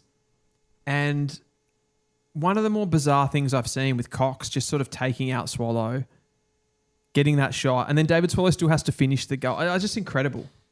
Absolutely incredible what's happened when you think about how much the odds were stacked against Gold Coast in this game, coming in to travel to Freo. Crazy. I'm going to jump into some comments. Joel Falconer, Dan Andrews is the second most annoying Andrew. Sean John Hall says, was it Darcy that lined up against Andrew? Are you talking about when he pushed forward? It was definitely Tracy because I remember seeing them they showed the behind the goals footage when Mac Andrew kind of got away from his defender and it was definitely Josh Tracy. So he took Tracy. I assume that they put Tracy behind the ball to take a big intercept mark so he could kind of become the loose. But he just lost Mac Andrew in that moment. And ultimately it's cost them the game in the end. Flash Movie Trivia says AFL's Nepo babies have finally arrived. Obviously referring there to the Ross Lyon Nepo baby call with all their draft concessions. Obviously that's going to be a talking point over the next few years for the Gold Coast Suns. They do get, their list is super talented. They've been able to get a lot of talent through the door, but I do think up on the Gold Coast, being able to retain players and sort of cultivate your overall culture is really difficult. So it's something since Damien Hardwick's been up there, and it probably it filters into Stuart Dew's time at the club. Like they've been able to hold players a little bit better and start to really build something. So you can't. It obviously helps, and when they're up against like some of the smaller Melbourne teams and some other interstate clubs, I think they have a big advantage. But also, they still do have to put all of the pieces together, so it doesn't come from nothing and only help. Zombie Kitten says, legitimate robbery. That was Freo's game. How many free kicks did the Suns get? Unbelievably gobsmacked. I didn't see it that way at all. Now, maybe because of our colleague, Druzy, some of those, maybe we were a little bit Suns glasses on in that game, but I didn't notice, to be honest. Yeah. I'll go and have a quick Obviously, look. there was the big one that led to the David Swallow kick. I thought yeah, but that was absolutely there. Yeah. I don't think that one was a question. Suns had 22 free kicks to 18, but I don't think that... that's not a significant... No. Don't know. Yeah, didn't... Let us know if you agree in the chat. Yeah, it's an interesting one. It wasn't something that I noticed. Werty103 says, I'd give Hawks and Suns similar chances of winning next week. Yeah, fair call. Fair enough, yeah. Yeah, totally fair call. And Startup Diary says, Brisbane lacks scoring power, Lockie Neal out, too much going wrong. So we'll get into that because we're going to do some power rankings. Yeah. What do you want to do first, Jesse? Let's go power rankings. I reckon we can keep all of these videos a little bit shorter than they went the first time. Yep. Yeah, like the mock draft we did went for an hour. We can probably rattle through it a bit. We can rattle through it a bit quicker. It is 10:45. We've got 130 on the line. Chuck a like on the stream if you don't mind. Chuck a like on the stream and subscribe to the True Footy YouTube channel. We'll be rocking these streams all through the AFL final series. Jesse, power rankings. Who do you have at number 1? Oh, that's a good question. Geelong.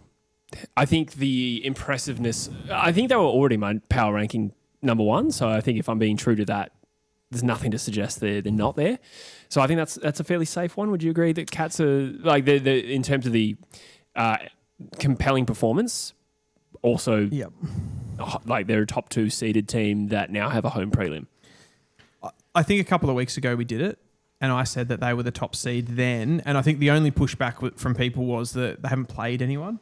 Well, they just knocked Brisbane out of the qualifying final. Yeah. And I think it was probably the best football we've seen from anyone this season. Yeah, and it wasn't that close a game, in all honesty. I mean, Brisbane always threatened because they're a good team, and you always just sense that they're coming, and fair enough too. But every time Brisbane got into the game, Geelong just sort of pushed them back out a little bit. It was a pretty convincing victory, especially when you consider a couple of free kicks that were...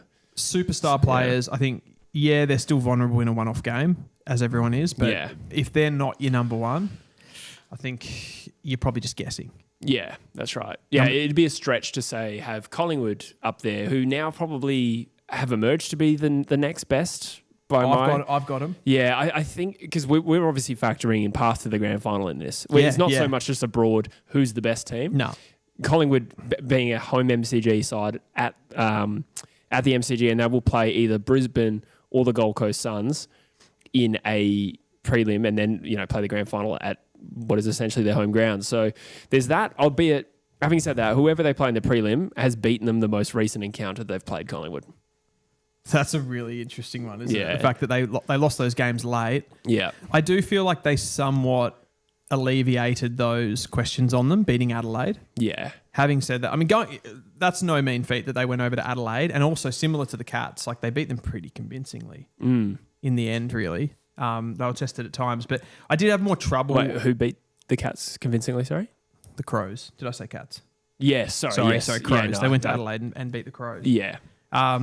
I had a little bit more difficulty with this one. Like I wasn't 100% sure who I wanted to go second, but I think just given that position that they're in now, like you said, with the MCG and everything like that, just the overall talent in the squad, but also just the experience that they have. Yeah. I think in a final series, it's going to be invaluable, and we've kind of seen that that's come to the fore in a lot of these finals. So you'd back them to reverse that result against the Gold Coast Suns if the Gold Coast beat Brisbane next week. I mean, they also lost to Adelaide in that run, and they did the same. So yeah, that's right. And Brisbane, to be fair to Brisbane, though, Brisbane beat them quite convincingly. Yeah. Of those games that Collingwood lost, that was the one that they weren't really even close to winning. 100%. They lost to Fremantle, Gold Coast, and Adelaide by under 6 points, and one other team. Oh, Hawthorn actually killed them, to be fair. But I think there is absolutely a scenario here where Collingwood don't beat Brisbane in a prelim, even at the MCG. But I think on power rankings, you have to say Collingwood is better placed than a Brisbane Lions, who are third. Who do you have in third? I have the Brisbane Lions. I still have them there. There's a little bit of the Brisbane Lions being in third place out of respect, I feel. And I do think they are vulnerable in this game up against the Gold Coast Suns. Yeah. But having said that, when you look at the midfield... Yeah. That's Hold on. Technical issue. Might be having a technical issue, so hopefully you guys are still with me. I'm just going to get my best people onto it as I, once again... wrong screen. Interesting. What was the wrong screen? I can't actually see what you're seeing here. It is the wrong screen. Can you hear me? It's, can you guys hear me? Okay, perfect. Thank you, Sean. I feel like I should be doing some sort of guided meditation for you. Relax and let the wind blow through your hair. No, this is getting creepy. Forgive me. We will be back online very shortly. We're just having a little bit of technical difficulties. This will be tricky to edit out. Just tell us you're having a bong break. Yes, that's the appropriate thing to do. You can see your left hand inside the tree. Flip the bird. Is that a real... Are you tripping? Am I tripping? It was like just the graphics software crashed. Yeah, that's cool. So all right. It appears we are back. We are back. I wonder how long ago we last lost them. Doesn't matter. We'll power through. Just before? Yeah, okay, sweet. So I'll get you to reiterate. The Brisbane Lions are your third ranked team in this power rankings. The Brisbane Lions are my third ranked team. And I do think they're vulnerable this week. Yeah. Coming up against the Gold Coast Suns. And I talked about their, I guess, like lack of experience in that side with some of the younger players coming through. But when you kind of put the midfields up against each other and the experience in that key defensive area that we talked about, like still Will Ashcroft, Hugh McCluggage, you're going to have Cam Rayner going through there. There's a lot of power and guys that have done it before. So I feel like out of respect, I kind of have to have them still in my top four, and I've got them at 3. I agree. I think there's still more of a live chance than perhaps that tone of yours suggested. You know what I mean? I think they're absolutely still in the mix for the premiership, and I would say that the 3 teams we just discussed there are by far and well, I'd say there's a big gap between them and the next group for me, and Brisbane are still firmly in that group. Here's a question for you. We both had Collingwood second, yeah, and Brisbane third, yeah. Other than the fact, if you remove the fact that Collingwood are into the prelim final, yeah, and those sort of concessions that they've been allowed now, who would you say are more likely to win the premiership? I would have said Brisbane. Still, yes, yeah, okay, yeah. I think their best footy is still right up there, but they've just made their pathway a little bit harder there, and obviously rocked by some injuries. In particular, Lockie Neal Hipwood was already out. And as you said, you correctly pointed out maybe some structural pieces like the key forwards at the moment don't look real hot going into this final series. And Morris is going to have to play really well, yeah, if they're going to win this. Yeah. Which is entirely possible because he's a very good young player. I suppose it relies on them getting clean ball inside 50. But that's a big factor. I don't think there's a big gap between Brisbane and Collingwood in terms of premiership favouritism for me. I haven't gone that far off them yet. Interesting. But you've got Brisbane in third? Yeah. I think you have to when you've got to play an extra game and then travel to the MCG. I know they did it last year, but that's not necessarily... That doesn't mean it's not harder when they could have been playing a home prelim at the Gabba. There's a trust element there for sure. Yeah. Number 4 for you? I'm going off the top of the head here. I think the Adelaide Crows still. Ooh, okay, so this is our first difference. Yeah, I had a peek at your notes there. Yep. That's where I get all of my information. I think that's not enough to go off from week one for me to deviate from having Adelaide higher than Hawthorn before. That's part of my thinking here. Yep. And I'm prepared to say that I'm prepared to give Adelaide a little bit of a mulligan for having what was not a great night. It wasn't a diabolical night, but they looked rusty, or perhaps the better word is just a little bit rattled early. Not just a lack of composure there. I think that week, that game of experience there will do some good for them. Yeah. And I think that they could easily beat Hawthorn. So I can't justify having Hawthorn higher when I probably do want to tip Adelaide in that game. And I suppose the caveat to that is if Hawthorn win, that they play Geelong at the MCG, I think Hawthorn has a better chance to beat Geelong in a prelim at the G than Adelaide is. So that's my caveat. But I think Adelaide is still higher ranked for me. So I had, straight off the game that they won today, I had Hawthorn as my 4th ranked team. Yeah. Which we hadn't had this game played at that point. I think having done this in retrospect, I almost would have swung like a Gold Coast Suns, because I do think out of those two teams that are coming off the qualifying final win, I think coming off the qualifying final loss, I think the most gettable right now is Brisbane. Mm-hmm. I think I can't really split necessarily much between Hawthorn and the Gold Coast, and maybe I'd even say that I feel Hawthorn are a little bit more compelling overall. But I feel like that particular matchup of the Gold Coast knocking off the Lions is more likely to happen. Does that make sense? Yeah. I do totally get what you're saying. Yeah. I'm just trying to decide in my head if I really agree, because I think Hawthorn could beat Adelaide. So do I. We've got some ripper semis here. It's great semi-finals. I think there is a higher chance of us being proven brutally wrong about the Q clash, where Brisbane could kill them and you're like, oh, never mind, than there is of Adelaide killing Hawthorn. Slink out of this. Forget. I've had to do that a few times this final series. So, there's just so many different ways of looking at it. That's a tough one. Startup Diaries just made a nice little point here. Brisbane are done. I don't agree that they're done, but he says Wits will dominate Fort. I think the Suns will be too powerful at clearance. Like, it is going to be a decent advantage that they're going to have there with Wits. I do think overall Brisbane are still more balanced in their entirety. But I don't know. Like, I do think that the extra animosity that these two teams will have, being that it is a Q clash, helps the Suns. I think it makes it a more vitriolic game for Brisbane that they don't really need right now. Yes. Again, devil's advocate is what I do best. That's what I'm here for. You love it. Brisbane will probably be able to handle that better than a young Gold Coast side, in my opinion. The magnitude of the moment and the spectacle that is a Q Clash semi-final, I feel like Brisbane might be able to navigate that situation a little bit better. I think that might spark up the Suns, though. It could. Another devil's advocacy point. We've seen Fremantle have an outstanding final round victory against the odds, against the Bulldogs, and then fail to come out in this game and put the same stamp on that game. There was a fair big gap between the Fremantle we saw in those two games comparatively. Gold Coast didn't really have that adrenaline sapping win. They had that disappointing loss to Port, and then they smashed Essendon. I feel like sometimes with these younger sides, which I would say both Fremantle and Gold Coast are, certainly in respect to the rest of the top 8, those adrenaline sapping victories, those emotional victories, are fairly hard to back up. Yeah. Fremantle failed to back that up tonight. They nearly got away with it, but I would say for the large part they weren't at their best. Maybe Gold Coast just had theirs. You're I think saying it's a big task. What goes up must come down. Possibly with a younger side, yes. Yeah. Yes. Yeah, no, it's a fair call. I think there would be evidence. Is that? It is Druzy. Do you want to take that? Yeah. Hang on. Wait, let's put him on speaker. We've got Druzy on the line here. Hang on. He's just come on speaker. I don't know if he's seen any of the stream. Oh, but he's a big fan. No, we're still live. Does that influence what words you're going to call us? All I can see on stream is Woods.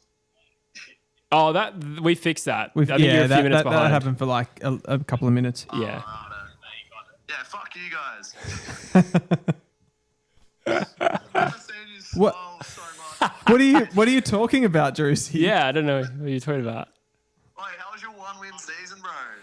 Not as good as this.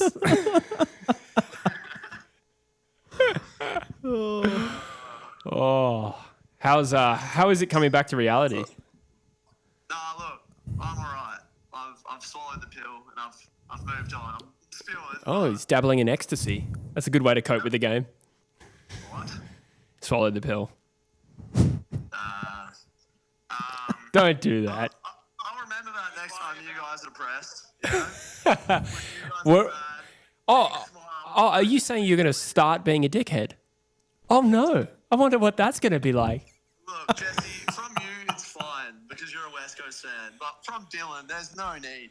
Absolutely no I need. didn't do anything. Yeah, to be fair, I'm being a much bigger prick than Dylan is. Yeah, well, that's fine. You're a West Coast fan. But Dylan's fucking smiling like I've never seen him smile before.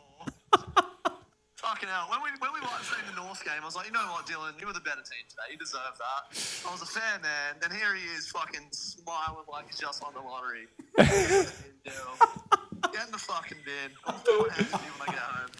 In all seriousness, do you think you can beat Brisbane or Geelong away? Nah. Yeah, because you're not playing those games, bitch. Yeah. No, we're not. But no, we were shit. It took us way too long to get going. Like, it was going long down the line for 2.5 quarters. And are we live, by the way? We are live, yes. Like, your holes get found out. You know what I mean? Make a joke, Jesse. Pun incoming. I was going to let it go. Hey, Drewsy, can I chip in and ask what you thought of that Bailey Banfield attempted spoil for the Farah goal? I can't even remember it, to be honest. Oh, really? Yeah, you might have missed it when you were at the game. I can't remember which goal it was, but he tried to spoil the ball over his head and he sort of just like falconed it and it led to a goal. Yeah, I to think. Farah. Yeah. I didn't see that. Start of the All I last. did see was Michael Frederick running into an open goal and hitting the fucking post and then did nothing for 4 quarters. Yeah, I like that too. I'm going to say one thing, Drewsy, that's going to make you feel better. Yep. How good was Murphy Reid? Yeah, it was good. It was very good. Our whole midfield was good, man. Say what you want Yeah. about Neil Erasmus, but he stood up today. Yeah, I thought he was like Maston-like with his performance. Oh, Jesse. Anyway, I'm going to watch some drum and bass now. Enjoy being at the bottom of the ladder for the next 5 years. And Dylan, you can get in the bin as well. We're having when I get home, we're having a wrestle. I'm wipe a smile off your face when I smear my balls on your forehead. Oh my, I'm going to end it here. I think he's had some beers. A Russell. All right. Fuck you. Enjoy the music. It's not real wrestling. Okay, so where were we? We were in this power rankings. It was good to have a chat with Drewsy, but Yeah, I'm going to have to edit a lot of those F-bombs out. So as we talk about this, I had Brisbane third. I'm going to do a big shuffle here. So I'm going to spin the Gold Coast Suns into third position. Oh, are you overreacting? Yeah. Yeah, that's what we do best. Yeah. Like, I mean, I'm on a high. We're part of the media, Dylan. I shouldn't be doing. No, should I be doing this? No. Okay.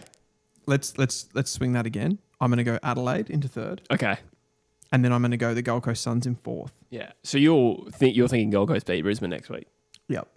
Yeah, I did. Yeah. use Essentially, that. but this is based on my tips of how I feel right Yeah. now. Yeah. So, Well, that's the way you got to do it, really. yeah. Doesn't So I'm make going to sense say Gold otherwise. Coast are going to beat Brisbane, Yeah. and the Crows are going to beat the Hawks. Okay. That's my tips. Yeah.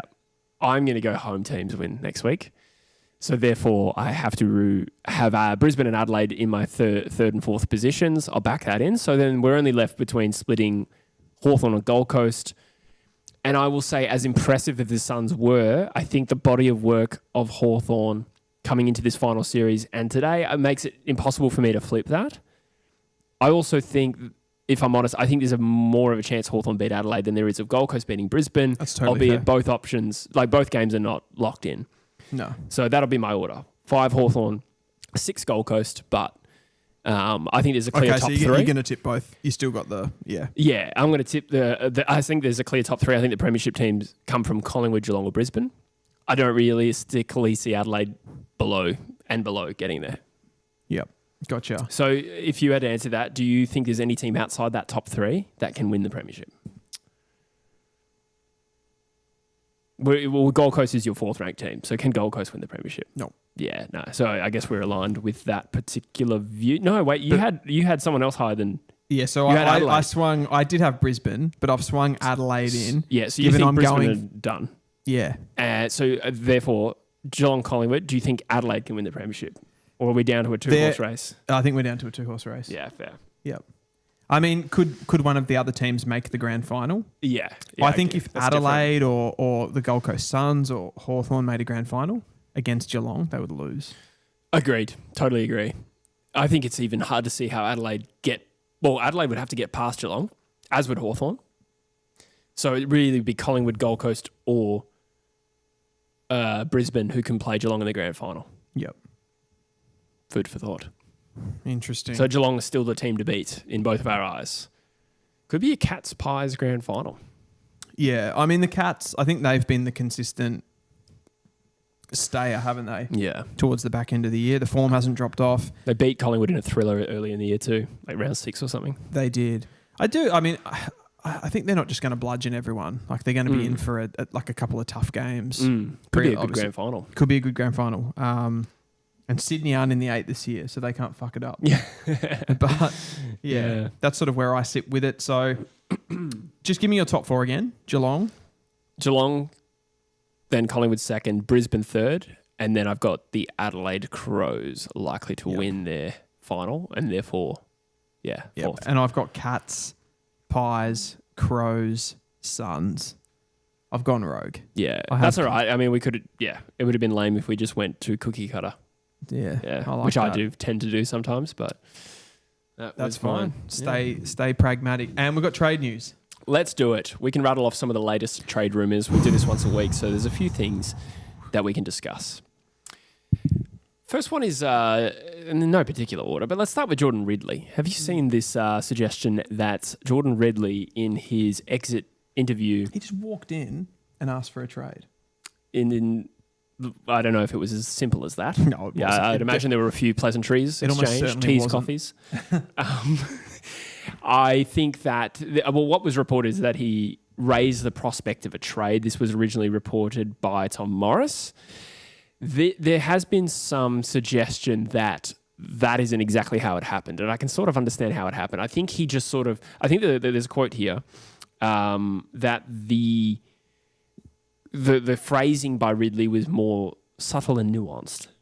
So I do wonder what that could have looked like. Would he have said I can possibly see myself somewhere else? I mean, with the injury management here? Can we just role play this for a second? All right, yeah. So you're Jordan Ridley. And you're Matthew Rosa? Yes. Yeah, okay. Good one. Yeah. Hi, Jordan. Hi, Matthew.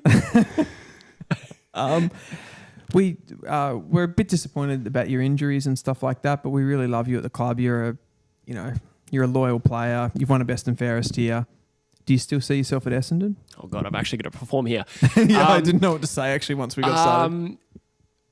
I do think I see myself at Essendon. Perhaps at times on a lonely, wistful night, I've fantasized what it might be like to be with another club like the Brisbane Lions, who have a better record of injury management and a recent premiership. But, those are just fantasies, sweetheart. What does that mean? It reminds me of that movie Eyes Wide Shut. Anyway, Nicole Kidman's character was creepy in that. So what do you think Ridley said? Yeah, that's what we're trying to get to the bottom of here, and I'm absolutely butchering. I think that he may... I hate that this is going to be the first rumor that people click on.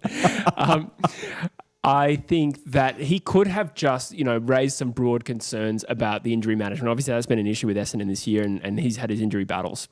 Could he have used Brisbane as an example of, I wish I played for a club that's, managed their players' injuries. That's something that's known about Brisbane. Yes. I don't exactly know how he phrased it. Okay, so you think he went in more with around his body because he has had so many injuries in his career, and he sort of went in and said, clearly history shows that we haven't got this right. Mm. And I know Brisbane have, and I've talked to some people up there, would it be plausible if we got something in return for the club? Would it be plausible that I got out of here and went up to Brisbane? It would give me a chance to reinvent my career, which is maybe has like, again, body-wise, it has got a lot to do with his body, but it stagnated a little bit for him. Yeah, from totally. where he was. Such an important player. Like at his best, he's a really important player for Essendon. And I wonder if this is at all connected to the Zach Bailey thing. That has also come out. So just to be clear on that, to tie that Ridley one, I think reports came out to suggest he did not request a trade. So we're just trying to ascertain like what was said, because I doubt nothing was said. But Essendon, since then, there's been a story that's broken. They're chasing Zach Bailey as a pre-agent, which means that he's out of contract next year, able to be signed as a free agent. But if it happens this year, a trade needs to be facilitated. So is this Essendon trying to look at, say, okay, Brisbane's taken Draper, and they're also going for Ridley, thank you. And then, Essendon's got some interest in Starcevic, where they're also saying, all right, let's ruffle some feathers here and try and get Zach Bailey. Brisbane are obviously paying some handsome contracts to players who want to join their club. Yep. And it's absolutely viable to sort of try and shake the branches a little bit, see what comes out. And Zach Bailey would be a great addition for them. So how would that work with Essendon taking him? So if they take him this year, they would have to give up trade capital. Yeah. If they took him next year, he'd be a free agent. Correct. Yes. So Brisbane would be getting a compensation pick. Yes. So, I guess in Brisbane's favour, that what they would get out of that scenario is a better trade outcome than if he leaves through band 1 compensation, because if they're a good team next year, that's pick 20. So if they were open, you really want to know that Bailey's going to leave, I think, before you do this deal. They're also in a premiership window and, probably don't want to weaken their team next year. There's the other part of this. Essendon have picks 5, 6 and potentially 7 if through Sam Draper band 1 compensation. Yeah. It's likely, I would say. Yeah. So they have those 3 picks. Exactly. So they have some capital here to throw at other clubs, and they could get a Zach Bailey deal done. However, this is the worst draft not the only one, but a bad draft for Brisbane to be chasing picks 5, 6 and 7 because of Daniel Animal. So they have to trade it into the future. This is what makes it a bit iffy. Which is still fine, but yeah, like you said, obviously for Brisbane, where they're at, and they're ready to go with flags, and they've been drip-fed academy and father-sons over the last few years anyway, so it's not like they haven't got talent. It's not like they're a team that's been devoid of talent, and now they're going to have to try to go to the draft. So there's not much in that for them, I would say. I think in that sense, and would Zach Bailey really want to go so much this year that he'd be pushing for that? On the flip side as well, I think for Essendon, it makes so much more sense for them to go for a free agent where they're not actually paying trade capital, because they need to get into the draft themselves, given where they're at. And do you think Zach Bailey comes into that Essendon side? Well, of course he improves it. He's better than anything they've got in the forward half of the ground. Would that be worth giving up 2 picks for right now, given that they're not even going to be... Zach Bailey's not going to move the needle instantly for them. He's going to be he's a nice... I feel like Zach Bailey is a luxury player, a player that when you're pushing for premierships, you need, but not when you're in the bottom 4. Yeah, all good points. I also don't think it's at all likely Zach Bailey is really going to be tempted by this offer. I suppose we're talking $1.3 million over 6 years. Obviously, that's per year. So presumably he can get more at Essendon, but I think it's a brave move for a player to move out of a team that is the reigning premiers right now to move to Essendon. And he was just all Australian. His career is really... He's 25. Yeah. His career is just starting to take off. Yeah. Although, it would make financial sense for Bailey, but I don't know if it makes much sense for anyone in this deal. Maybe it makes sense for Bailey in a year's time. That's all I'm saying. Yeah, that's right. It could be a different ball game. If we see Brisbane capitulate, which is pretty unlikely, but... Yeah, I think so too. Yeah. I don't know if there's too much to this. So in summary, I really don't think Bailey gets to Essendon. Ridley's contracted, I should have said, to 2029, which means that Essendon have no real reason to give him up either. This is probably just a situation similar to Petrarca last year, where it's like, let's try and resolve this. I still think though, with this one for the Bombers, as much as I actually rate Ridley, I think it could be, if they were able to get offered something reasonable for him, I actually think it works for them. Yeah, possibly. What's he, 26, 27 would he be now? I actually struggled to remember when he was drafted. 2016. Yeah, it was 2016. That would make him 27 this year. Yeah, 27. Yeah. So, good age from a Brisbane perspective. Obviously, Essendon need players in that age group as well, but I think it's not realistic that Essendon are going to be winning a premiership or pushing for the top 4 in the next 3 years, let's say. And then by that stage, Ridley's probably going to be coming out of his prime anyway, and he's a bit injury prone. So it's almost, in some ways for me, I think it's better for somebody else to take that risk for Essendon and for them to get some more picks if possible, even if that's into 2026. Yes. Brisbane's probably not the club to do that with, though, you'd think. You need to get the third team involved, maybe. I mean, if you're Essendon, because they're not going to have picks. They're not going to have picks. Pick 17, I think, is what's what they're Ridley currently worth? I'd really need to look at how much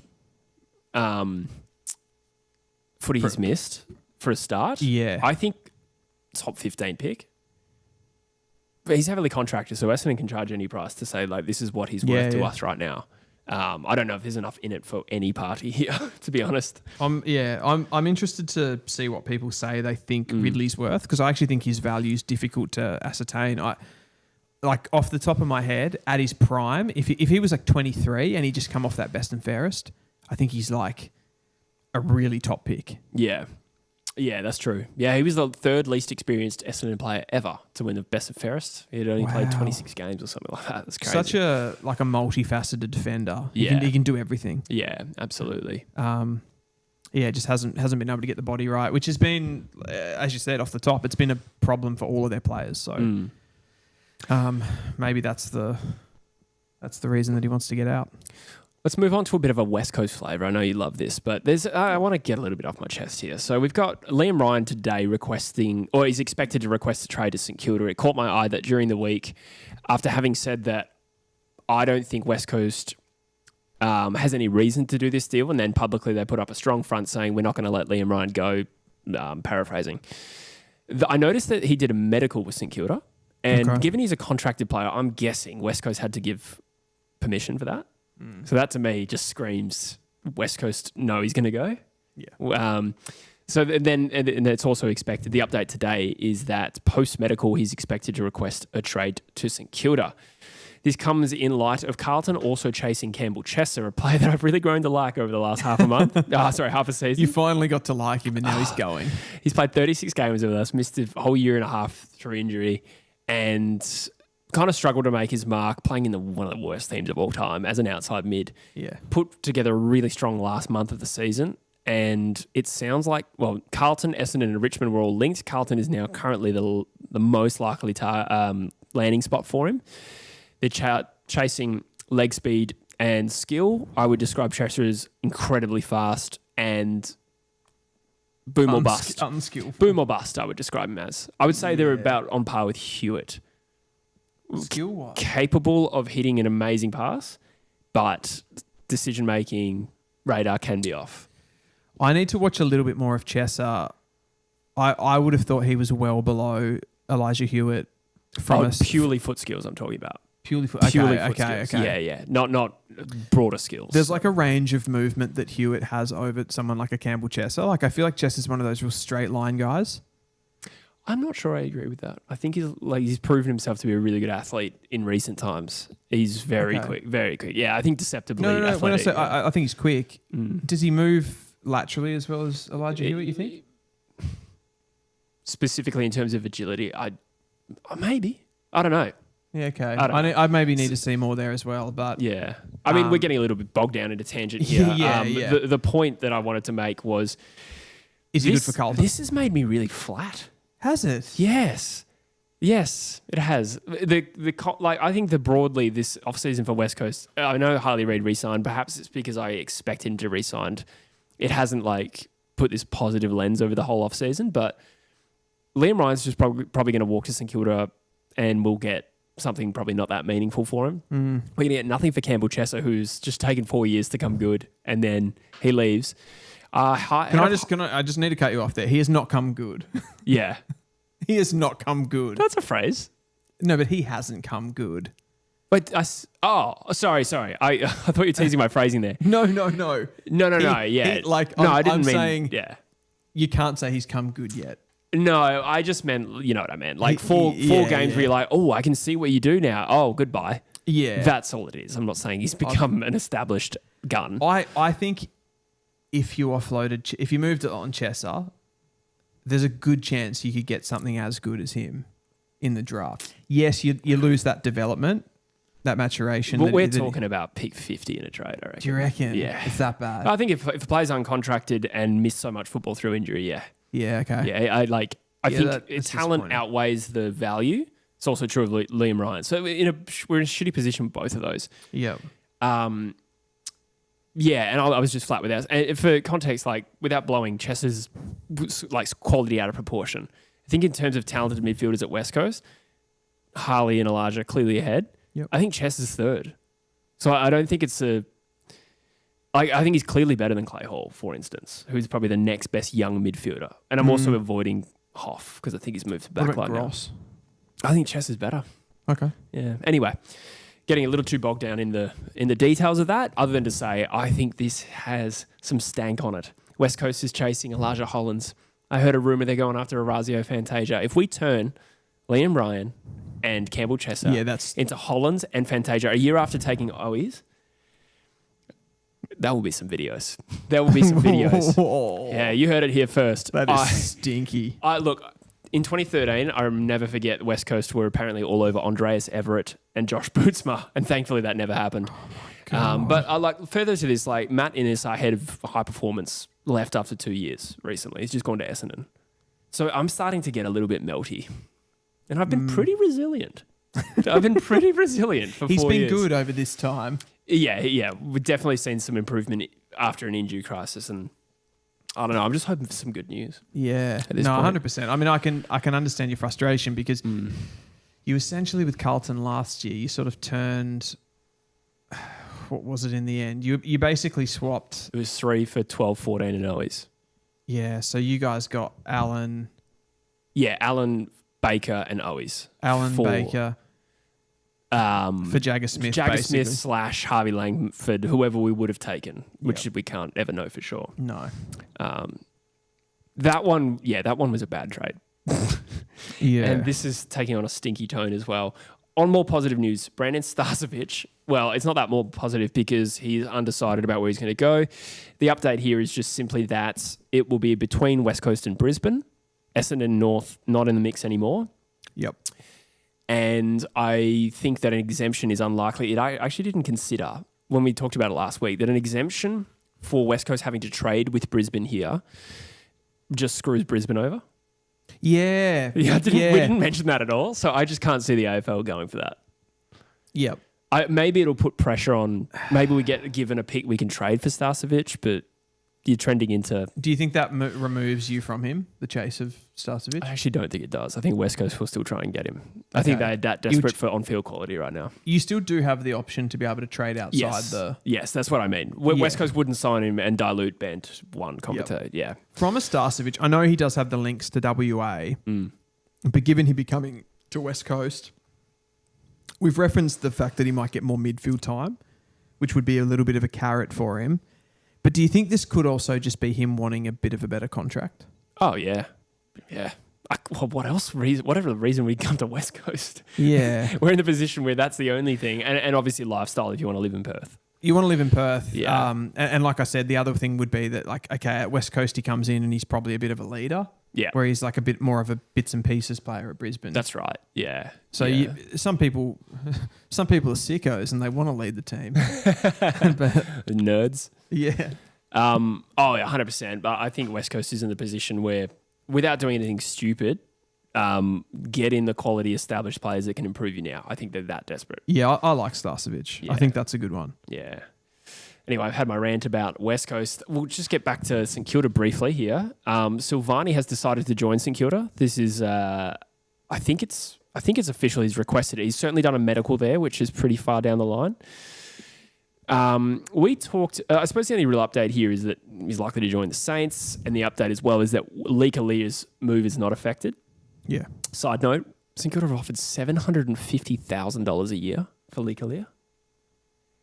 I also read today he broke his own personal best of 12 games in one season this year. Wow. That is diabolical. So where, like, if you start to add up the contracts that they're handing out with TDK, Naz, albeit that's only for 2 years. Yeah. So that shouldn't do too much to them long term. That's right. Jack Silvani now. So Silvani's $850,000 a year. For context, this has just been what's reported. The Pies and Dogs were offering 4 years by $600,000. That's this enormous gap. Yeah, it is. Silvani's still their list manager, isn't he? Yeah. Yep. I wonder if that had anything to do with it. Surely not. Like you surely wouldn't be that brazen. Is that a conflict of interest? Yeah. Maybe. I suppose he might not know what other clubs are offering, but yeah, it's an interesting one. I said last week that I think St Kilda have actually, like, for them to have a window like this where they hold on to Nas and they start to pick up some of these free agents, like they're in for Sam Flanders still too. I don't know if that's one that's on your list as well, but yeah. If they start landing some of these players, I do think it brings like a bit of a buzz to the team. Like, say Nas had have walked out the door and they hadn't have landed these players, what does that do for someone like a Cal Wilkie who's like, I want to play in a finals team, I want to play in a premiership team? Does he leave as well? So I don't knock them for doing this. Is it going to affect them down the track? Maybe, but I think they have to go for it. Yeah, within reason. I think there's the potential for this being a big old bag of farts for him. Okay. Not keeping Nas, obviously that's ideal, but like let's say they go hard for Flanders and McKenzie and tie up all their assets and salary into some of these players and you get them all together and you're like, does this really make us that much better? Yeah. Considering Nas is already in that team. I think TDK is an important piece and maybe Silvani in isolation, but Lee Kalia at 750 grand a year, Cam McKenzie. That's stinky. Yeah, we don't know how much of this is like real. And in time we'll judge them on the trade period, but I'm not convinced it's all necessarily sunshine and roses. Who do you think makes them better? TDK makes them better. Nas, we won't even include Nas. Clearly, Silvani's probably a key piece. I don't know if Lee Kalia makes them better. Does Flanders even... Maybe Flanders is... You'd say he's an important piece. Cam McKenzie's jury's out. All of those... The thing is with their midfield is kind of weak. And it's a difficult one because we can't really judge them until we see... I reckon we see a full season of Mateus Philippou as well. Yes. In the midfield. Yeah. To see what that sort of balance looks like. But Darcy Wilson needs to come back and play consistent football as well. Yeah. That's where I think their growth comes from. Some of those younger players. Yeah. We didn't even... we could mention more. Well, this is what I start to look at and I go, okay, they're going after Silvani. If they genuinely are in for Silvani and for Lee Kalia and they get them both, that automatically makes me go, well, they're going to play Tyree forward. He's a forward then. I forgot they had Tyree. They got to give him games too. Do you think he's a forward? He can play forward. Yeah, right. I reckon that swings him into the forward line straight away. Yeah, okay. That'd be interesting. Yeah. I'm glad you mentioned Cal Wilkie because there was some speculation 3 weeks ago that Cal Wilkie was potentially going to leave. I think that there was actually a rumour that he was pissed. He came out and silenced all that. I think the pissed element would be he might be the worst paid key back on in their best 22 next year. I reckon this. I honestly think there's some truth to that. Yeah. As much as he's coming out, and I don't reckon he wants to leave St Kilda, but I reckon it's pissed him off a little bit. Yeah. I mean, I'm going to assume he's paid less than $850K a year because sometimes there's a lag effect. You get paid really well after you become a star. Yeah. But look, the Dogs have moved on him. And they're offering $1 million per year across 4 years. So that's a great move by the Dogs, by the way. In terms of players that could improve that team, we talked a lot about that. Instantly better. Yeah, and a very important part of the ground. He's an all-Australian quality defender. Yes. St Kilda if St Kilda lost a player like that in pursuit of these guys, it would be such a egg on your face kind of move. Yes. If you were Cal Wilkie and the Dogs offered you that money, so you're getting a pay increase of $200K approximately, would you buy into that as well as the money? Would you buy into that project more or less than St Kilda? I think the history shows the Dogs are a more proven quantity in terms of a club getting you to where you want to go. Consistent finals performances over a long period of time. We're a bit further removed from St Kilda being that. And a little bit further down the track. Like, I'm not convinced they shoot into finals. I think the development arc might still be a little bit slower than that. Yeah, personally. I agree. There's still a lot of youth that need to drive that improvement. We need to see this trade period for starters. But I think they're not as far along as the Dogs. Having said that, I do see the appeal. So I'm not dismissing what they're building. But I also think the Dogs are there. I mean, they faltered this season. But with the playing group and the established still talent. Considerably finished in the top 9. Yeah. Which was probably the biggest gap that a top 9 ever had. Yeah. I think they're an attractive team to play for. Yeah. Maybe not over a Geelong, but, No. But yeah, they're another level altogether, aren't they? But it seems unlikely that Wilkie goes, by the way. But it'd be a disaster. He seems like the kind of guy that just wouldn't, like, he'd have too much loyalty to the club. Yeah. That's sort of where I see him. I'm a big believer that off-seasons are a good reflection of what the mentality is of a footy club. And I think we've learned more about where St Kilda think they're at the moment than maybe any other club so far in this trade period. How much pressure do you think it would place on them to perform well next year if they land, let's say, like 4 of these guys? Yeah, I think like significant because Ross Lyon is now how many years into his coaching tenure with the Saints? The second time around? They made a final in 2020, and was that his first season there? I think so. Yeah, I think it was like a bit of a sugar hit. Yeah, so we'll call it 5 years. And then it's been a drop off. So realistically, I almost feel like that initial final kind of goes out the window because you've dipped off. Yeah. And you've sort of done this like little mini, not a rebuild really, but bought some young players. It's definitely reset. The composition of that team is very different, I'd say. Yeah. Like Naz wasn't on the list.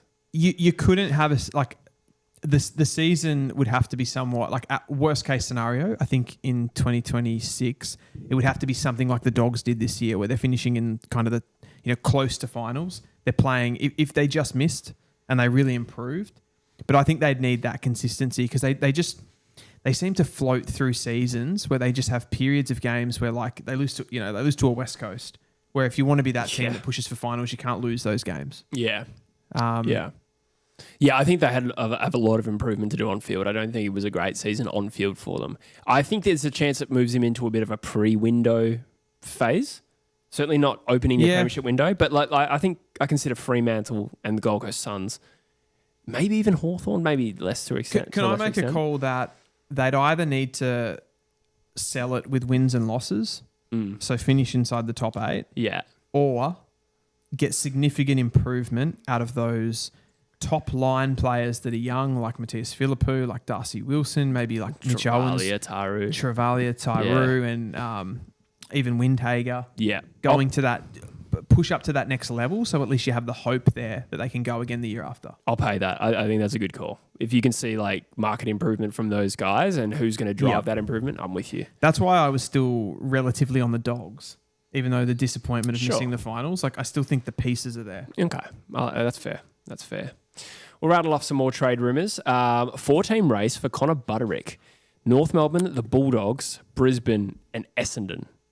He has a 2-year deal in front of him at the Gold Coast Suns. Played in the final tonight, kicked a couple of goals. Don't know why I said it like that. And I just wonder, what is your interest in Connor Butterick? I think, it was throughout the year or last year. It might have been last year North actually were interested in Butterick. I might have that wrong. But there's a number of teams still keen on him. The Brisbane Lions, interestingly, might be a contingency for Starcevic. What do you think of a Butterick for North Melbourne? I'm not keen at all. I don't think he really feels a need for you. I think he actually makes more sense at Brisbane. So I actually wouldn't mind tracing back. I don't know too much about his draft range, like where he went in the draft. And I don't even remember him in the draft. The year that it was, yeah. So like he's a bit of an interesting one there. I know that he started out as a half-back flanker for the Gold Coast, like his first sort of games in that team. But that was pre-Noble and Rioli. Yes. And then tonight, obviously, you saw he was playing as more of like a small forward, maybe even like a defensive type forward at times. He's still a nuggety thing, isn't he? Yeah. Yeah, exactly. He doesn't look particularly high quality to me. Yeah. So I wouldn't have thought you'd be chasing him for any great high picks or anything like that. I don't think. No, I don't think so. You'd be wanting to pay too much for him. Could he come in and be like a bit of a role player? We just got Zach Banch. I think like maybe they'd be similar. Okay. Similar type players. Maybe Butterick's a little bit more powerful. Yeah. Gives you something a bit different, but not, wouldn't be jumping through hoops for him. Mm-hmm. Yeah. Is that fair? What about those other, who were the other teams you mentioned there? The Brisbane Lions, as I said, contingency for Starcevic perhaps.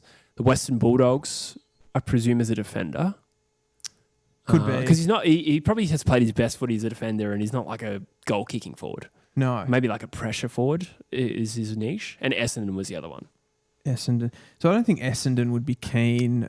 Like, I don't think he would get into that team in the long term either, with like the fact that they've got like Swade coming through. Yeah, true. Alashkar and as a forward anyway. Again, like maybe off the halfback, but they've got Newen and Johnson, Roberts, and they're probably in line maybe to go for someone like a Lindsay. Yeah, true. In the upcoming draft. So, like, I don't know if they'd need him as like a distributing type defender either. As a forward, like when you're talking Brisbane, like Rayner, Lohman, Bailey. I think he'd be a backline player though. He'd be a backliner there, Yeah, taking is in that my guess. Starcevich role. You said, I think so. Yeah, fair enough. I think that makes the most sense. Even in the backline though, right? Like Wilmot, Kitty Coleman. It would just be Starcevich, you'd hope. But that would be the vision, I think. Yeah. But I agree. Other than that, couple of players in limbo. Adam Treloar, does he find another club? That's a good question. Is there a single club in the AFL that is suited to Adam Treloar right now? Because he's still a pretty good player, but he's my age. He's 32. Yeah. So, my mind always goes to who's the weakest team in the comp that needs reinforcement. It's my club. Why are you We'll laughing? have him. I mean, obviously we'd take him, but I just don't see Treloar moving west. So No. I don't think there's been any meaningful links. But if you're looking at Melbourne teams, it'd be really ironic if he got back to Richmond. Not back to Richmond, but remember he famously snubbed them. I forgot about that. Yeah, he said that Collingwood had the better list. That's right. And then they won the premierships. Yes, yeah. Yes. That was when he first came over from GWS. Yeah, that's right. Yeah, wow. The Pies are still paying him $300,000 a year as of this year. Are they seriously? Yeah, that was reported. Wow. Which is crazy. So, What do you think Collingwood, this is as weird as that sounds, do you think they're a team that could actually like potentially use him? it did cross my mind. Yeah. Yeah. Do you think the blood would be too bad for that kind Oh, of? maybe. Like, Yeah. who knows? It's been years, but still. just pure. If you take that out of it and you purely go, okay, they've got like kind of a weird midfield Collingwood. Like they've got these like, generational Nick Dacos, big game, powerful player Jordan De Goey, and then they've sort of got bits and pieces like older guys like Sidebottom and Pendles and Ned Long's come in. He would give them like a little bit more pace in there, and they've thrown Josh Dacos through the midfield a little bit at times. I feel like he could maybe play what Josh Dacos does in the midfield. Yeah. And then Dacos gets to just stay at home across half back. And he could, I feel like Treloar could be one of those guys that had a bit of a late career shift, like a Zorko or someone, and went to half back. Yeah. Yeah, that's right. He's kind of modular. He has done that, hasn't he? Yeah. Yeah. What about Jesse Motlop? Have you seen much of Jesse Motlop? Because I really liked him in his draft year, and there has been no trade link and no contracts offer. Actually, I can't verify if he hasn't been offered a contract, but he has not signed one at Carlton. Do you have an opinion on Jesse Motlop? It's a bit more of a niche one. Yeah. So of all of the players that aren't already established, like obviously Adam Treloar, we sort of know what he is, but I think there is a player in Jesse Motlop. I thought so too. And I'm a bit surprised at what I'm reading of fans saying, no, let's not do it. I think fans see him as a player that maybe has a bit of a weaker mentality. Right. And when the games get difficult and the moments get difficult, I think they kind of see him as somebody that can maybe, double take the ball and miss opportunities and stuff like that. But he's like absolutely like at times when, he spins out of traffic, wins a big ground ball inside forward 50, you kind of go like, wow, just some of the stuff that he can do, like the snappy movement that he has and stuff like that's pretty impressive. I think he's one to watch in this I think Chester situation, to be honest. In the Chester situation? Yeah, if Carlton back to trade. West Coast. Yeah. Whether I'm not saying like straight swap, but if he's out of contract this late, there's something going on. He would be the exact player that we always talk about goes to a really strong club and just thrives. Yes. I feel like there is a Luckily, he's coming to West Coast. Yeah. So West Coast, not ideal. No. I even feel like with the style that Carlton play and, the other types of players that are around him, like if he went to a Geelong, I reckon he would thrive. I know that's a cliche thing to say at this point. Yeah. It's like, that's so true, though. Struggling player goes to Geelong. I mean, just look at Jack Martin. Exactly. Yeah. The same environment. He just he needs a role. Yeah. I think a lot of these guys play in these like teams like Carlton where it's very based around like, Curnow and Mackay in the forward half of the ground. And there's not like just this really clear thing that they have to do. And maybe that's partly the education that they get at that club. But just give him something really simple to do. And I think he'd do it really well. Yeah. No, I agree. We'll rattle off a few more before we finish up. Just some updates. Flanders being chased by Melbourne, Carlton and St Kilda. We knew about St Kilda. The D's, that's an interesting one. I guess it's probably just to bridge a bit of a gap with an ageing midfield. It kind of makes sense. Do you think that's a bit of a weird one when, again, like players that struggled to get midfield minutes this season, like Trent Rivers, who's probably in that similar age group to Flanders, he didn't get in there. Yeah. So why would they go after Flanders? Unless they honestly don't rate Trent Rivers as a mid, maybe they don't. Or they're anticipating Petrarca getting to Hawthorn, which is not a serious rumour that's been reported on, but there has been some speculation. Yeah. Is there something bubbling on the way under there? You might be right. Because you'd want to replace Petrarca with someone. Yeah. What do you think Melbourne would? Do you think Melbourne would be better off with a ready-made player like Flanders, who I think is a bankable, maybe not really, really high-end mid, or do you think they'd be better off trying to get to the draft? Well, in this scenario, they have no first rounder. But let's say Petrarca goes, they have Hawthorn's pick 10, I think it currently is. That would probably just get absorbed in a Flanders deal because he's contracted. So Yeah. But generally speaking, I understand what you're asking me. Like let's put an actual player to it. There's someone that you know in the draft. Like, I don't know who would be better for them. They've got Langford. They've got Lindsay. Yeah, it depends what pick we're talking about because they don't have one at the moment. Yeah, I'll just put a player to it. Like, say, Sam Grill versus Sam Flanders. I know that's really hard. Probably Flanders. Just because he's safer. Sam Grill could be much better, or he could not play an AFL game. Like, there's still always that doubt. Yeah, Flanders is a good player. He is. But if you reframe it to say a pick in the top 8, then it does sound a little bit juicier, doesn't it? Like a top 8 pick or Sam Flanders for the D's right now. What about Sam Cumming? He probably, that's my personal preference. I kind of like Sam Cumming more. Yeah. But, I suppose that's really subjective. I guess what we're talking about is a ready-made player in his prime versus a top 10 pick. So philosophically, like, what should they do? They probably have enough senior bodies. You'd probably hit the draft. I think so. Yeah, but I think there's still this a little bit of indecisiveness with Melbourne, or maybe that's just the way it seems, like which way they're going. Like Goodwin says this group can win a flag, or said it, or rather. But they've also been hitting the draft aggressively. They have. I still don't think they know.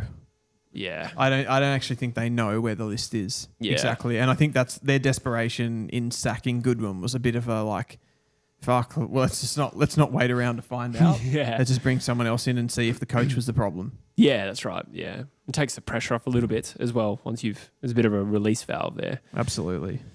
North Dogs and West Coast chasing Tyler Young. Any opinion? I remember he played really well against West Coast when we live showed. Yeah, we live showed that. This would be a great one for us. Yeah. So what's his contract situation? Just out of contract. Out of contract. Yeah, but not free agent. So Yeah, to be so we'd have to be traded. Yeah. Yeah, I guess like of course it always comes down to like a question of value and what we'd have to pay for him. But when you're like absolute position of need, I think I haven't seen him consistently, Tyler Young. So like I don't know what he could get to as a key position defender, but he looks more than competent from what I've seen. Did a knee last year, was it? Yeah. He's come back from that. Yeah, one of those many players that did knees, I think. Yeah, was that Tyler Young? He was in the kind of the epidemic of knee injuries for them. It was contagious. Yes. Yeah. It was. It was like a virus. Yeah, it was. No, I like this one. I like this for North. I think this would be a great pickup.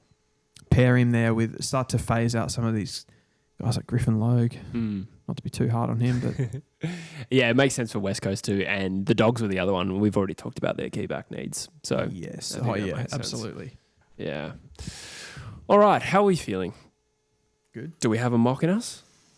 We could do a mock. We could do a mock. Let's do a mock. We'll just do Let's do a quicker mock.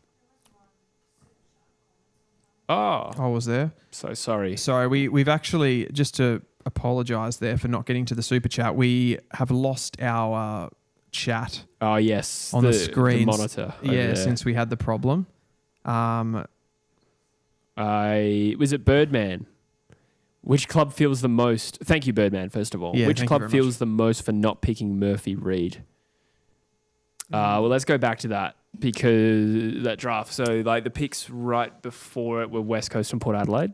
Yeah, I think if you were pointing out a club where you're like, you probably should have drafted Murphy Reid if you still think that he's better than some of the players you picked, it would have to be Richmond as the first Yeah, fair. port of call. Considering they had so many picks. Yeah, and he was a Richmond fan. Was he? Yeah. Yeah, right. I didn't know that. Yeah, that was talked about. I think he was. They tried to get him to play. They were pretty keen on him from all reports. Yeah. They tried to get him to play in their VFL side, and I think he couldn't get a clearance from Sandringham because that was a club that he was tied to. Yes. Stuff like that was talked about. So they would be the first one. But you mentioned Port Adelaide. Yeah. See, I remember hearing through the grapevine that some interstate sides were not comfortable with taking Murphy. Yeah. The thing about Fremantle is they're by far the happiest environment out of West Coast and Port Adelaide. So he's recommitted. And sometimes, 18-year-olds, of course, they're got cold feet at 18. Yeah. But walking into an environment like Fremantle would have been different to, say, a West Coast or a Port Adelaide. So as an Eagles fan, I don't think it plays out the same way if he gets drafted at West Coast. No way. No way. Yeah. It helps when you're when you're playing well and you're winning, doesn't it? I think that's like a big thing to take away. But like the support that he has there, good team on the up. Yeah. And honestly, in that 2024 draft, could you honestly go through and say, yes, he has been the best first year player. Yeah. But are you actually trading a lot of those players that you're saying, we're kind of saying, everyone's fucked up and not picked him, but who are you actually trading? Who are you swapping him for? Yeah. Yeah. Because, it's too early to write off guys like Joe Barry, Bo Allen, who were the picks before that. Yeah, absolutely. Yeah. Obviously, it seems unlikely now that Bo Allen or Joe Barry become better players than Murphy Reid. But I think if you go back to 2009, as I remember this as an Eagles fan, everyone was convinced Daniel Rich was going to be better than Nick Natanui because of that Rising Star season. What about Reece Palmer? Yeah. There have been Lewis some guys Taylor. that just, fly out of the blocks, right? Yeah. They do really well. Not saying that, Murphy Reid looks I think he's a slick safe bet, yeah. That's what you would say. You would say Yeah. right now, I have the most bankable player. Yes. But I don't think Murphy Reid was ever seen as a really high ceiling player. No. I'd imagine that's why there was very differing opinions on him. Yeah. Hence why he slid. Exactly. Yeah. All right. Let's get into a bit of a El Moco de Drafto. We did one of these. Yeah, we did one of these a month ago, and we went for an hour. I reckon we'll keep it to a little bit tighter this time. Let's do it. We are going to do a top 20, and we're going to go pick for pick, Dylan, starting with the West Coast Eagles and finishing up with the maybe not the Brisbane Lions, sorry. That's where they currently hold pick 20, but with matched bids. That order will change. I've got the GWS Giants as my 20th. That's cool. I didn't go through it to the extent that you did. So yes, the GWS Giants are likely to be the top 20 pick. The 20th pick. Yep. And we're going to do a little bit of a mock draft for you, Dylan. What do the audience need to know? Do they need to know about the live trades we've done? All the trades we've done. They do need to know about the live trades. There's a lot to play out with this draft. I think it might be one of the more significant mover-arounders of picks. Yes. Given some of eloquently put. Matchable bids and whatnot. So Gold Coast has pick 8. I think there's a lot of teams sniffing around that. We might have a little bit of a trade. Yeah. Did you want to do it off the top or did you want to kind of... Let's run through what the trades are at the start, I reckon. Yeah. Okay, so we have got, for the first traded pick... What were the picks overall that you want? We decided we need to get rid of these.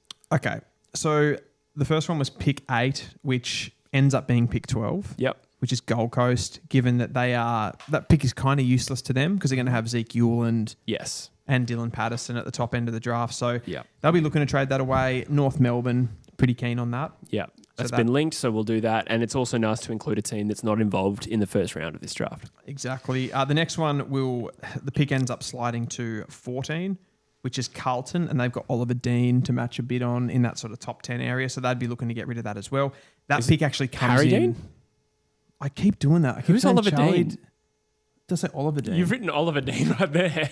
Oliver Dean. He's a Tasmanian that was in the 2024 draft. Okay. Harry Dean. He was too. I do. I also say Charlie Dean from Collingwood as well. Yeah, I just get that every time. So this pick actually came from the TDK compensation as well. Yeah. So they slid in after Hawthorn, I think it was, or before Hawthorn. Yep. So we're going to trade that one away as well because they're not going to want to use that to match. They'll trade that into the future. Port Adelaide will get that pick. Yep. Again, including a team that doesn't have a first rounder this year. Yep. And then the other one is Sydney. Yes. Who we think Melbourne might be sniffing around those picks. Again, they're a team that doesn't have a first rounder. Traded that away to Essendon last year. So they'll come into pick 16 as well. We do need to just clarify, we have given Band 1 compensation picks to West Coast for Oscar Allen, Essendon for Sam Draper, and Carlton for TDK. And the latest suggestion on, I think it was in Gettable, is that Jack Silvani is unlikely to get Band 1 compensation because he is 28 and he would be the first player at 28 to be given that or like equated to a Band 1 compensation pick. So that will be an end of first round pick. So that's 3 extra picks in this draft that are not in the official draft order. Beautifully said, Jesse. Thank you, mate. Beautifully not said. My first rodeo. So West Coast hold the first 2 picks in this draft. How did you want to do this? Because last time I picked twice, but I really don't care. Let's go 1 for 1 this time. All right, to cool. mix it up a little bit. Who wants to start? I can do it. Yeah, you can start. Okay, so I have got... Now, when you look at West Coast and all of their needs, they kind of need everything, right? No. There's not a particular... You sound a lot Druzy then. They're not a team that... I think like sometimes West Coast fans will quickly get into the comments and be like, no, we need this. And it's like, you need everything. Stop talking shit. You need everything. So I think everything's on the table here. But I do agree that given that their main talent at the moment in the squad is Harley Reid, they need a facilitator for him, right? They need someone that can get in and under and dish the ball out. Now, sort of on some level, I think they might look at a team like the Gold Coast Suns from a few years back when they sort of started their rebuild and they built the team with their number 1 pick, which was Matt Rao. So I think they're going to go down that train of thought. So I have, with pick 1 for West Coast, Dyson Sharp. Wow. I didn't expect him to go pick 1. I thought Dersma might be pick 1. But I agree with the logic, to be honest. There's no argument for me. So when we did this a month ago, I said Sharp and Sam Cumming. It was a bit facetious because I didn't expect West Coast to hold the pick in reality. And to be honest, I still don't think West Coast hold pick 2 in this scenario. So I think they will trade it, but let's just power through. Dyson I'm saying Sharp, in this scenario yes, where they have both of these picks. Yep. I also want to say that I don't think Dyson Sharp is the best player in this draft. I don't think he is the highest talent in this draft. But I think it's that conversation that we've had throughout with like players, certain talented players going to clubs that are down the bottom of the ladder. You do need certain character types, not just the player types. And I think West Coast fit that bill probably more than anyone. 18th for contested possession, 18th for first possession, 18th for clearances. He will help that. Come on, man. He will help that. So you pair him with a more highly talented player, and I think you bring some leadership into your club as well. Yep, totally agree. I actually would have gone Dersma then Sharp if I was picking both picks, so I'll take Willem Dersma with pick 2. It sounds like I was really reluctant to take Dersma. Oh, I took Sharp and Cumming before, didn't I? Yeah. So I was reluctant to take Dersma the first time. I didn't think that West Coast were likely to take him for a variety of reasons, and I think there was still some question marks on some of his game. Since then, he's really elevated himself to be the clear number 1 talent. So I think it's really unlikely West Coast go any other way. And Sam Cumming also got injured after we did that. Yes. So Dersma and Sharp. Dersma the best available talent. Sharp the more safe, reliable position of need. I'm happy with that. I totally agree. And I think Willem Dersma, for me, I've kind of got in brackets here. He was my second pick in this scenario. Yeah. And again, I did that out of I think Sharp could handle the number 1 draft pick more. And I think West Coast would know that. That's kind of my theory behind that. Willem Dersma, I think, is like more of your Noah Anderson type. Yep. So that was kind of the Raoul Anderson. I like it. Yeah. Hopefully they get along. Hopefully they get along. So, you didn't have any bids in those top 2? No, I got excited. Okay. But I'm thinking Zeke Uland might be the first bid. Do you think that comes in at pick 3? Yeah, so I had that coming in at pick 2. So let's do it. Yeah. Richmond bid then. Yeah. All right. Are we filling this in as we go? I will. Good idea. Because I wasn't doing that to this point. Yeah. So let's say that is how it plays out. I need to get organised here. But tell me a little bit about Zeke Uland while I buy some time. There's, I can tell you a lot about Zeke Uland. He's a little rotund mid halfback defender. He's kind of a stocky little mover, very physical, very good ball use. So if you're picturing sort of someone like a Josh Lindsay that you've probably seen quite a lot of, Uland is kind of similar, but he's a little bit more combative, a little bit more in and under, and probably has a little bit more potential, I think, as a a full-time midfielder. But the ball use stands out. He's been compared to Errol Goulden. Really does thrive in both like transition phases of the game and in stoppage phases as well. So very technically gifted, good on the outside, decent speed as well, and just looks like a little bastard. And that's kind of what I like the most about him, I think, overall. Yes. I think Toomey still rated him number 1 in the He's latest. Still got him at 1, has he? I think so. Yeah, okay. Late 26th of August. Let's move to Richmond. It's your turn still. It is my turn. So I have got, I think, a bit of a no-brainer here. I won't spend too much time on this, but I think they would take here with the first pick, Cooper Duff Tytler, that sort of transformative, transcendery ruck to kind of fit the mould of someone like a Luke Jackson or a Tom de Koning, that type of player. I think when you're looking at Richmond's list, like there's maybe a question that like Thomas Sims is that type of player as that forward ruck if Cooper Duff Tytler does become that more forward ruck type player. But I think if he becomes an out and out ruck, they are still quite different. And Cooper Duff Tytler is definitely the more high quality player of the two, with his foot skills and his work around the ground. I think is a little bit better than Sims. And I think he, overall he complements those other forwards pretty well, like Jonty Fall, Harry Armstrong. Gives them a little bit of a point of difference. And if you look at their delistings at the end of the year too, they've delisted Kajitsky, Bauer and Blight. So there is some, key positions, I guess, like opening there. Yeah. As far as from a list perspective. Yeah, I think from a best available point of view and a point of difference viewpoint, that makes perfect sense. I would have done the same thing. Should we bid there on Dylan Patterson for the Gold Coast Suns? Probably top 4 prospect, I think you said in our last edition. I feel overall in the draft, there's like a clear sort of top 4, which is Dersma, Duff Tytler, Ewell and Patterson. Yep. Which obviously Dyson Sharp bucks that, but I think Dyson Sharp is a specific to West Coast move. Yeah, I totally agree with that. Yep. I'm going to pick here with Richmond to back up Cooper Duff Tytler. I still think some midfield reinforcement would be ideal, but looking at who's available at this point, I think you go the best available, Josh Lindsay, who probably has some scope to play as a midfielder, but at your worst case scenario, a good quality, damaging halfback flanker with really quality ball use. And I wouldn't say they don't have halfback flankers that are good, like... there's Banks and Tom Brown who sort of play back and wing. Maybe Banks plays more on a wing now. I've actually lost track of that. Banks is actually, he was wing and he sort of slid into a halfback role. Okay, yeah. But he's not as cultured by foot as someone like a Josh Lindsay. Cultured? Yeah. Yeah. What I mean by that is he's a bit more of a dynamic runner, like tear off the back half, but not necessarily has that ball control. Yeah, that's exactly what Josh Lindsay brings to that team, and I think still has a point of difference. And certainly no player that they took last year is like Josh Lindsay. So I think it's very justifiable and best available selection. Absolutely. So we have Essendon here with 3 picks in a row. 3 in a row. Yeah, starting with pick 7. I'd love to know how we differ on these, or maybe we're similar. Yeah, it's an interesting one. I was sort of looking at their midfield overall, and they've kind of got like the ones that are currently in that midfield group for them that I think they're going to be drafting around. Because you're looking at players like Shield and Parrish, and I'm not sure if you're really considering them when you draft for Essendon now so much. So, well, Shield's been cut now. Shield's been cut, yeah. And Parrish is still there, but like obviously body issues. He's getting a little bit older now. But Durham, Caldwell, Martin of the Nick variety there, and probably Elijah Sardis is still, if he doesn't, go for a trade.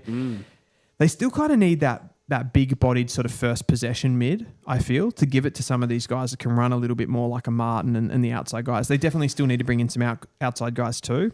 But I think they might, with this first pick, go for someone like an Oliver Greaves. He's had a big couple of weeks in the Coates Talent League, sort of mid-20s to 30 possessions. He's hitting the scoreboard a little bit more than he was before. And most teams are kind of opting as their kind of in and under ball winner guy to be this sort of bigger-bodied guy with reach, and I think Greaves, right up there as far as being able to come in, have an impact straight away, and a little bit similar to West Coast with Dyson Sharp. I think Greaves can do that to a lesser extent for the Bombers.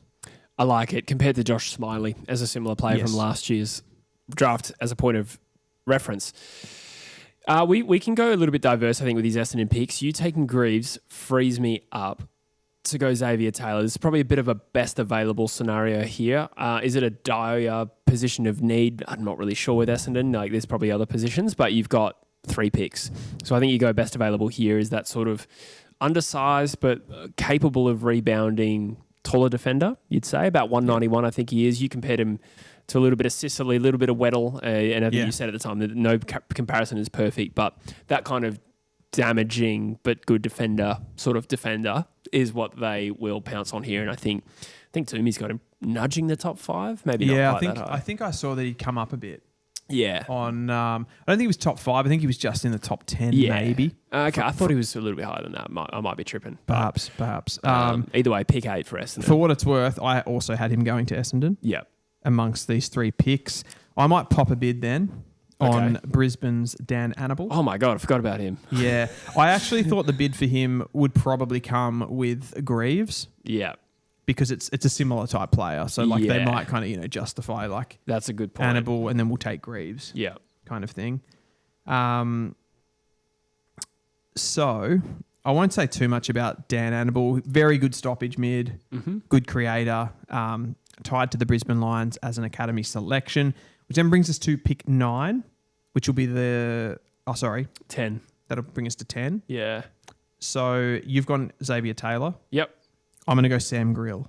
Okay, I like that. So they're quite pairing, different to Greaves. Yeah, very different to Greaves. So they're getting a pretty good mix of different players there. Greaves is that bigger bodied, slower type midfield, stoppage to stoppage, and then Grill comes in with that pace. I think they can start him off a half-back flank, a bit of a wing, that type of position before he goes into the midfield, and probably tracking as, potentially someone like a Zach Butters with his foot speed to get out of stoppage, really thrives when he's got space. Great speed. Did we end up doing a trade for Gold Coast? We did, didn't we? That's still coming. That's coming. Yeah, okay, cool. Just the academies have pushed everything back. Yes, yeah, okay, I'm with you. It is confusing even when you're running the video. It's all impossible. right, so I'm on the board with St Kilda, right? You are on the board with... No, so we're up to that Gold Coast pick. We're up to that Gold Coast pick, so it's North Melbourne. Yep. Okay. Yep. North Melbourne have traded with the Gold Coast Suns. Yeah, okay, that was where So this should be pick 11? Yep, okay. With selection 11... I'm going to take Fred Rodriguez. I'm joking. I'm sorry. Your face. I'm going to pick a guy that I know you like, but I also think makes a lot of sense, Mitch Marsh, who I did consider for Essendon as well, but I only had one of the 3 picks. I would have taken him for Essendon. Mitch Marsh is that kind of... You've gone Mitch Marsh. I have gone Mitch Marsh, yes. That's what I had to. Yeah. I know you like him. Plus, I do actually think, you don't go another midfielder for North Melbourne, for instance. Even a Jevon Philippou or something like that doesn't suit, but a more of a marking target that can push up the ground. Pretty good athlete, Mitch Marsh. Very good athlete. Beautiful foot skills. I see Mitch Marsh... Sorry to kind of cut your segment No, here, please take over. But I actually see him as someone that's going to come in and play a similar role to someone like a Dan Curtin. Okay. I think they have similar attributes. I like that, actually. Good at ground level. Undersized key forward, of course, but he's good in the air, just like very well-rounded. Yeah. And has a point of difference with his ground level skills for somebody in that height range. So rather than him being this kind of, I guess, like third tall that he's been pinned at, I think he's going to play more utility. Mm-hmm. Yeah, I see that from what I've seen. You are the draft expert here. We are now at St Kilda and it's your pick. Tis my pick. I think they're going to go here. So this will come in at pick 12. I reckon we need to get our bid in at some point. Maybe not with this one. We might get our bid in on Harry Dean. For St Kilda? At some point. I was thinking that, but then... Yeah. I suppose North could have probably done it. They could have done it, for sure. But we will go here with Jevon Philippou, brother of Matthias. I think if he's on the board... and some of those, I think St Kilda will be sniffing around players like Sam Grill, for example. I think they might be sniffing around someone like an Oliver Greaves if he's still on the board. But I think he would probably be that next midfielder that's available that could give them something a little bit different. Maybe they would probably prefer like a bit more of a bankable prospect than a Philippou, who's maybe more of an upside athlete type, and they kind of have a lot of those on their list already, but I think they wouldn't mind pairing, given like what they've already invested in Matthias. I think that would be a big thing. And then it also kind of kills the go home factor for both of them. I agree. Like, you could just consider what the potential outcome of like Philippou Senior becomes like an amazing player at free agency. He's less likely to leave if his brother's playing there. Exactly. Nothing's guaranteed, but it is a little consideration, I think. For sure. And it's not as if he's not talented. Yeah, that's right. Port Adelaide will be... Is that next on the board, considering we've done a trade here? It is. It is. Let's do a bid now for Harry Dean, because I think that's a little bit overdue. And Perfect. I'm sure they could use a player of his quality, as my Microsoft Excel has a bit of a meltdown. I was always thinking too, with Port Adelaide coming in here, that given the quality of South Australian talent this year, they are probably going to want to get a pick in, right? They'll be fuming that Mitch Marsh is gone, that Harry Dean, Jevon Philippou. But I just realised there's one really quality player left, Sam Cumming. Is still on the board, which I didn't see coming. And he's from South Australia. Exactly. So that has timed perfectly with Port Adelaide coming into this part of the draft. Yep. A quality midfielder who has really sort of stepped up towards the back end of the year, playing some sandful footy prior to his shoulder injury, and then looking comfortable at the level. Like a high energy sort of stoppage midfielder, probably lacks the endurance, but can play forward as well. Yeah, perfectly put. So versatile. Very good overhead. Yeah, that's right. Yeah.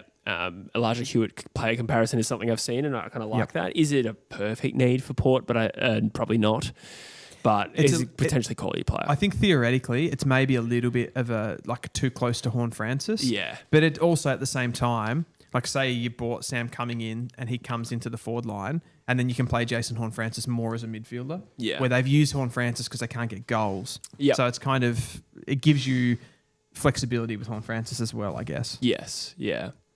And He's there's quality. also the possibility that Butters goes. So it's not like they won't use any midfielders, if that makes sense. Yeah, 100%. 100%. So we're up to the Hawthorn Footy Club. Hawthorn Footy Club, I think at this point, if Hawthorn are sitting at 15 and this guy is still on the board, they will take Noah, Hibbins, Hargraves. I like that. You were saying in a recent edition of this show that he had a really strong end of the year. Yeah. From a production point of view. He's been incredible. Albeit, he played today against the GWV Rebels and they got knocked out with a kick on the siren. And he had a bit of a quieter game today. I think he still had 15-1. So it wasn't a terrible performance by any means, but a little bit quieter. He had been sort of having some games closer to 30, but he's clearly in this draft crop the most technically gifted player. He's a bit of a funny one positionally, just because he doesn't have that sort of... He's not a natural sort of midfielder in the sense that he's quite sort of tall and skinny. He's about 186 centimetres and doesn't have a lot of meat on the bones and probably doesn't play with a really high amount of physicality. But he's very, very classy, good on the ball, makes really, really good decisions by foot and by hand, and he's a clutch finisher. 3 big goals in the last quarter against WA, nearly got Vic Country over the line in a champs game. Just kicks big goals. Reminds me he's not the same player. It's not a perfect comparison, but he reminds me a little bit with his utilitarian nature in that he can kind of play Loves all economics. Yeah. He can kind of play all across the field. He reminds me a bit of Sheasel. I could see him going to half back, playing in the forward half of the ground, and he's similar size, 186, sort of marking medium forward. Yep. Yeah, I like that.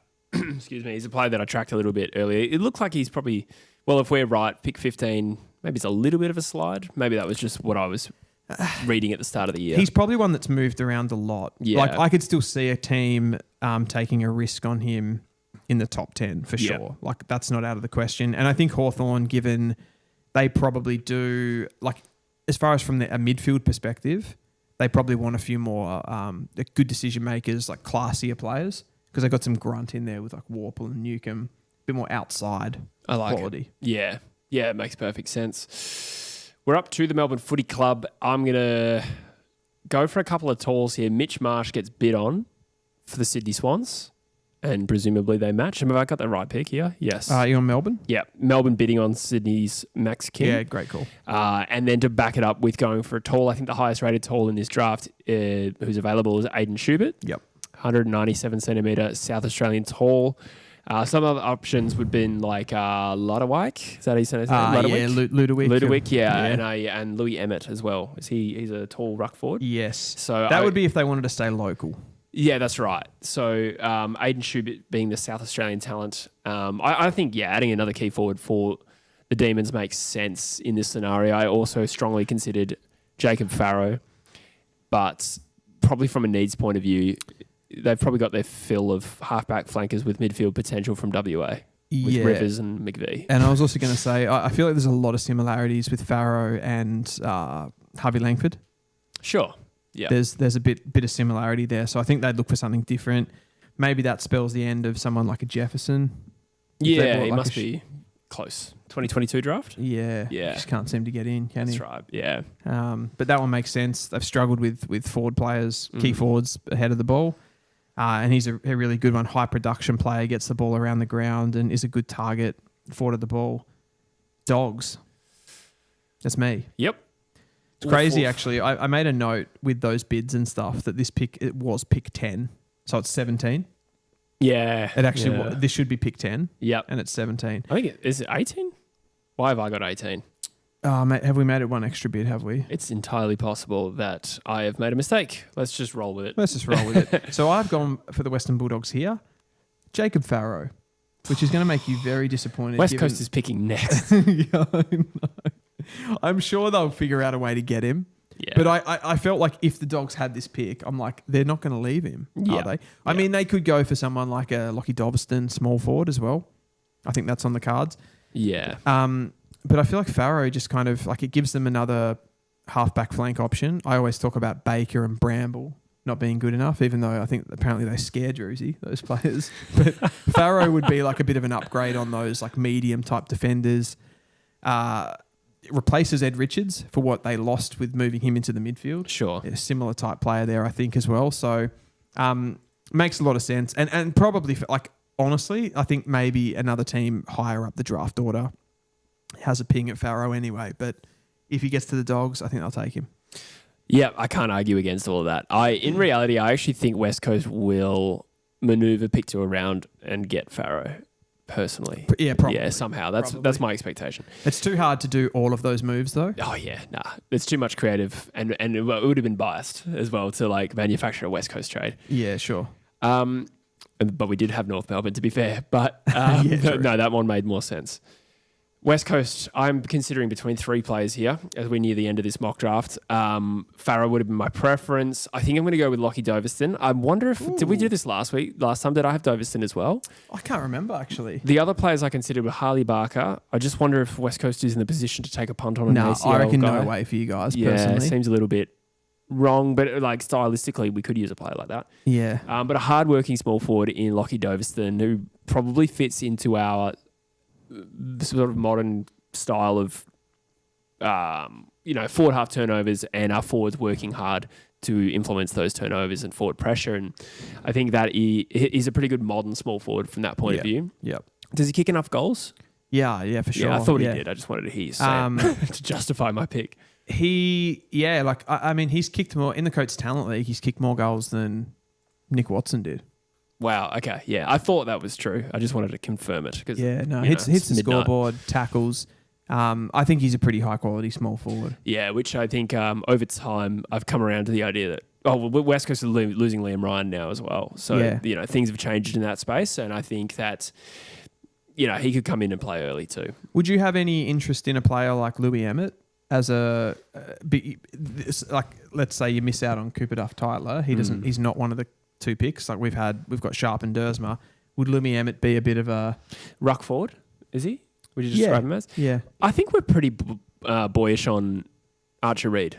Okay. To be honest, I think we have greater needs, therefore, as a result with this pick. Fair. I think like a Doverston. I think we need ground level players at this point. Fair. And that will help us improve quickly. And investing another pick on a taller project type, I just think doesn't really move us forward in the short term, which we kind of also need to consider. Makes sense. So the next pick would be Gold Coast, who gets, I'm just putting that as getting eaten. Oh, yeah, absolutely. In their bids. And then we go to Fremantle, and I picked Archie Ludovic for them. Archie Ludovic. Tell me about Archie Ludovic. Archie Ludovic is a key position forward, around 197 centimetres. a bit of a Cadman body shape and style of play, like left footer, similar to Cadman. Takes a good contested mark. I think like for him to be like right up the top end of the draft, he hasn't really shown quite enough production, and he does like, he's not the cleanest marker, albeit he gets his hands to a lot of stuff. Like he's a pretty competitive guy, really good at ground level.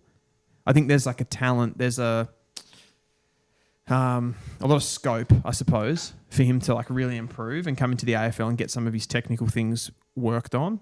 But probably makes too many mistakes, I think, to go like much higher than this. But this is about his range. I think like for a team like Freo, who have like pretty much every position sort of taken care of, I think they can sort of develop him as a key position player for the future. I like it. I think Harley Barker would have been a good shout there too, as an option, just because team in contention can be more patient, right? Or you're hoping to be in contention. Not in 2025 though. I have that as 20 picks. So I'm a little confused how on your screen it's saying something different. You might be right. I might have doubled up with a number. Just in case. I wonder if it's the Harry Dean pick because we had an extra pick in there for... I don't know. I'm just going to throw out the next pick anyway, just in case we were actually at 19. And say the Giants take Oscar Taylor. Yeah, a bit of a bolter. 182 centimetre running defender. Really kind of a name that I've really learned about recently. And they tend to go for those types that other people don't see coming. And they like their bolters. They do. So I'm going to throw that one out there. Bit of an Ollie Hannaford of last year type operator. Yeah, Oscar Taylor sort of played most of his footy as a half-back flanker. Yep. The one thing that jumps off the page, like I think he did the test, like the 20-metre sprint testing at the beginning of the year. He's like absolutely rapid. So a really good mover. I guess like sometimes those defenders that are like 180 centimetre mark, running defenders, like they don't get a lot of credit anymore just because these big sort of hybridy guys now that can like mark as well. So they don't get as recognised. But yeah, no, he's class, like really good skills. Sets up the Eastern Rangers, and they just got through today as well, beating the Calder Cannons. So he'll be in the semis and the final as well. So cool. We'll get to see a little bit more of him. But he didn't play Metro, so that's where his kind of bolter nature I feel like from. GWS doesn't mind those types. I don't think Hannaford played Metro, did he? And maybe he played country. Played country. Oh, he did. Hannaford. Yeah, sorry, I'm getting confused. Yeah. Didn't play particularly well though. Yeah, okay. He was more of a late. Yeah, that's right. Yeah, a late bloomer. I think he got dropped for the last game, Hannaford. Yeah, from memory. Gotcha. I actually kind of regretted that. We won't delve too much into it, but I'm now thinking like Riley Onley would have been a good pick for him. I feel like they could have used a young midfielder. It's been a while. The Giants? Yeah, it feels like it's been a while since they. I don't think so because they drafted Jack Owl last year, similar player to Riley Onley. Fair. He was sort of their. Wasn't he quite late though? Is he? Oh, 30, is he not speculative? 30. Okay, fair enough. 5-ish, I think he was. Yeah. Okay. Shouldn't doubt myself then. Pretty good player though, Jack Owl. Yeah. But maybe. Yeah. I'm glad his family decided on that pronunciation, by the way. Yeah, it didn't go for off, right? Yeah. Yeah, 100%. We've got a few questions. I'll just like touch on a couple of these. I might take a leak while you field these and before we wrap up. Is that cool? Go for it. Smash it out. Yeah. So a lot of people talking about Sullivan Robbie, who's had a massive few weeks in the Coates Talent League. I didn't see his numbers today. I think he maybe he's up 25 and 2 again. Big numbers though. I think he had 40 disposals the other week. Big-bodied mid. He's come into that midfield role for the Eastern Rangers alongside Oliver Greaves. I still need to see more of him. I've only seen him play a couple of times. I think like maybe the foot skills are something that don't really stand out for him, aren't really elevating him into that kind of top echelon for me. But he's a big physical player, gets a lot of the football, a lot of volume at the moment. So he's a watch still. Keep an eye out on him. But yeah, definitely a draft bolter. I wouldn't have him inside the top 20 as yet. Joel Falconer says Farrow the better kick. I'm not sure if that was in relation to Robbie, but Farrow is a really, really good ball user by foot for sure. Just probably like with Farrow, just probably need to see him a little bit more. I would have liked to have seen him play more inside mid at champs level for sure.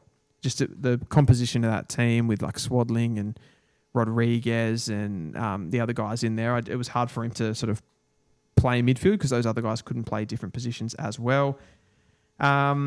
Matt Leray could be a good pick for the Eagles. Yeah, I think so. I think he'll be kind of someone around that maybe 30 to 40 mark that comes into play, Matt Leray. Not a lot of pace, but really good aerially and a good ball user as well. Ellie Luth says, is this stream still going? It certainly is. We have gone big tonight. We've done some trades, some draft, some mocks, all of this sort of stuff. Sean John Hall says, who is the better kick, Jacob Farrow or Sam Grill? I would say pure foot skills. You would say Jacob Farrow, but Grill's got more pace, a better agility clearly, and just sort of, he's just really fleet of foot. So he's sort of a different type of player. Like Farrow's going to use his strength, obviously, to kind of get separation and stuff, where Grill's going to be just nipping and tucking like a bit of a Zach Butters. Like a plastic surgeon. Joel Falconer, Hunter Holmes still top 20. I don't think so at this point. He was one for me early that I sort of wanted to bank on a bit. I thought he would come home really strongly, and he's probably maybe stagnated in the back half of the year. He had a decent champs. Still got time to prove it though for Oakley in the back end of the year, but I don't think he'll be top 20 at this point, if top 30. But the Cats will be sniffing around literal Dash brothers. Good call. Brother of Max Holmes there. Mm-hmm. R1FTZ or Riffs says, should Eagles select Robbie with their second round pick, take Cooper Duff, Tyler and Dersma with 1 and 2, Barker and Robbie with 14 and 19? I mean, maybe. Like, I think Sullivan Robbie, like he's a bit of a, like type-wise, he's a little bit like Hamish Davis, who you drafted last year. Okay. This is another bolter coming through in the draft at the moment. So we will... Davis has come on pretty well, actually. Yeah, Davis is looking all right. Yeah. Kind of, I think, similar to Robbie, like not the greatest ball user. Yeah. He uses it conservatively as a result. Yes. Yeah, so he doesn't really make mistakes. But one of those players that you just don't think, like, what does he do? Like, what's his trait? But he's just consistently reliable and adds something we don't have, which is running power and link-up play and bit of physicality. He can hit the scoreboard. Yeah, his contested games, his contested numbers are pretty solid too. Yep, so absolutely. I'm quietly optimistic. Someone says, chat, who does True Footy support in footy? I don't want to say right now. West Coast. West Coast. Joel Falconer says Davis reminded me of Fife at the same age. That is a big prop. That is a big prop. I see it, yeah. Maybe more of a young swallow. Is that a piss take? Well, I mean, in fairness, like giving it credit, Fife at the same age, maybe like, okay, in his first year, you could tell Fife was good, but as a draft prospect, Fife was a skinny 186 centimetre half-forward flanker that was speculative. He's more athletic though, Fife. Yeah, I don't think there's any chance Davis becomes Fife, but there is a possibility he evolves into a balanced midfielder who's good overhead and hits the scoreboard. Yeah, that would be a really nice result. I don't think he's going to be anything like Nat Fife. No, and I don't think Joel. That's not necessarily what the comment meant either. Yeah. No, 100%. I think he's saying like played twos at school. Yeah, that's right. Yeah. No, fair play.